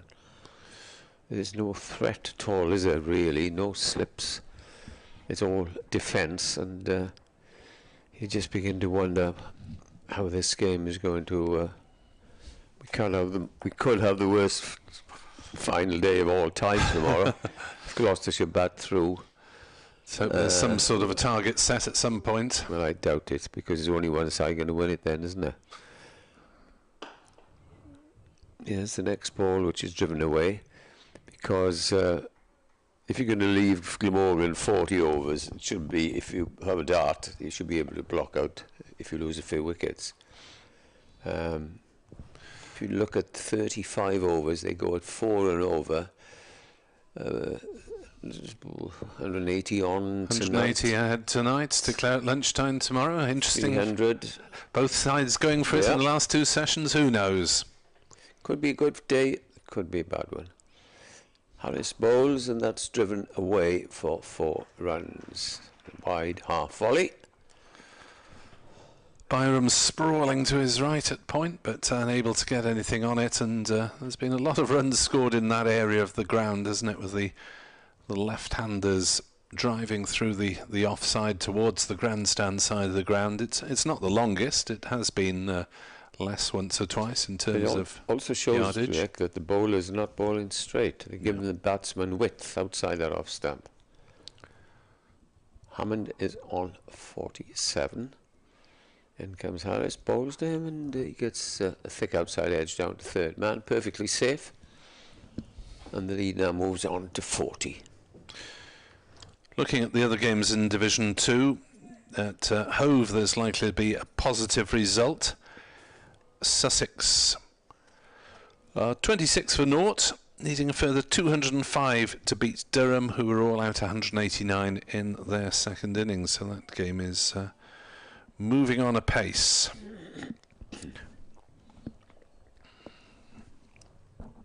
In comes Harris and bowls to his namesake, who square drive, just backward of square on the offside for 2. Good stop by Byram, sliding round the backward point boundary in front of that. Gets a little tap in the hand from Billy Root, who's feeling down there, third man. From the ground staff building, 4 wickets apiece for the young Sussex seamers, Henry Crocombe and Finn Hudson-Prentice, the all-rounder. And it will be good for Sussex to win that game, because they haven't won a game for a couple of seasons, have they?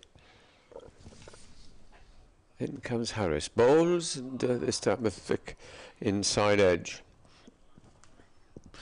They won 1 last season. They did win 1, did they? Yeah. 1-1, lost 6, finished 7th. Derbyshire against Worcestershire. Derbyshire 139 for 2, almost back to parity, 13 runs behind. Billy Godleman in the runs again, 66 not out. Haider Ali made 65, so that game almost back in the balance. At Headingley, Yorkshire 517, Yorkshire 415. Leicestershire, sorry. 415, Yorkshire led by 102. Hanscom got a century, Rayan Ahmed got 85. And Yorkshire in the second innings, 31 for 3, 133 ahead. So Carlson starts a new over from the River Taff end, and it's driven firmly by Harris and well fielded by substitute fielder Salter. At shortish cover, Salter on for Colin Ingram, who has a neck problem and hasn't been seen today. Carlson bowls, reverse sweep played by Harris, but not quite timed, and it's fielded at short third man by James Harris. It's been result in Division 1. Hampshire have beaten Nottinghamshire by 8 wickets, 132 for 2. Short delivery from Carlson, cut away hard by Harris. They'll pick up just the single as Van der Hoogten fields on the boundary at backward point on the pavilion side of the ground. 282 for 2 now. Gloucestershire 43 runs in the lead. Yeah, not promoted last season, but a good start for them with the bat. Down the wicket comes Hammond and cloths it to short mid-wicket off the bottom of the bat, and there's no run. Knots bowled out for 185 and 177 by that potent Hampshire seam attack there. Abbas Abbat. Sounds like a Latin declension. As Carlson bowls on the back foot, Hammond steers on the offside, and there's no run. Looks like there'll be a positive result at Canterbury as well. Northant's second innings, 256 for 7, 256 for 7. As Hammond slaps one away off the back foot, down to point, takes the single, and well, it's almost cricket by agreement at the moment, isn't it? Glamorgan aren't posing much in the way of threats.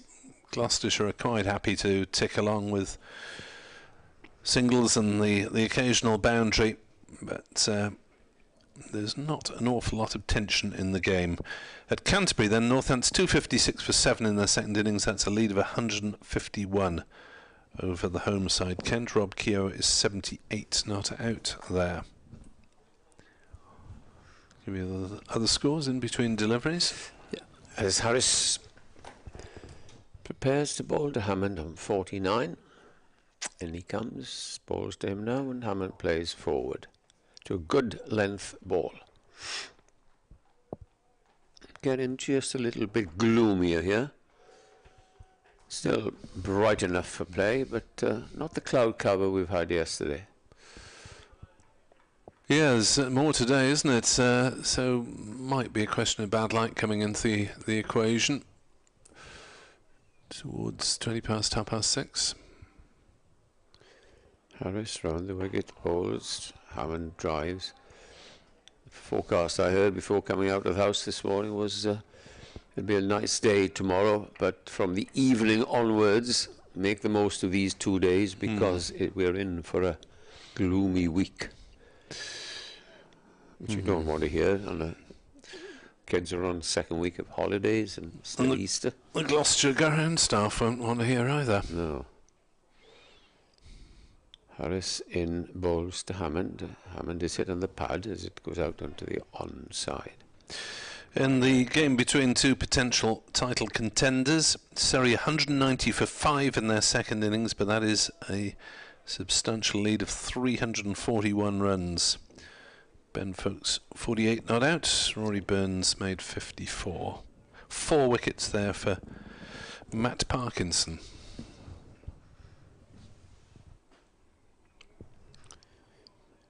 Harris in bowls, and another good delivery. He's bowled a pretty straight over here. Harris, 4 balls, 4 dot balls. Essex have been bowled out for 211 in their second innings at Lords, which means that Middlesex need 308 to win. There are 4 wickets for some promising youngster called Tim Murtagh for Middlesex then, a man who nearly retires every year. Harris turns, runs away from us and bowls again. Down the leg side, clipped away for a single, and that's 54. Hammond, he has faced 81 balls, having failed in the first innings. 6 fours. And 6 fours. Well batted. His bat up in the air to the applause. Largely unobtrusive in comparison to Marcus Harris at the other end, but has actually dominated the scoring in this partnership, I'm shocked to see on the board. Last ball of the over is Harris bowls to his namesake, who drives through the offside. It's a long chase for Podmore, and he is going to stop it. Is he just inside? Douthwaite. Douthwaite it was. I thought he was a rather large man. And he gets 2 runs, and that is the end of the over. Miles Hammond's 50 came off 81 balls and included 6 balls. There we are, repeating the information is Dr. Hignell for the benefit of the spectators on the ground. Taunton is really the only match in the 9 that isn't particularly well advanced. That's because they started a day late. At Taunton, Somerset made 284, Warwickshire in reply 224 for 4. There was a century for Alex Davis, he's made 118.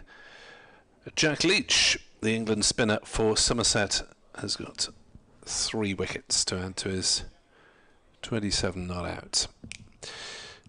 287 for 2, Gloucestershire lead by 48 runs. The over rate is level, but that's all you can say in favour of this Glamorgan bowling performance. Wicket apiece for Van der Hoogten and Podmore. Douthwaite creating a couple of half chances as Harris goes back and cuts down to backward point. There just runs there virtually every time, aren't there? Yeah. For that cut shot.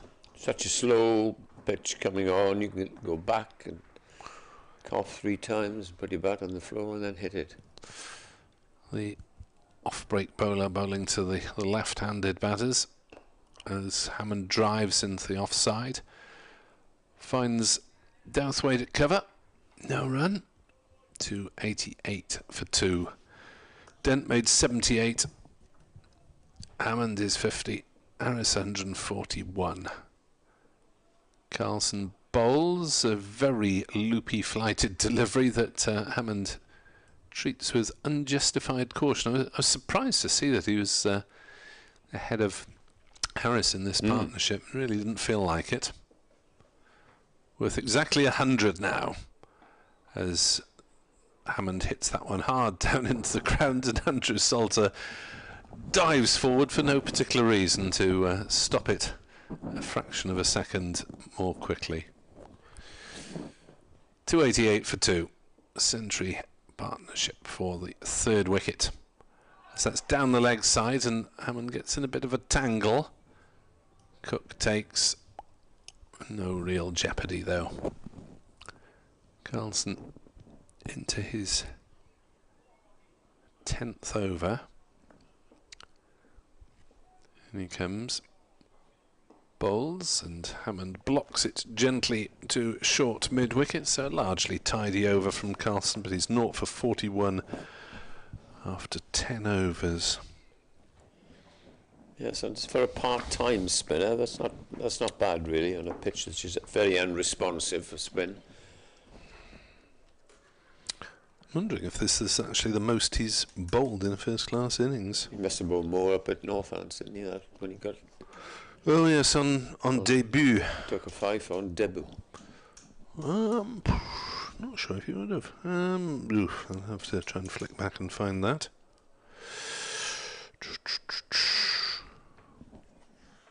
Yes. Piece of imaginative captaincy that day by Jacques Rudolph.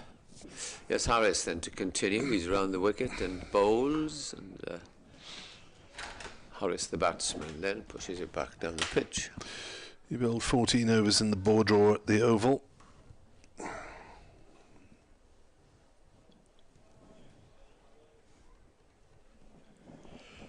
Let's find his debut match in the records if we can. Got both his first class and one day cup best figures at Northampton, so clearly likes it there. James Harris runs away from us, comes in and bowls to Harris, and Harris lays it away onto the offside, and there's no run. Yeah, right, he bowled in that debut match, first innings 14 overs, 3 maidens, 5 for 28. Second innings 6 overs, 0 for 50. The ball was turning square at times in that game. And Rob Keogh took 9 for, didn't he? Yes, Keogh and White took virtually all the wickets between them. Late 2016. Harris bowls. That's cut away, backward of square, and it stopped just inside. Good bit of fielding. And they take 2 runs. Oh yeah, Byram's been sliding around enthusiastically, hasn't he? Let's have a look at the overs bowled. 66.3. 14 overs for the new ball, which will Glamorgan hope might do something. Well, it might bring them a wicket or 2, but they need 8. And there's little sign of them being able to take those 8 in enough time in this match. Harris bowls. Harris gets his 144th run.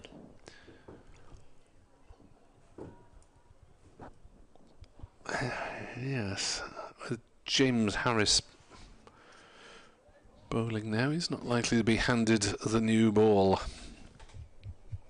Which I presume will be Podmore and Van der Hoogten, as it was to open up in both innings. 291 for 2, and Hammond to face. His slip is brought in for him. There's Harris bowls, and Hammond drives up to mid-off. That will not be a run. Harris 0 for 68 as he prepares to bowl the last ball of his 14th over.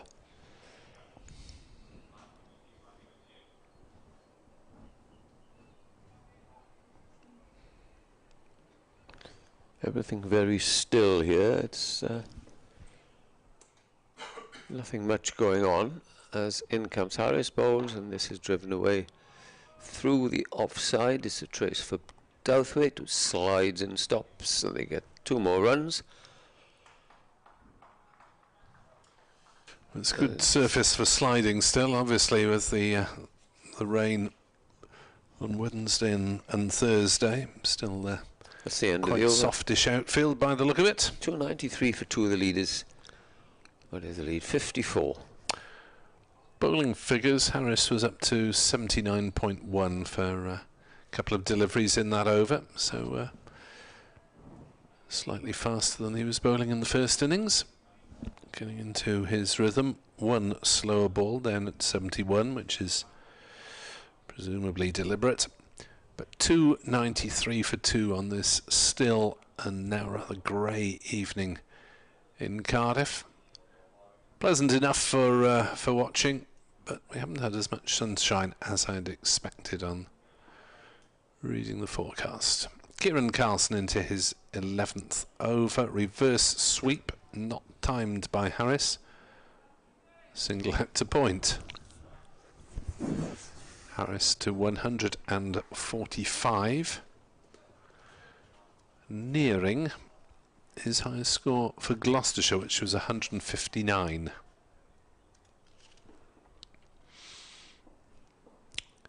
Carlson to Hammond. Down the wicket, drives nicely. But Glamorgan have a long off posted now, so it's just a single taken. 295 for 2. Hammond to 53 with that. Harris's first class best 250, so he's got some way to go. Carlson bowls, Harris sweeps and will get runs off a bottom edge. He'll get a couple. Will they come back and risk the third? Yes, they will. Byram gets the throw in. Cook has a throw to the other end. Carlson holds the ball to the stumps, but that was well run by Marcus Harris and Miles Hammond. Hammond presumably calling him back for the third. Harris moves on to 148 not out. So the milestones potentially ahead of Marcus Harris. 159 highest score for the Gloucesters. 185 highest championship score, 250 highest first class score. Carlson bowls. Hammond plays it away through the offside. Again, the single is taken. 299 for 2. Hammond 54. Douthwaite either has had the word that he's going to be next on, or wants to attract David Lloyd's attention and thinks he should be next on. Carlson is in, bowls, and forward comes Marcus Harris defending. 148 not out. His first 50 took 61 balls. His second 50 took 70 balls. Reverse sweep. Oh, there's an appeal for LBW and he's gone. Marcus Harris finally falls for 148 and Gloucestershire 299 for 3. And Kiran Carlson has his first wicket. And Marcus Harris just taking one liberty too many and missed a straight delivery. I think you get the impression there that he thought it was all too easy. And laconic sort of shot, and well, it was a good innings, but he, after getting his 100, he seemed to go back in his shell. What a prize for Kiran Carlson, the part-time spinner. 148, the lead now, it's 60, it's still in about 60 for 3, and the big man has gone. And Glamorgan now with the new ball due in, what do we got, 12 overs. Another wicket or two now, and it'll open up. But a good wicket to take. Well, an excellent wicket for Carlson. Straight delivery. Why he tried to reverse it, I don't know, but he was absolutely plumb. It looked that way, but a useful stand of 111 that he shared with Miles Hammond, and the more replays we get, the worse it looks for Marcus Harris. Hit 20 boundaries in all, as the skipper Graham Van Buren joins Miles Hammond in the in the middle. So won't be any personal milestones for Marcus Harris in this game. Nice to see a right-hander coming in. Finally. So, wicket for Van der Gutten, wicket for Carlson, wicket for Podmore. And when a wicket does fall, you'll obviously see a spring in the step, won't you, of the field inside. So, well done to Carlson there. Last ball of the over. And the predicted change has come, with Dan Douthwaite taking over from James Harris. Bowling speeds, by the way, for Carlson, that was 48 miles an hour, that last delivery. As quick as that. His quickest in the over was 49, and the slow one was 42. Yes, it was a tired-looking shot, wasn't it, from Harris? As if he thought perhaps it was a bit easy, and I'm surprised because with the way it was drifting away to the off stump, and he must have thought it was the ball that was going to turn to away to leg, and it was very much up LBW. So Douthwaite to bowl. 2:62 minutes at the crease, so maybe he was a bit tired. 4 hours and 12 minutes. Douthwaite bouncing up and down tigerishly. Here he is. He's going around the wicket to the left-handed Hammond and bowls to him, and Hammond gets a good delivery to start and pushes it up towards mid-on. Van Buren is the new batsman. He was out for 3, one of the 4 LBW victims, and after him we'll have Ollie Price, Jack Taylor, Goa, Delanga, the other Price, Tom, and Singh Dale, all of whom can hold a bat, certainly. Spring in the step from Douthwaite as he comes in and bowls to the left-handed Hammond, who drives up to mid-off, to cover rather.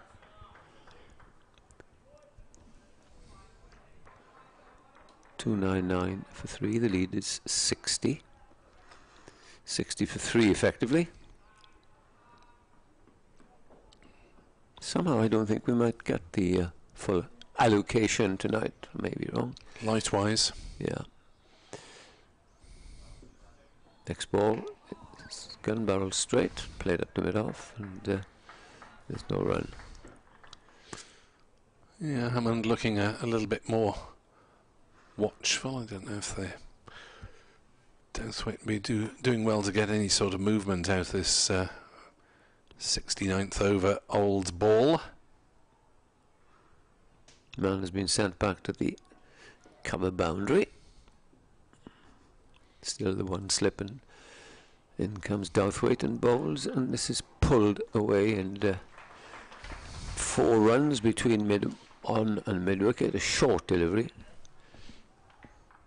Goes away to the onside boundary for 4. Not sure how close that was to mid-wicket there. I think is it some northeast there? Certainly put in the dive at short mid-wicket. There's a furious punch by Hammond, that one. His 7th boundary.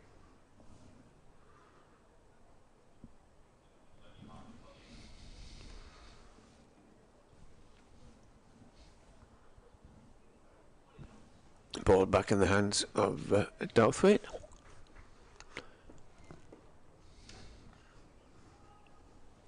He comes in again and bowls to Hammond. That's wide outside the off stump through to the wicketkeeper. We'll have a change at the end of this over, Nick, and get Ed in. Yeah. Why not? Yes, I had a spell off before tea because I was doing a report elsewhere and writing some words on the afternoon session. Reports on the BBC Sport website every day, of course, of the championship season for both sides. Here's the last ball of the over, and it's a good delivery, which ducks in. End of 303 for 3. Van Buren has yet to score, and Hammond is 59. Thank you, Edward.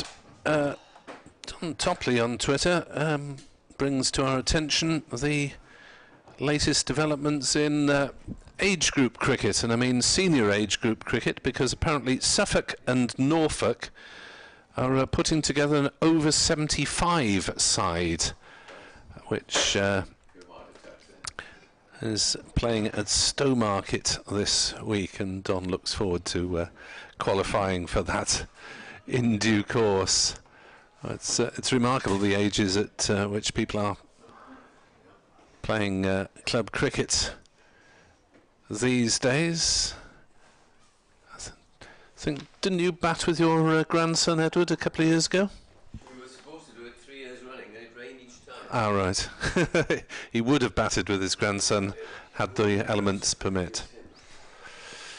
303 for 3. Yeah, welcome back to Ed Seaborn of BBC Radio Bristol. Kiran Carlson is continuing from the River Taff end, and he's bowling to the right-handed Van Buren, who drives to cover fiercely, and there is no run.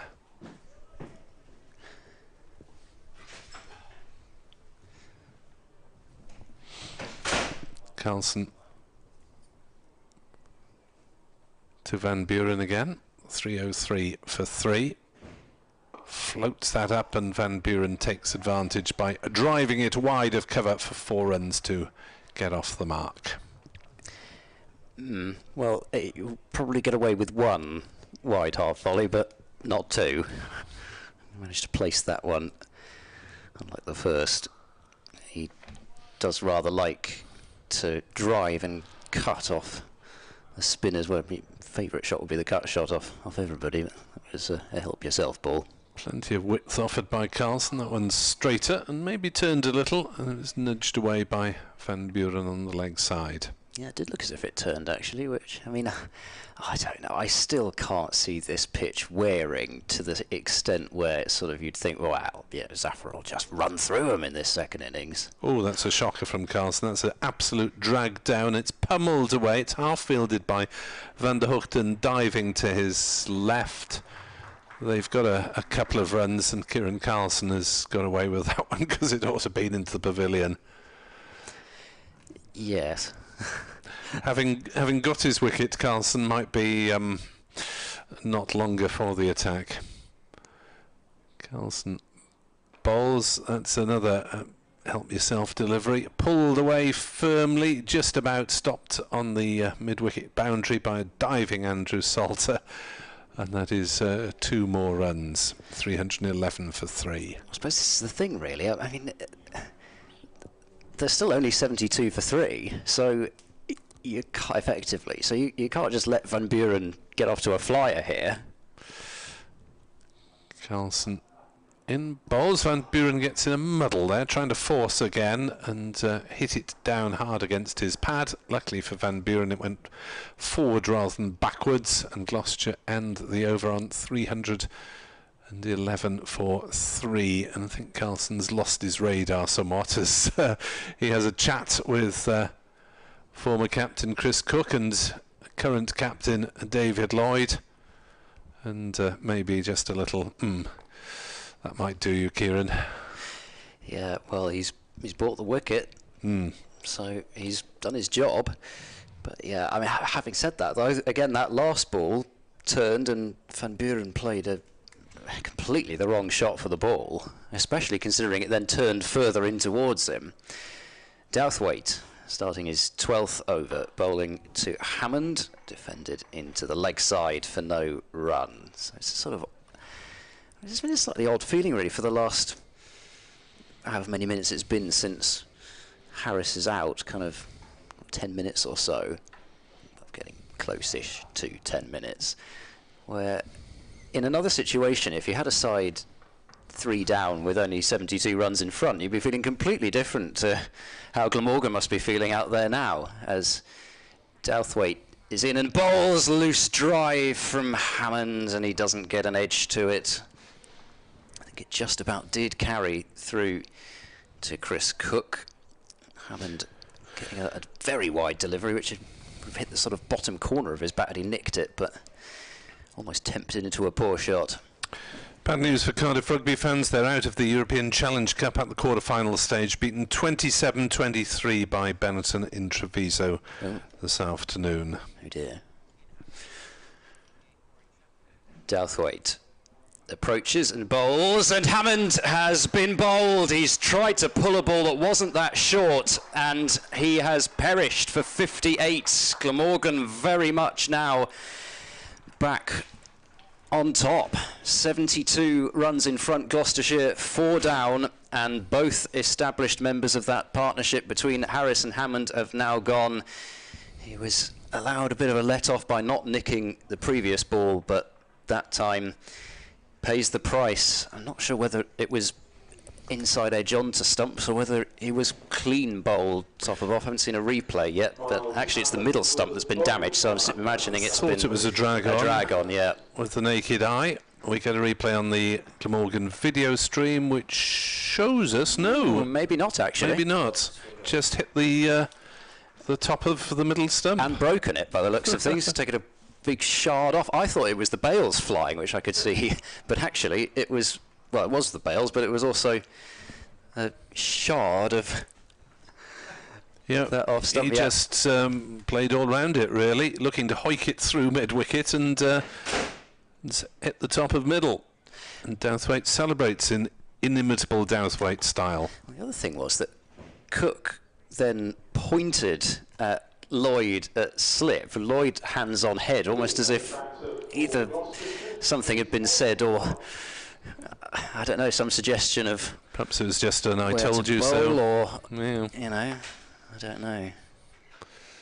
That is another example of talking about Dent being able to cut balls which are quite close to him. Hammond, especially in one-day cricket, does have the ability to pull balls which aren't particularly short. However, that has got him into strife here. So Ollie Price walking to the middle with a serious job to do. 311 for 4. We possibly might get a radio update. I wasn't quite expecting one, but it's not always a fixed point. As Douthwaite will continue. So I'd better do the rest of this over just in case, if you don't mind. New batsman, Ollie Price. Like the rest of the middle order, not successful in the first innings. Here's Douthwaite into bowl, and Price angles it down to third man to get off the mark first ball. 312 for 4. 71st over of the innings. So new ball, 9 overs away.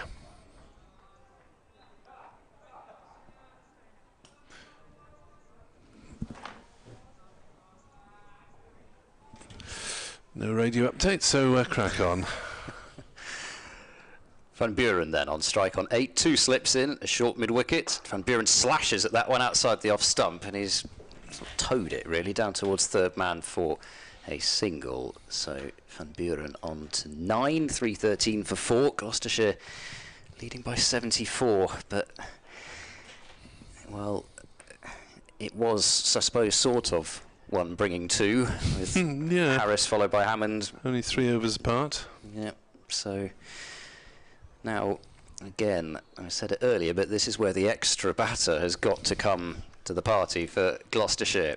Douthwaite to Ollie Price, pleasant drive, will pick out mid-off, and there is no run to end the over. Dan Douthwaite with his first wicket of the innings, 1 for 52.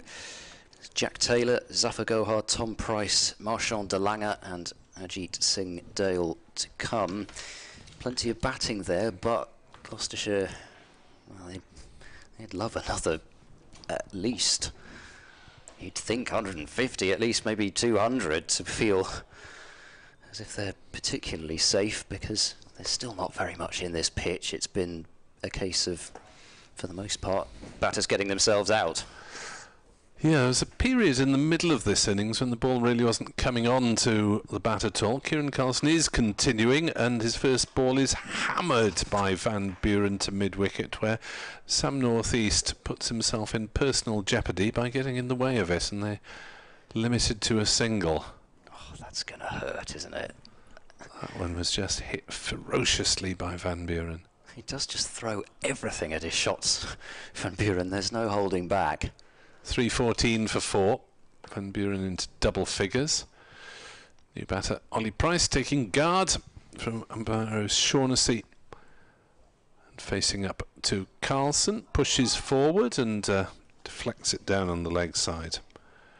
No run. Just the slip in an attacking position. Don't think Carlson, with all due respect, is quite reliable enough at the moment to have a short leg in there. There's so many runs on the board. Carlson bowls another loopy floated delivery, which Price mistimes the drive and gets it off a bottom edge to northeast. He almost slightly yorked himself there, Ollie Price, and then ended up getting almost as much pitch as ball, I think. Carlson looking to give it a good tweak, and Price stretches forward. Oohs and ahs from the infield. The cover is in fairly close. Mid-wicket is almost in a short catching position. Carlson bowls to Price, who stretches forward. Send it trickling towards northeast. He'll be grateful after having it hammered at him by Van Buren in the first ball of the over. Can you imagine fielding it short leg with that coming your way? As Carlson is in and bowls, and that is watched carefully on the bat by Ollie Price. Plays it gently down to shortish square leg. 5 dots in the over after single off the first ball, and Ollie Price is obviously determined to give himself a look, having been leg before to Van der Hoogten without scoring and without playing a shot in the first innings. And so we'll be mightily relieved to have got off the mark and off the pair. Yes, quite. With well, he's not alone in that, with Miles Hammond having got off the pair and then up to 58. So Douthwaite to bowl. 8 overs remaining until the new ball will be available, and it's Van Buren waiting for Douthwaite. It's driven away, well stopped to his right hand side by Andrew Salter, still on the field, saving 4 runs there. Another crisply timed shot from Van Buren. He's 10 from 9, but you feel he could sort of just as easily be about 18 from 9 with the number of shots he's played. Hasn't held back. Douthwaite bowls to him, short and down the leg side, and Van Buren thought about having a flick at that and then pulled out of it. Might have been a wise decision. Could have feathered it or gloved it through to Chris Cook. Ollie Price, in general, would be basically the opposite to Van Buren. He tends to be quite a correct player, plays very straight through the V a lot. You wouldn't imagine that he'll be playing the same number of shots. Douthwaite bowls to Van Buren, who defends and will pick out the fielder at wide mid-off. There's no fielder in at cover, so there's that sort of mid-off who sort of halfway house between the mid-off and extra cover. So there's plenty of room for a single on that offside if Van Buren can just push it into the covers.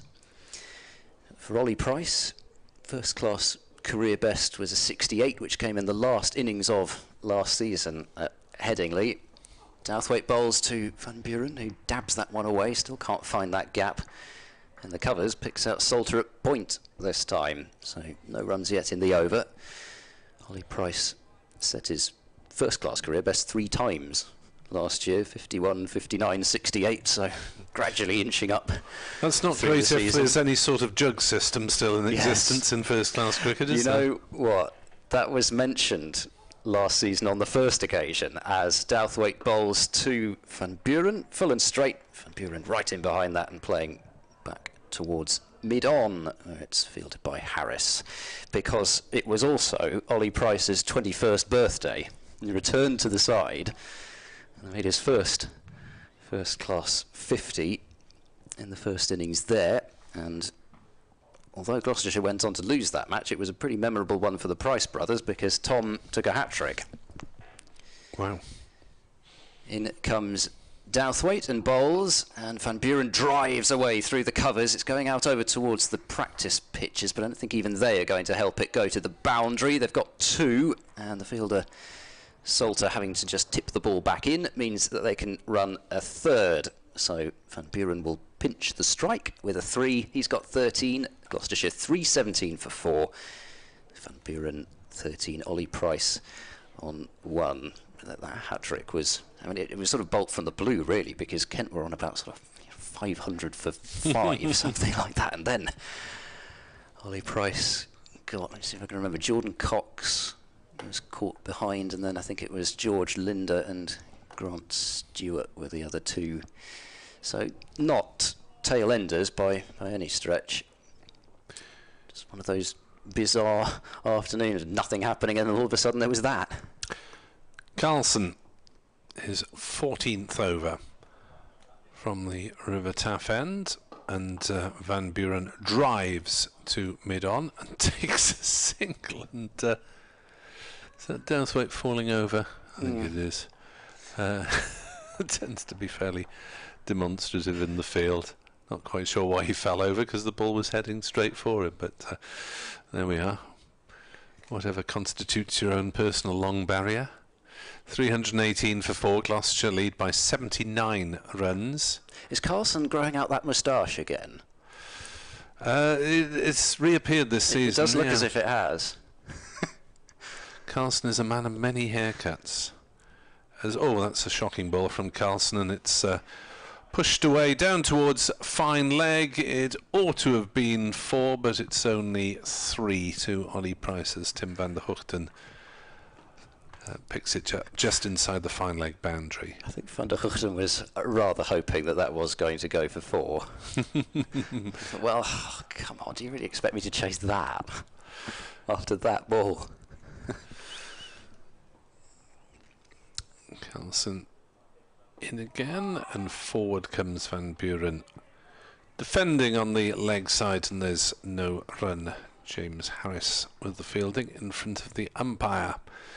Just the slip in close, mid-wicket, shortish, but no longer catching cover.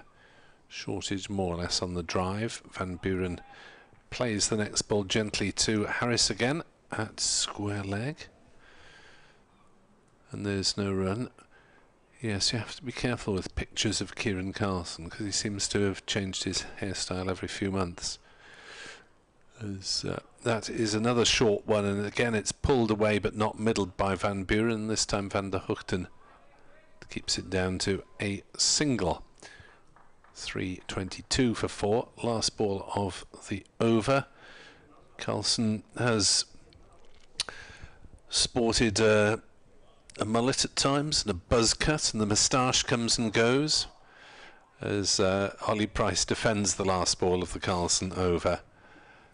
Out on the offside, and there's no run. 322 for 4. Price is 4. Van Buren is 15. It's quite almost Bollywoodish at the moment. The Carlson moustache. Not quite that extravagant. Well, I do remember hearing Stephen Finn say that it was written into his first Middlesex contract that he had to be clean shaven. I think sometimes, not thinking of any examples at all, but just sometimes I sort of wish maybe that might still be the case, given some of the facial adornments that you see around the county circuit. It's Douthwaite to bowl to Van Buren once more. He bowls short and down the leg side, and Van Buren again has contrived only to get a single to a ball that probably should have been heading to the boundary. There is protection down there at long leg and at deep square. What's one of the fielders. What's Chris Dent's state of hair at the moment, I wonder? Yeah, Have you seen him close up yet this season? He's sort of gone longer again, but I don't think it's quite as long as it has been. But yes, you're right. It's almost been ponytailish on occasion, yeah, isn't sort of caveman type stuff during COVID especially. Douthwaite bowls to Ollie Price, who guides that one down to third man, and the two batters will swap ends again, with Ollie Price on to 5, lead up to 85. As Marchand de Lange's moustache has certainly been in more than some notice to observers. Yeah, that's Whilst he's been in the Somerset colours especially. It's been a fairly constant feature of his features. Leg slip coming in? No. We get a leg gully almost. Leg gully. Yeah. It's quite a wide leg gully, isn't it? It is almost a sort of a short backward square. I don't really know whether that's quite fine enough to be a leg gully. For the flick off the hip or something. Yeah. Douthwaite is in and bowls full, and Van Buren mistimes the drive back to the bowler, and it was certainly inner half of the bat there, and Van Buren's off for a bit of a walk. That gap at cover is so tempting, but he just can't find it, either with a defensive shot or an attacking shot. So, just despite the fact that he's 16 from 20, it seems as if he's feeling just a little bit frustrated out there. I suppose he'll get the newer ball, which might come onto the bat a bit better, but might also move about a bit more fairly soon. Douthwaite bowls short, pulled by Van Buren, and this time he will find the gap through backward square leg. Eddie Byram jogs off after it, and I think it's gone right in between the stands down there. I don't know how far that can go outside the ground, but it's 4 runs to Van Buren to move him to 20, lead up to 89. That'll wake up the ground staff if they're having their tea and cakes down there anyway. Oh, that's the ground little building left at the left of the yeah, it's more, yes, yeah. It's a fairly substantial building down towards the Maynard gates, which I feel rather sorry for Matthew Maynard, because he's got the least used of the 3 gates among Glamorgan's 3 championship captains, after whom the gates are named. The Wilf Wooler gets most of the attention, which Wilf Wooler would probably have loved. That's the main one. Okay. To the ground. Douthwaite to the crease, bowls wide of the crease, tries to spear it into the stumps, but Van Buren's bat in defence comes in the way of it. No run. So you've got the Wilf Wooler gates for the 48 side, the Tony Lewis gates up by the pavilion end of the ground for the 69 side, and the Matthew Maynard gates, which are little used traffic really, in the corner of the grounds next to the river. Last ball of Douthwaite's latest set of 6, and that's been whipped through mid-wicket this time by Van Buren. Chase on for the fielder, Byram, and this time he will get there. Tumbles away and sends the return in, and 2 more runs are taken. 330 for 4. Gloucestershire's skipper on to 22. Ollie Price 5. Lead moves into the 90s at 91. So 5 overs left to the new ball, and then we'll see how many of the 23 total, well, AV 18 at that point we get. There's just a little bit more of a breeze, maybe. It's only a very gentle one than there was earlier. It was, to be honest, just in terms of the feel out there, not in terms of my own state, but it was just getting a little soporific with everything feeling so still and actually cake. Fairly warm as well. Yes, that's true. Scones, oh, goodness me. Carlson to continue. I think this might be the most overs he's bowled in a first-class match, but I stand open to be corrected, as the first ball is driven through the covers by Carlson, and Byram, whose step counter is certainly high today, runs round the cover boundary and keeps them down to 2. 332 for 4. The lead is 93, and Glamorgan at the moment really aren't asking much in the way of questions as we approach the new ball. Carlson bowls. Forward comes Price. Defends. Price is 7. Van Buren 22. The men out today. Dent 78. Bracey 15. Hammond 58. Before that, Harris 148 was third out. Carlson in. Bowls outside off stump. Left alone by Price with disdain. Yes. Well, I suppose you you could get yourself into trouble going after that. There's a big gap to just dab it into on that offside, though. As Price is forward to a much straighter delivery, playing it back to the bowler. You're not in much jeopardy if you play it towards point, unless you really mistime it. You would have to bottom edge it a long way. Next delivery has Price stretching forward, playing dead bat out into the offside. The ball trickles very slowly towards Billy Root at cover. No run. 3:32 for 4 here on BBC Sport Online with Ed Seaborn, Nick Webb and Edward Bevan. Carlson bowls and forward stretches Ollie Price. Just 2 runs off the Carlson over in the 15th of his innings. He has 1 for 63. 22 overs remain on the boards. Gloucestershire might get another 100 off them if they hit a few. Van Buren certainly would have the intent. There's various waving. Lloyd waving towards Byram. Is he maybe going to have a couple of overs up to the new ball? Possibly. Bowled just the one earlier on. Yeah, you know, it was turning out of that rough. Harris almost left one alone that turned out of the rough and moved towards off stump. So, yeah, might be worth a go for 2 overs. Douthwaite for now with the same field. Notice the umpires moved across to point. It can't be because of the low sun. It's Douthwaite bowling, and Van Buren's driven at that one and missed it. And again, it's that gap at cover which is just too tempting for him. It was nowhere near a half volley. And well, if Van Buren's out now, 93 run lead with half the side down. I sort of get the sense out there, almost from both sides, that the jeopardy of this game isn't almost being kind of, not necessarily taken seriously, but if you're not sort of feeling the way it feels to me anyway, as Douthwaite bowls to Van Buren, who plays back to the bowler, and there's no run. Not that they should, of course, feel that way, but you know, it's still right in the balance as far as 3 results go for me. Yeah, Gloucestershire really shouldn't be bowled out that quickly, should they, on this pitch? You'd think not. I suppose it so much depends on whether the new ball will do anything. Douthwaite bowls now on the pads, flicked away in the air, and I think that has been put down at mid-wicket. That was a loose shot from Graham Van Buren, and the short mid-wicket was in place. He had to dive for it, but from Carlson's reaction, Carlson is a safe pair of hands, isn't he? You know, usually.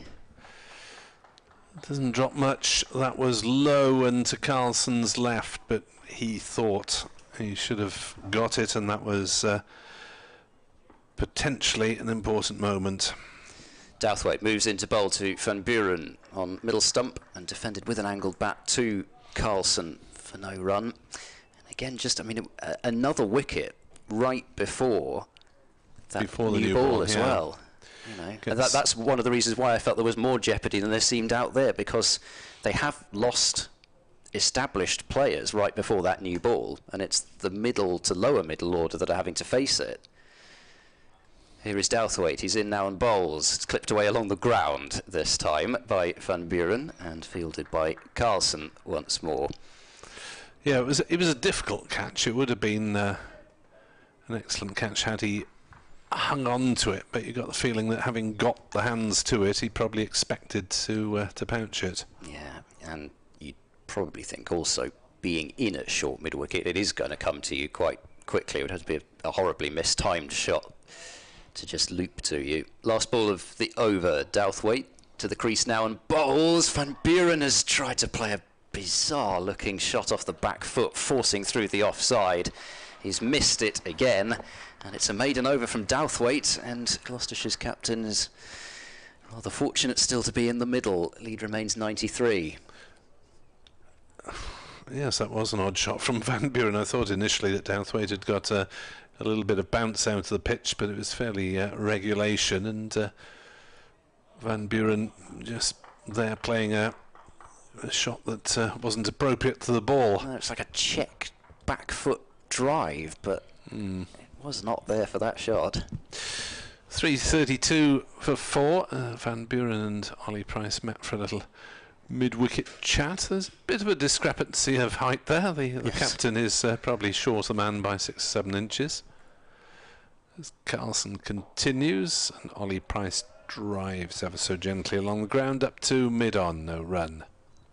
Yes, something that Van Buren is rather used to, and especially with Mr. De Lange now in the fold as well, even more used to it. Most people would look up to De Lange. As Carlson bowls down leg side, and Price getting a bit in a bit of a tangle. Not sure whether he was going to leave it or try and whack it into the pavilion. 3:32 for 4. Carlson probing away, and Price back on his stumps and defending. I mean, I say lower middle order against the second new ball. Of course, Ollie Price has done a lot of his batting and did so last season at number 3, so it's not as if he's not used to it, but even so. He's looking quite cautious at the moment as he gets one that he can drive, but he's hit it straight to mid-off. Douthwaite gets everything behind it, and there is no run. Didn't fall over this time. So just 2 overs after this one until the new ball arrives. As Carlson bowls and Price pushes it suspiciously to Harris at square leg. He is really seemingly very hesitant to attack him, isn't he? Carlson is putting it up and bowls a faster ball slightly that Price is back on his stumps, and that is a maiden over from Kiran Carlson, his first of the innings. 16 overs, 1 maiden, 1 for 63. Douthwaite has also 1 for 63 off 1 fewer over. 3:32 for 4. Gloucestershire lead by 93. There are 20 overs theoretically remaining tonight, plus 96 tomorrow, and well, the game is going to flirt with more tension, I suspect, over the next half hour or so because of the new ball. Middlesex's top order, I suppose the good news is that they've managed slightly better. In the top 3 specifically, the top 3 have managed slightly better than they did in the first innings. They've combined for 7 runs this time. Oh dear. Essex having reduced Middlesex to 15 for 3, needing a further 293. Here is Douthwaite. Charges in once more and bowls to Van Buren, who leaves alone, and that looked as if it was one that, again, Douthwaite was bowling from quite wide of the crease, and judging by his release, he was looking for if there was some potential reverse swing available. Maybe it was just the angle, but just a merest hint of a bit of movement, maybe, probably just the angle, but anyway, it was a tight leave from Van Buren, especially considering the fact that he's been quite willing to play deliveries which were quite a bit wider than that. Douthwaite is there now and bowls a very wide delivery which hops in front of Cook, who knocks it down, and there's no run. Van Buren having nothing to do with that one. It was far too wide for anything there.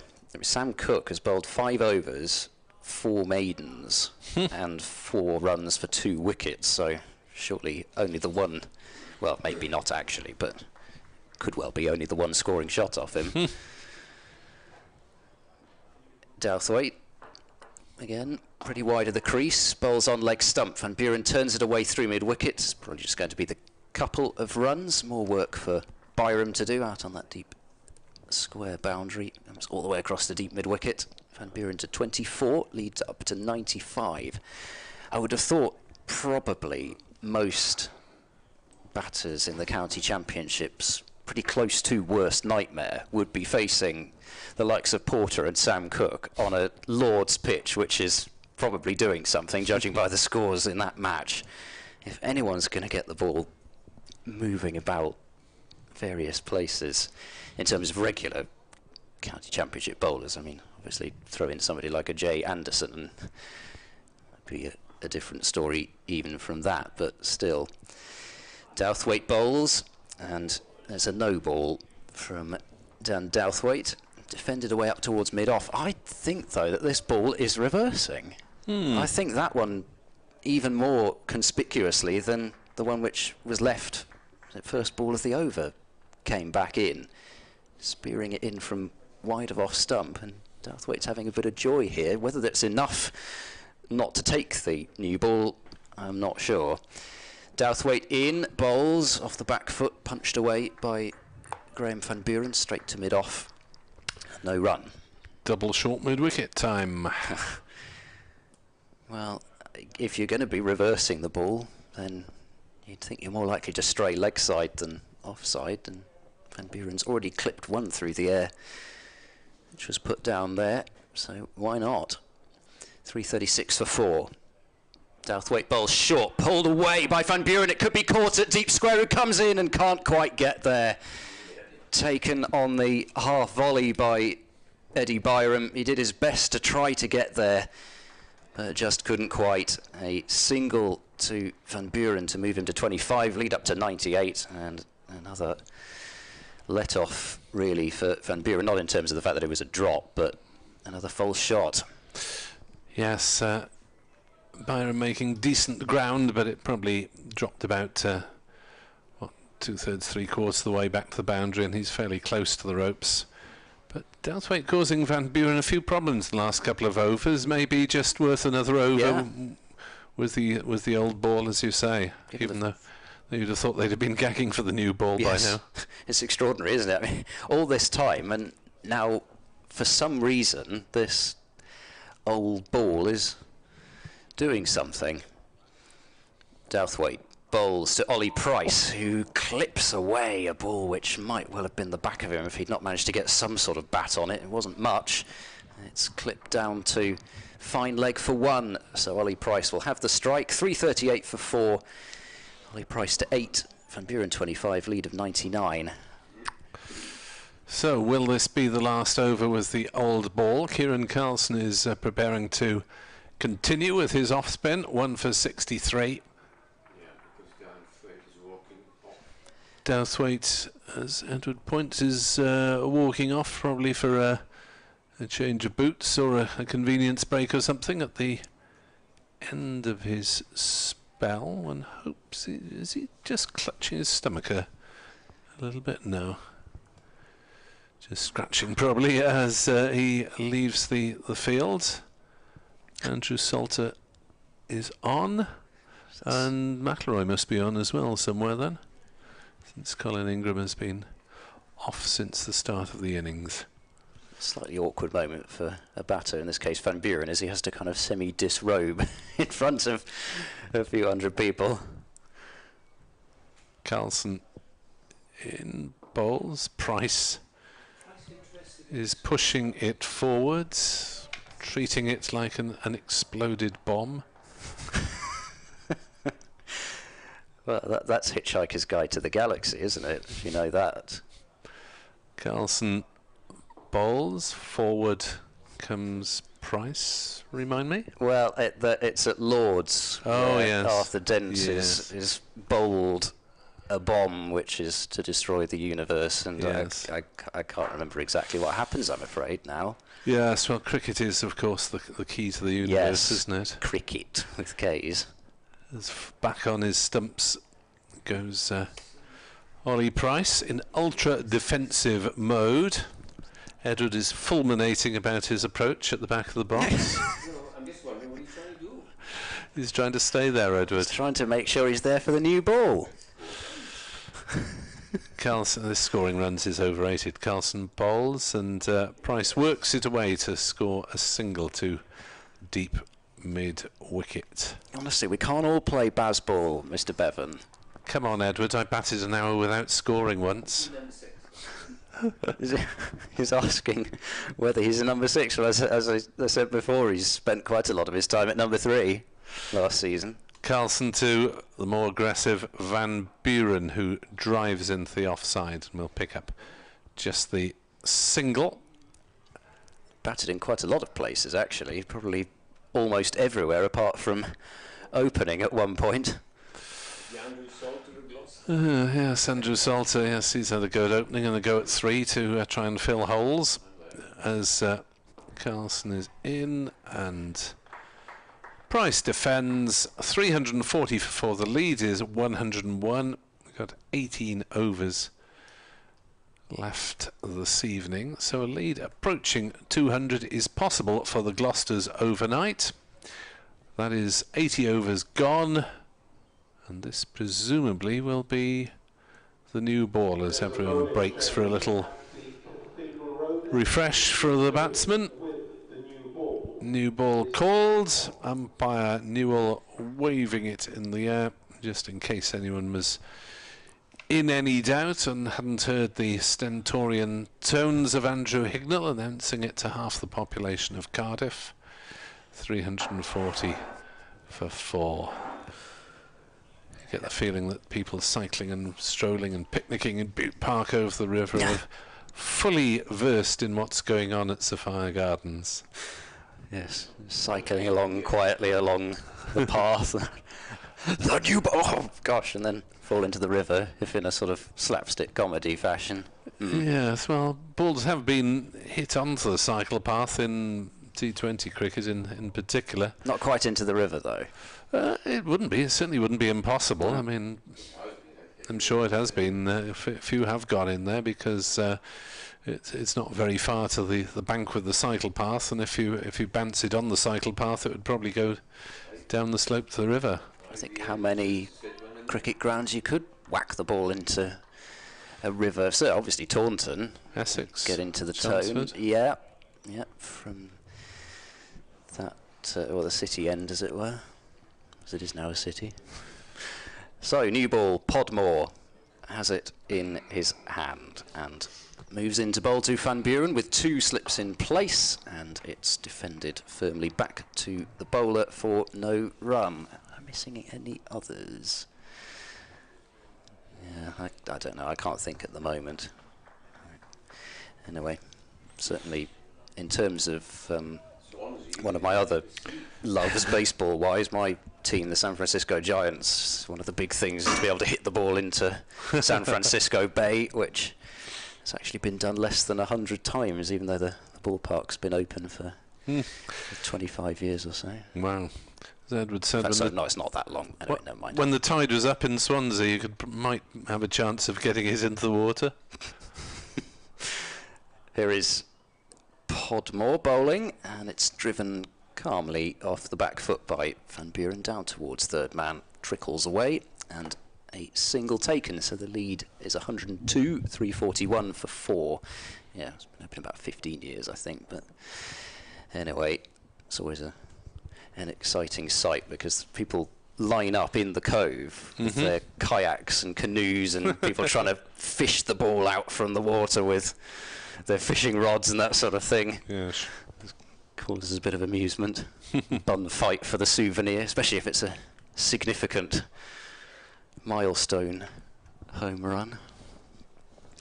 Extra slip going in now for Ollie Price. I was thinking really if they've left cover wide open for Van Buren before and it seemed to be tempting him into the drive, then almost why not continue with that? But they're going that way with Ollie Price with no cover in place, and Podmore bowls on off stump. Ollie Price studiously forward, defending the ball up to mid-off. Certainly seems to have come out with the intention not to give his wicket away.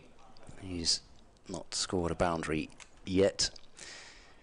He's sort of been a happy hooker, as Ollie Price, in his Gloucestershire career. It can bring him runs, but it's also caused his demise a few times. They haven't tried him out with a short ball yet. They do so now, and he slams it away through mid-wicket for 4 runs. Well, that's what can happen when he gets it right. He's a tall man, he's got plenty of power, and he does get his first boundary, so he moves on to 13, 345 for 4. You're young to remember Happy Hooker, surely. And of course I wouldn't have known what it was either. 345 for 4. We're before the watershed, we'll have to be careful. Compulsive. Another probably more commonly said, as Ollie Price rather skews a drive, but he's got it past backward point just about and picks up a run to wide third man. 346 for 4. I have been known to label from BBC Radio Wales summariser in rugby terms Garen Jenkins, who played at number 2 for Wales, and largely of a genial disposition. He was certainly a happy hooker. 346 for 4. Let's not go any further down that path. Right, last ball of the first over with this new ball. Podmore to Van Buren. Pitches it up very full, and it's driven back to the bowler. So 6 runs from that over. 107 runs is the lead. I can't even remember why we got onto that. Oh yes, Ollie Price. Well, I'm wondering if potentially this year, because of course there are the losses of Higgins, of Howell, of Cobain to fill in that T20 team, and it is being seen, if not by the players, I think by supporters, as a sort of a development year more so in the T20. But Ollie Price has shown that he can hit a long ball in the Royal London, so it may be that he, among others, the likes of Ben Wells, who made his first-class debut here a couple of years ago, might end up getting a go in that side, as Gloucestershire might potentially pursue more of a youth policy in that competition. But we'll see. Maybe not. Maybe not. Tim van der Hoogten then, probably the tidiest of Glamorgan's seamers, will resume from the River Taff end on this still evening, bowling to Price on 14 and driving him through the covers for 4 runs. What on earth did they take the new ball for? Well, in some ways, given Douthwaite was getting seemingly the ball to reverse a bit, was he the only one that can do that? Surely somebody like a Van der Hoogten could have at least seen whether the ball might reverse for him. But, well, maybe the lacquer just hasn't come off it yet, and it's just not doing very much yet. Van der Hoogten bowls, and that's edged, and it's run away through the slips for 4 runs. Price survives. Did Cook get a glove to it? He went sprawling across in front of David Lloyd. He definitely got a glove to it. Whether it carried or not, I couldn't tell. It was very low as we watched the replay. Oh, just the ball disappearing off the bottom of the screen. Couldn't quite tell. It wouldn't have carried to Lloyd, I think we can safely say that. So Cook did the right thing to try and go across. 4 runs to Price. Van der Hoogten bowls again with added fury and flicks the ball onto the stumps at the non-striker's end, but Van Buren has turned and made his ground. Well, it's all happening all of a sudden.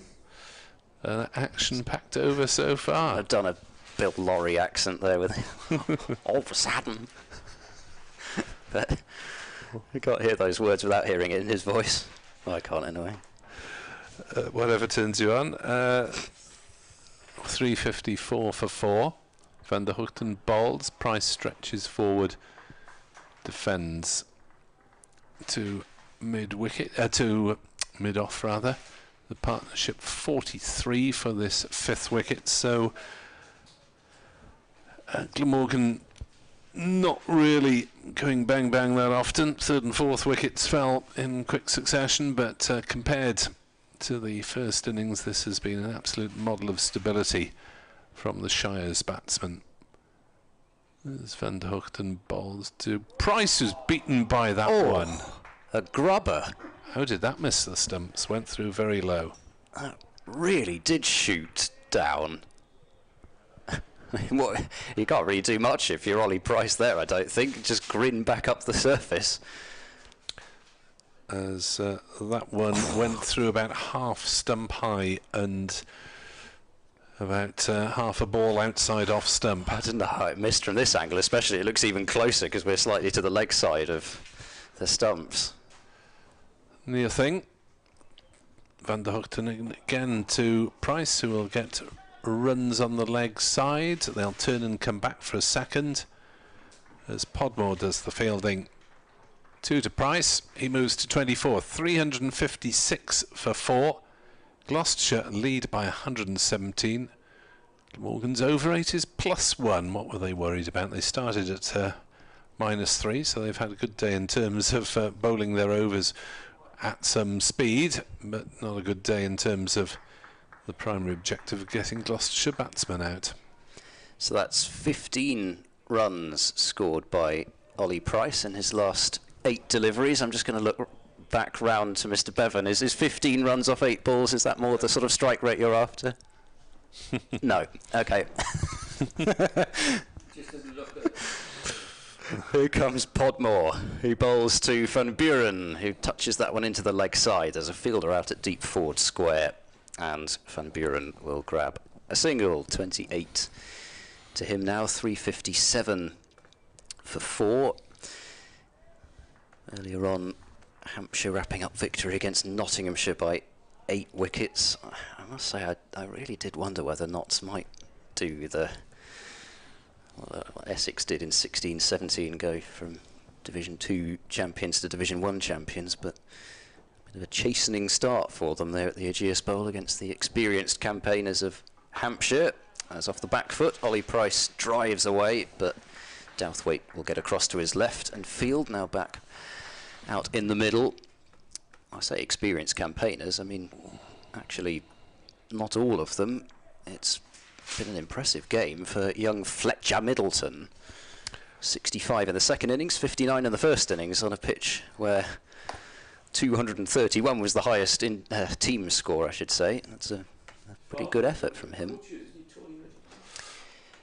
Podmore bowls to Ollie Price, who guides it straight to backward point, and there is no run there. Don't think I've ever seen anyone else called Fletcher with an A on the end. No, it is so I can't not say it. Fletcher.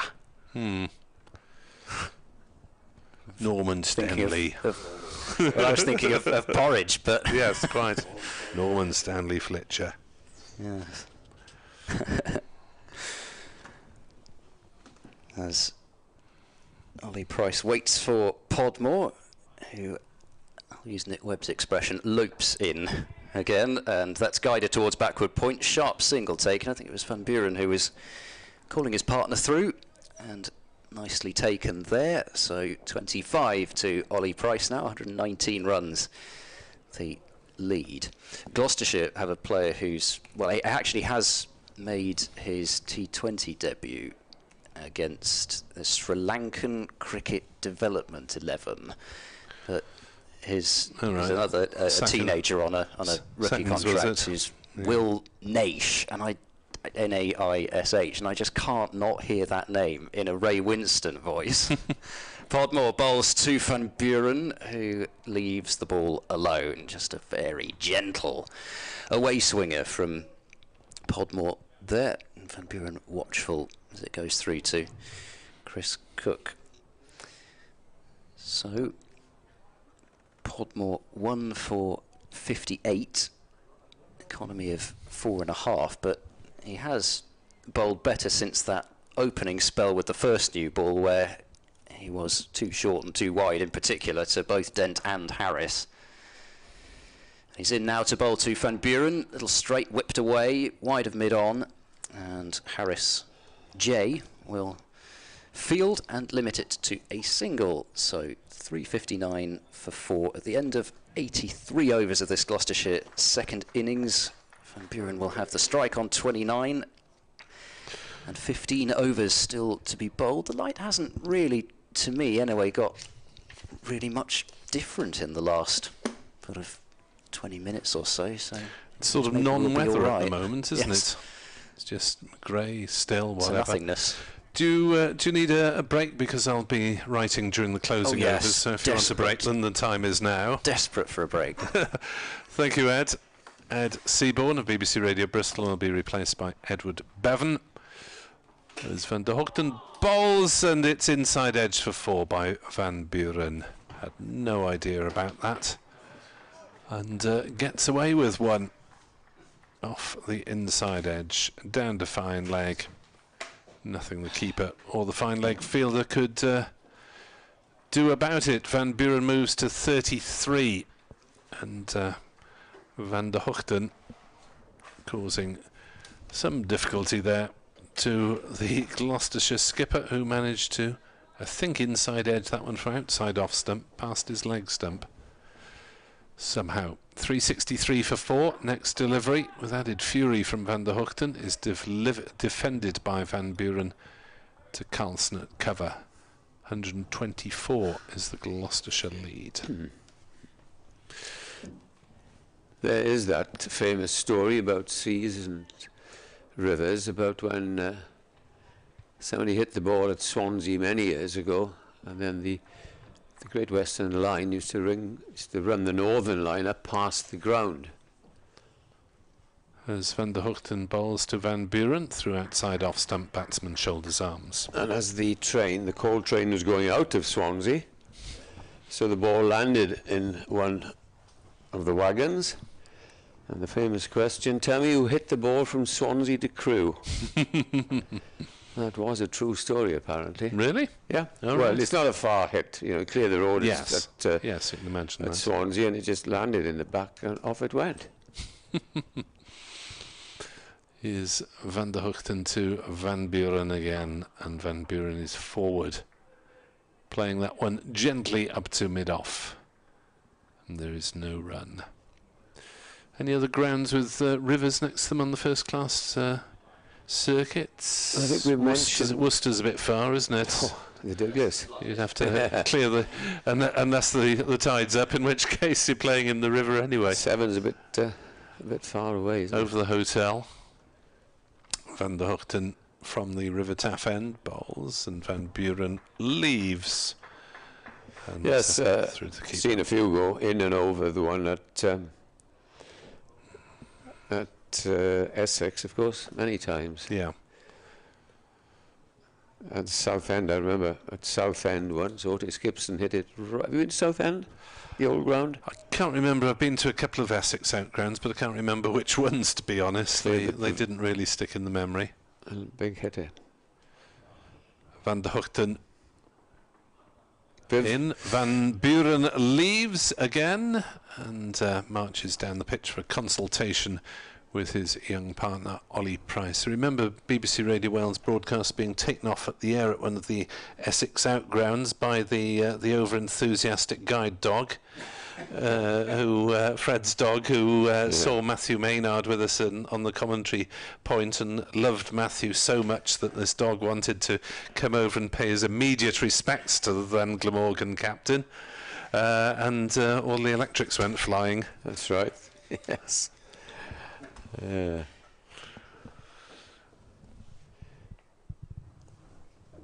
Here is Podmore coming in to bowl to Price. Bowls to him now. Price drives nicely and will get 4 runs from a nice juicy half volley. Price beginning to play a little bit more freely because he was on 7 at the time, and it was purely defence from him. And this pitch now with 128 for 4, basically, it looks like in real terms, then might prompt Van Buren to, if Glamorgan can't bowl him out tomorrow, to think of a declaration. As Podmore bowls again, and this time it's driven up to mid-on and there's no run.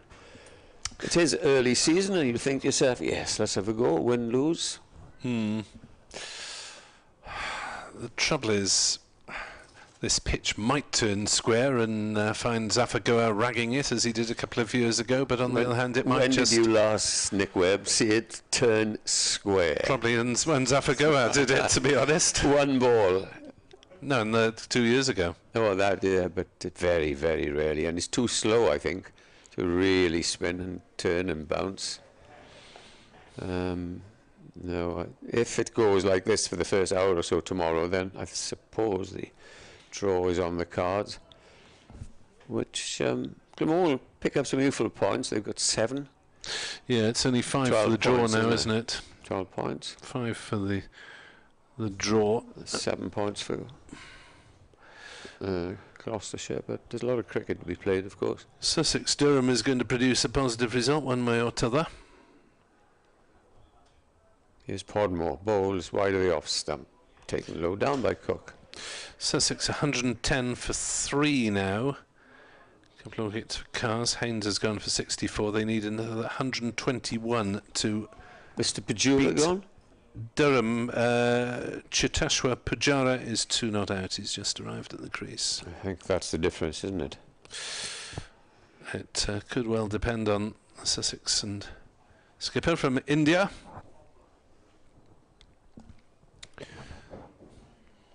Just a little bit dark here now, as in comes the next ball and pushed away. The ease which these are playing suggests that this pitch is very, very easy paced at the moment. Yorkshire might think of a declaration tomorrow. They're 125 for 4 against Yorkshire, lead of 227 against the #running foxes of Leicestershire. Any chance at Derby? Derbyshire 200 for 4, 48 runs ahead of Worcester.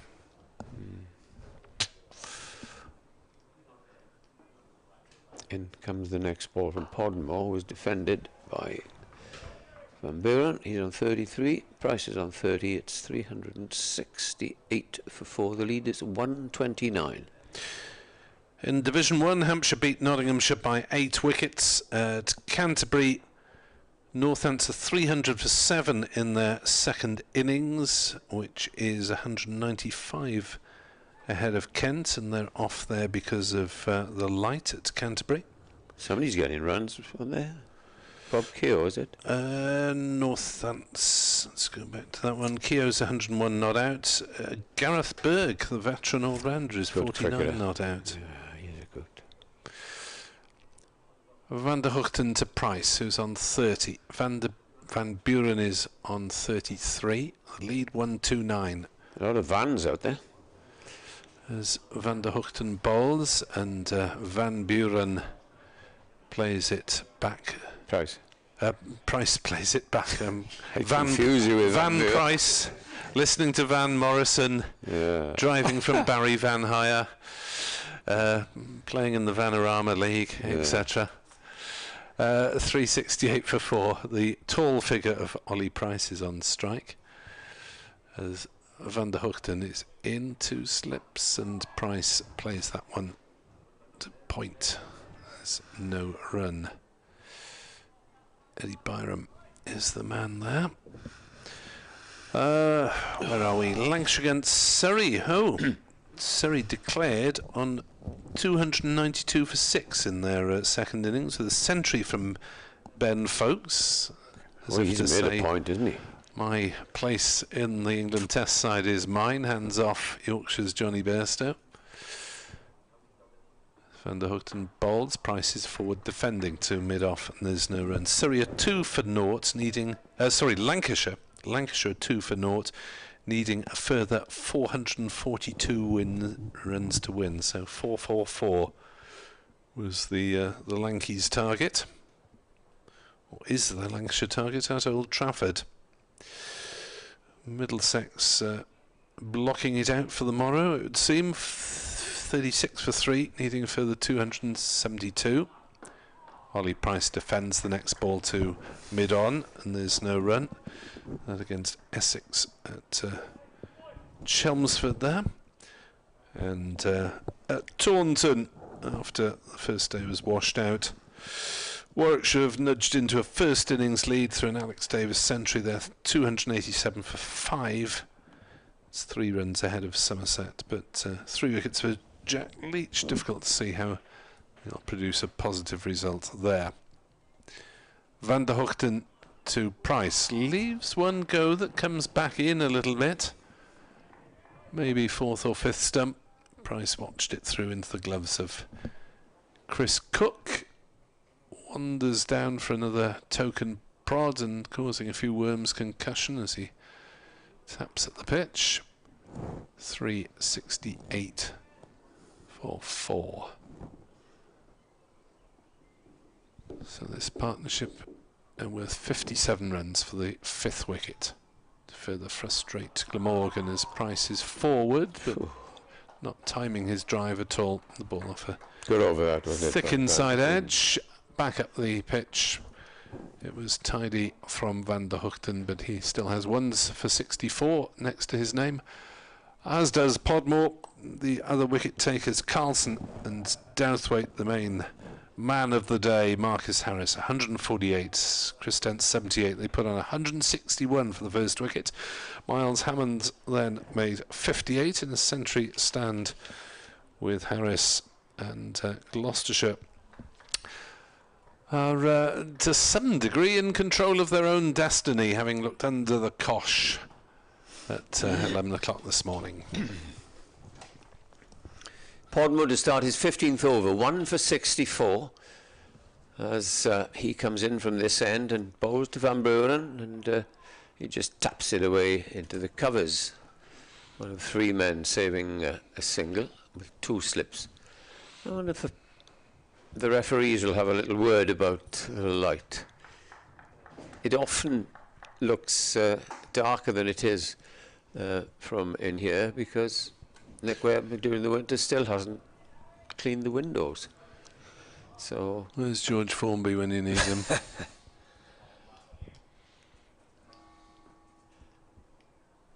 in comes Podmore and bowls, and this is a good length ball which is pushed out to mid-on as you hear the chimes of 6 o'clock. Are those the chimes of the cathedral? I suspect they must be. I think it's the City Hall clock, isn't it? Is it?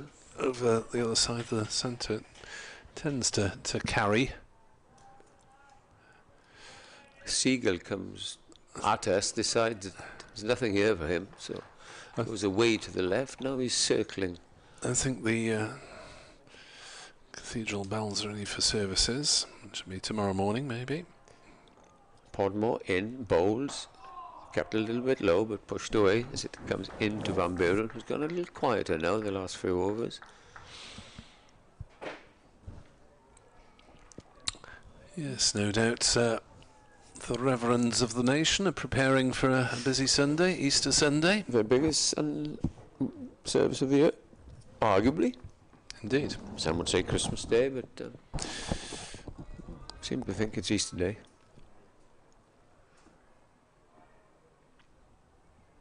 Harry Podmore, formerly of Middlesex and Kent, and now of Glamorgan, comes in and bowls to Van Buren. Van Buren again decides that it is a little bit early to play for the morrow, still 11 overs left, but it just defends, doesn't want to lose another wicket tonight and subject a new batsman. Next man on the block is Jack Taylor. He's not really a defensive player.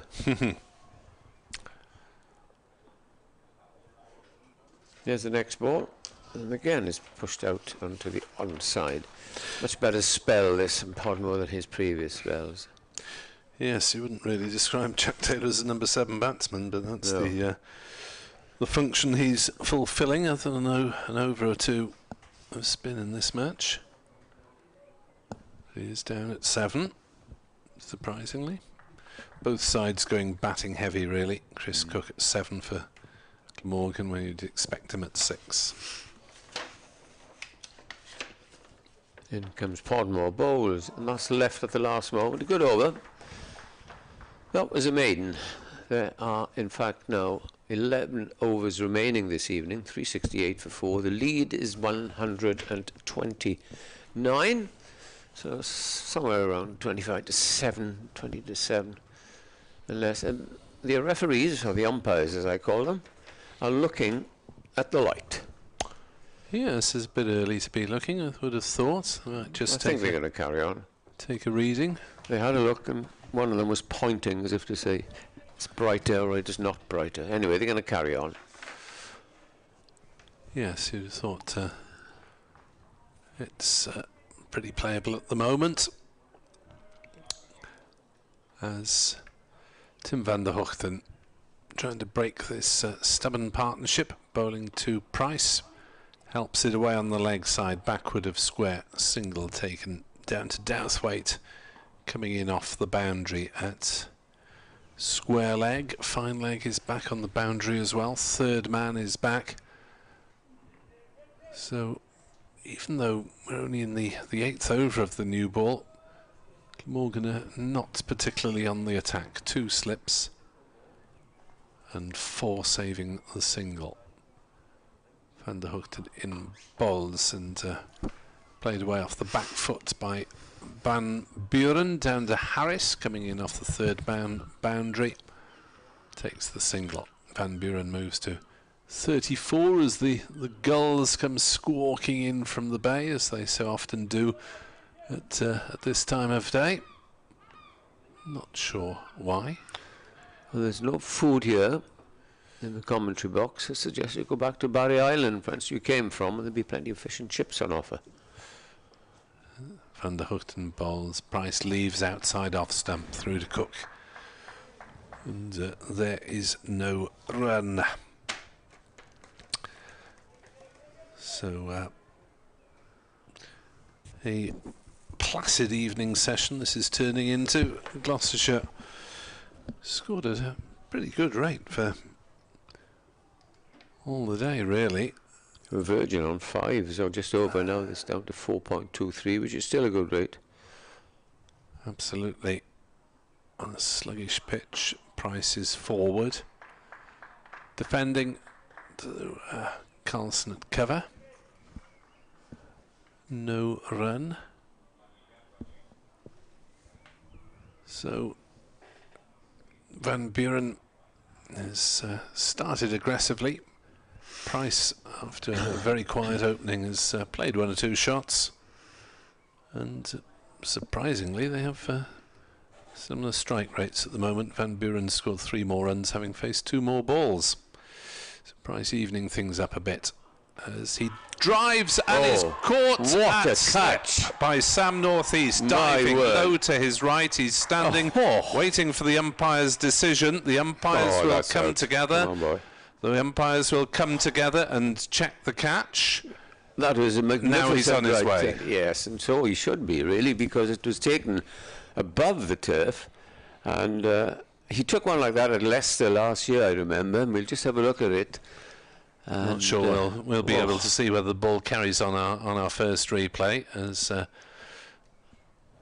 Price driving thick, you could see the edge. keeper first there. I could see it just. Fantastic catch. Very low. Now have a look at here. We should get a view on this replay. Yeah, Northeast did well to get his right hand underneath the ball and keep it off the turf. Looked fair enough. The batter, of course, didn't have the same angle and was entitled to wait for the umpire's decision. But off he goes eventually, and Tim van der Hoogten does finally make the breakthrough with the 4th over that he's propelled with the new ball. Price has gone for 31, caught Northeast, bowled van der Hoogten. Gloucestershire 370 for 5. They lead by 131 runs, and Jack Taylor should be the next batter in. Looks like him. Coming batter for Gloucestershire is Jack Taylor. Oh, is Jack going to attack or defend? Or? You wouldn't have thought his natural inclination would be to block it out for the morrow. 10 overs left after this delivery. Astonishing catch, wasn't it? We took one at Leicester, exactly the same last year, of Michael Neese.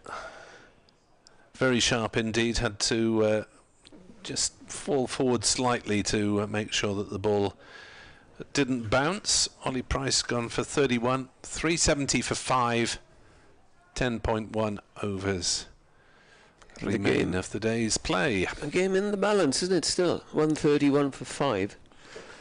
Yeah, Glamorgan. Just when you think all is lost, and then the wicket falls, especially the 2 big scorers, and then Glamorgan might be happy to chase a 250-ish target at about 4s, but the wicket may get slower, so it might get more difficult to time the ball, as it did in the middle of the day here.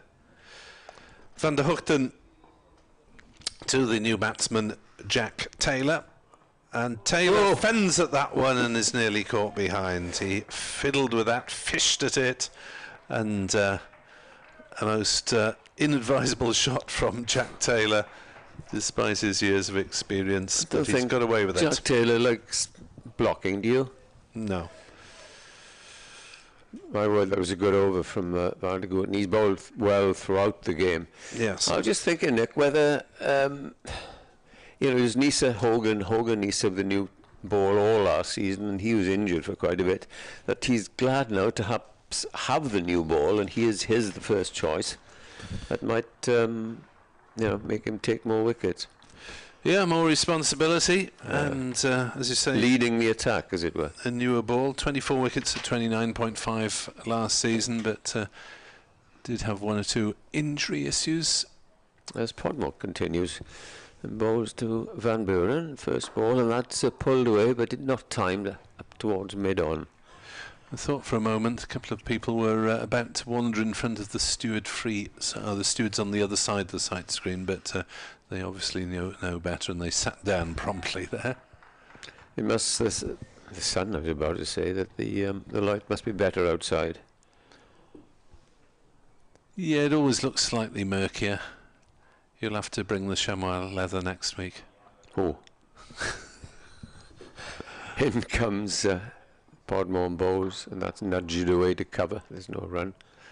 Any cherry pickers in Trebanos? No, I don't think so. Don't think that'll be inside our BBC insurance anyway. I'll plead vertigo.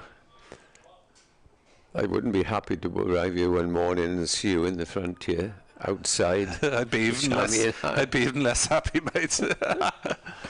No danger of that happening.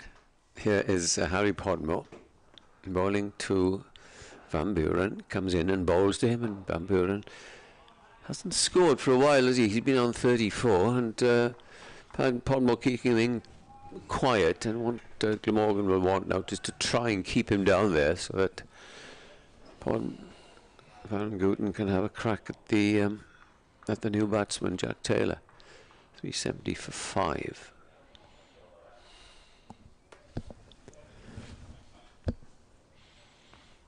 Here he is, turning away from us again. Podmore comes in, bowls. That's short, cut away down towards deep third man, and they're only going to get a single as the return comes in. And Podmore now, halfway through this over, will have a well, not halfway. He's got 2 balls left to have a go at Jack Taylor. Taylor taking guards, batting to come. Zafar was at 8 in the first innings. Tom Price 9, Marchant de Lange and Ajit Singh Dale. So here is Podmore to have his first ball. Taylor bowls to him, and Taylor is leaving outside the off stump. Marcus Harris, no doubt the main player of the day with his 148. Top scored in the first innings as well with 59, so the change from Australian to British conditions has certainly not worried him, coming from the hard bouncy surface at the Wacker in Perth to the less hard and less bouncy surface at Savannah Gardens. Last ball of the overs. Podmore is in, bowls to Taylor. Taylor defends. That's the end of a tidy over, just a single off it, and it'll be Van der Gooten. Van der Gooten to continue, having bowled how many overs? 18 overs, 2 for 66, consistent.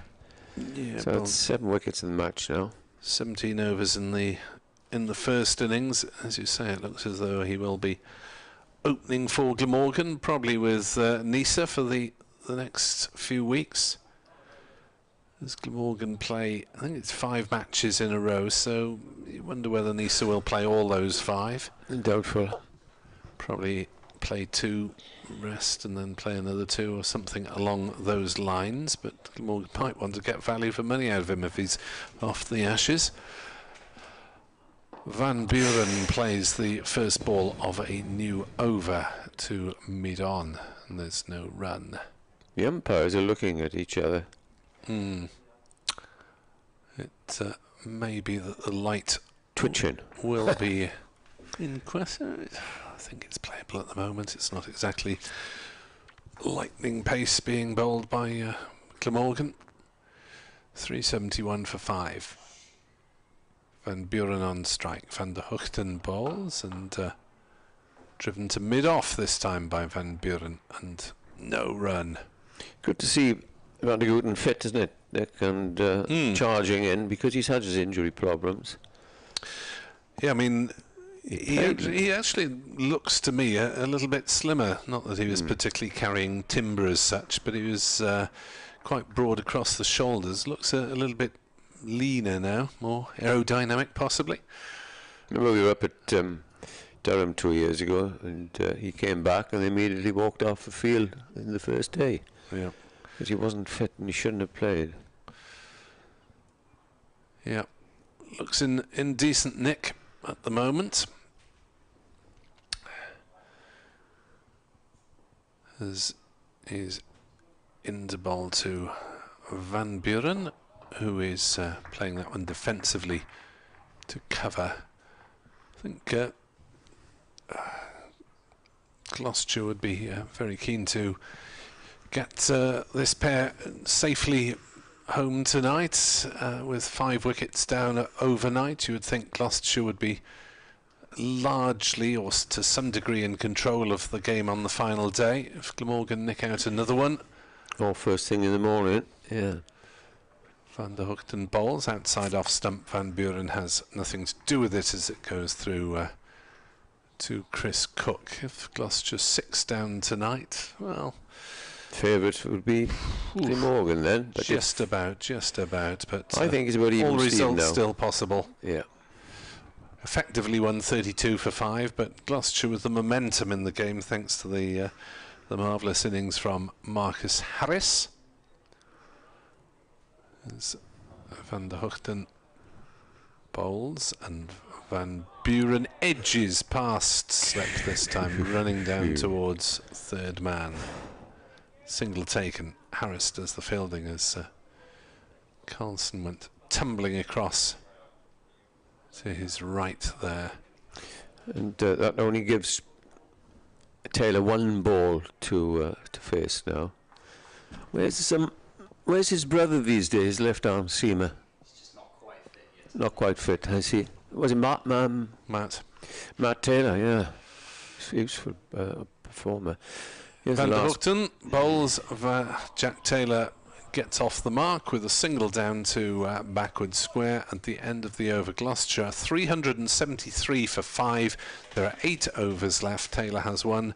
Van Buren has 36. The lead is 134.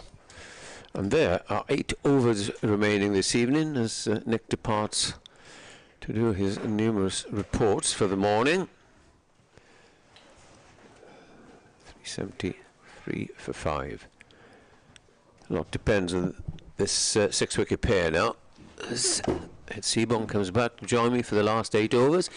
Having said that, whether we'll get any more cricket, because the 2 umpires are in conference and they decided to not to come off for the first one. I wouldn't be surprised if they do come off, and off they go, and I suspect that will be that for tonight. And the position here is that Gloucestershire are 373 for 5. The 2 not out batsmen, Van Buren is 36, Taylor is not out 1. And all that means that Gloucestershire lead by 134. They've lost half their wickets. The highlight of the day was the innings by Marcus Harris, who made 148. Dent made 78. Hammond 58. Price made 31. And Bracey made 15. It's a battling effort on a pitch that is slow. You can score there. You can accumulate. So if Glamorgan can take a few early wickets tomorrow, then they will be confident of chasing down a total. So it looks very much as if it's a pretty even position, Ed Sebo.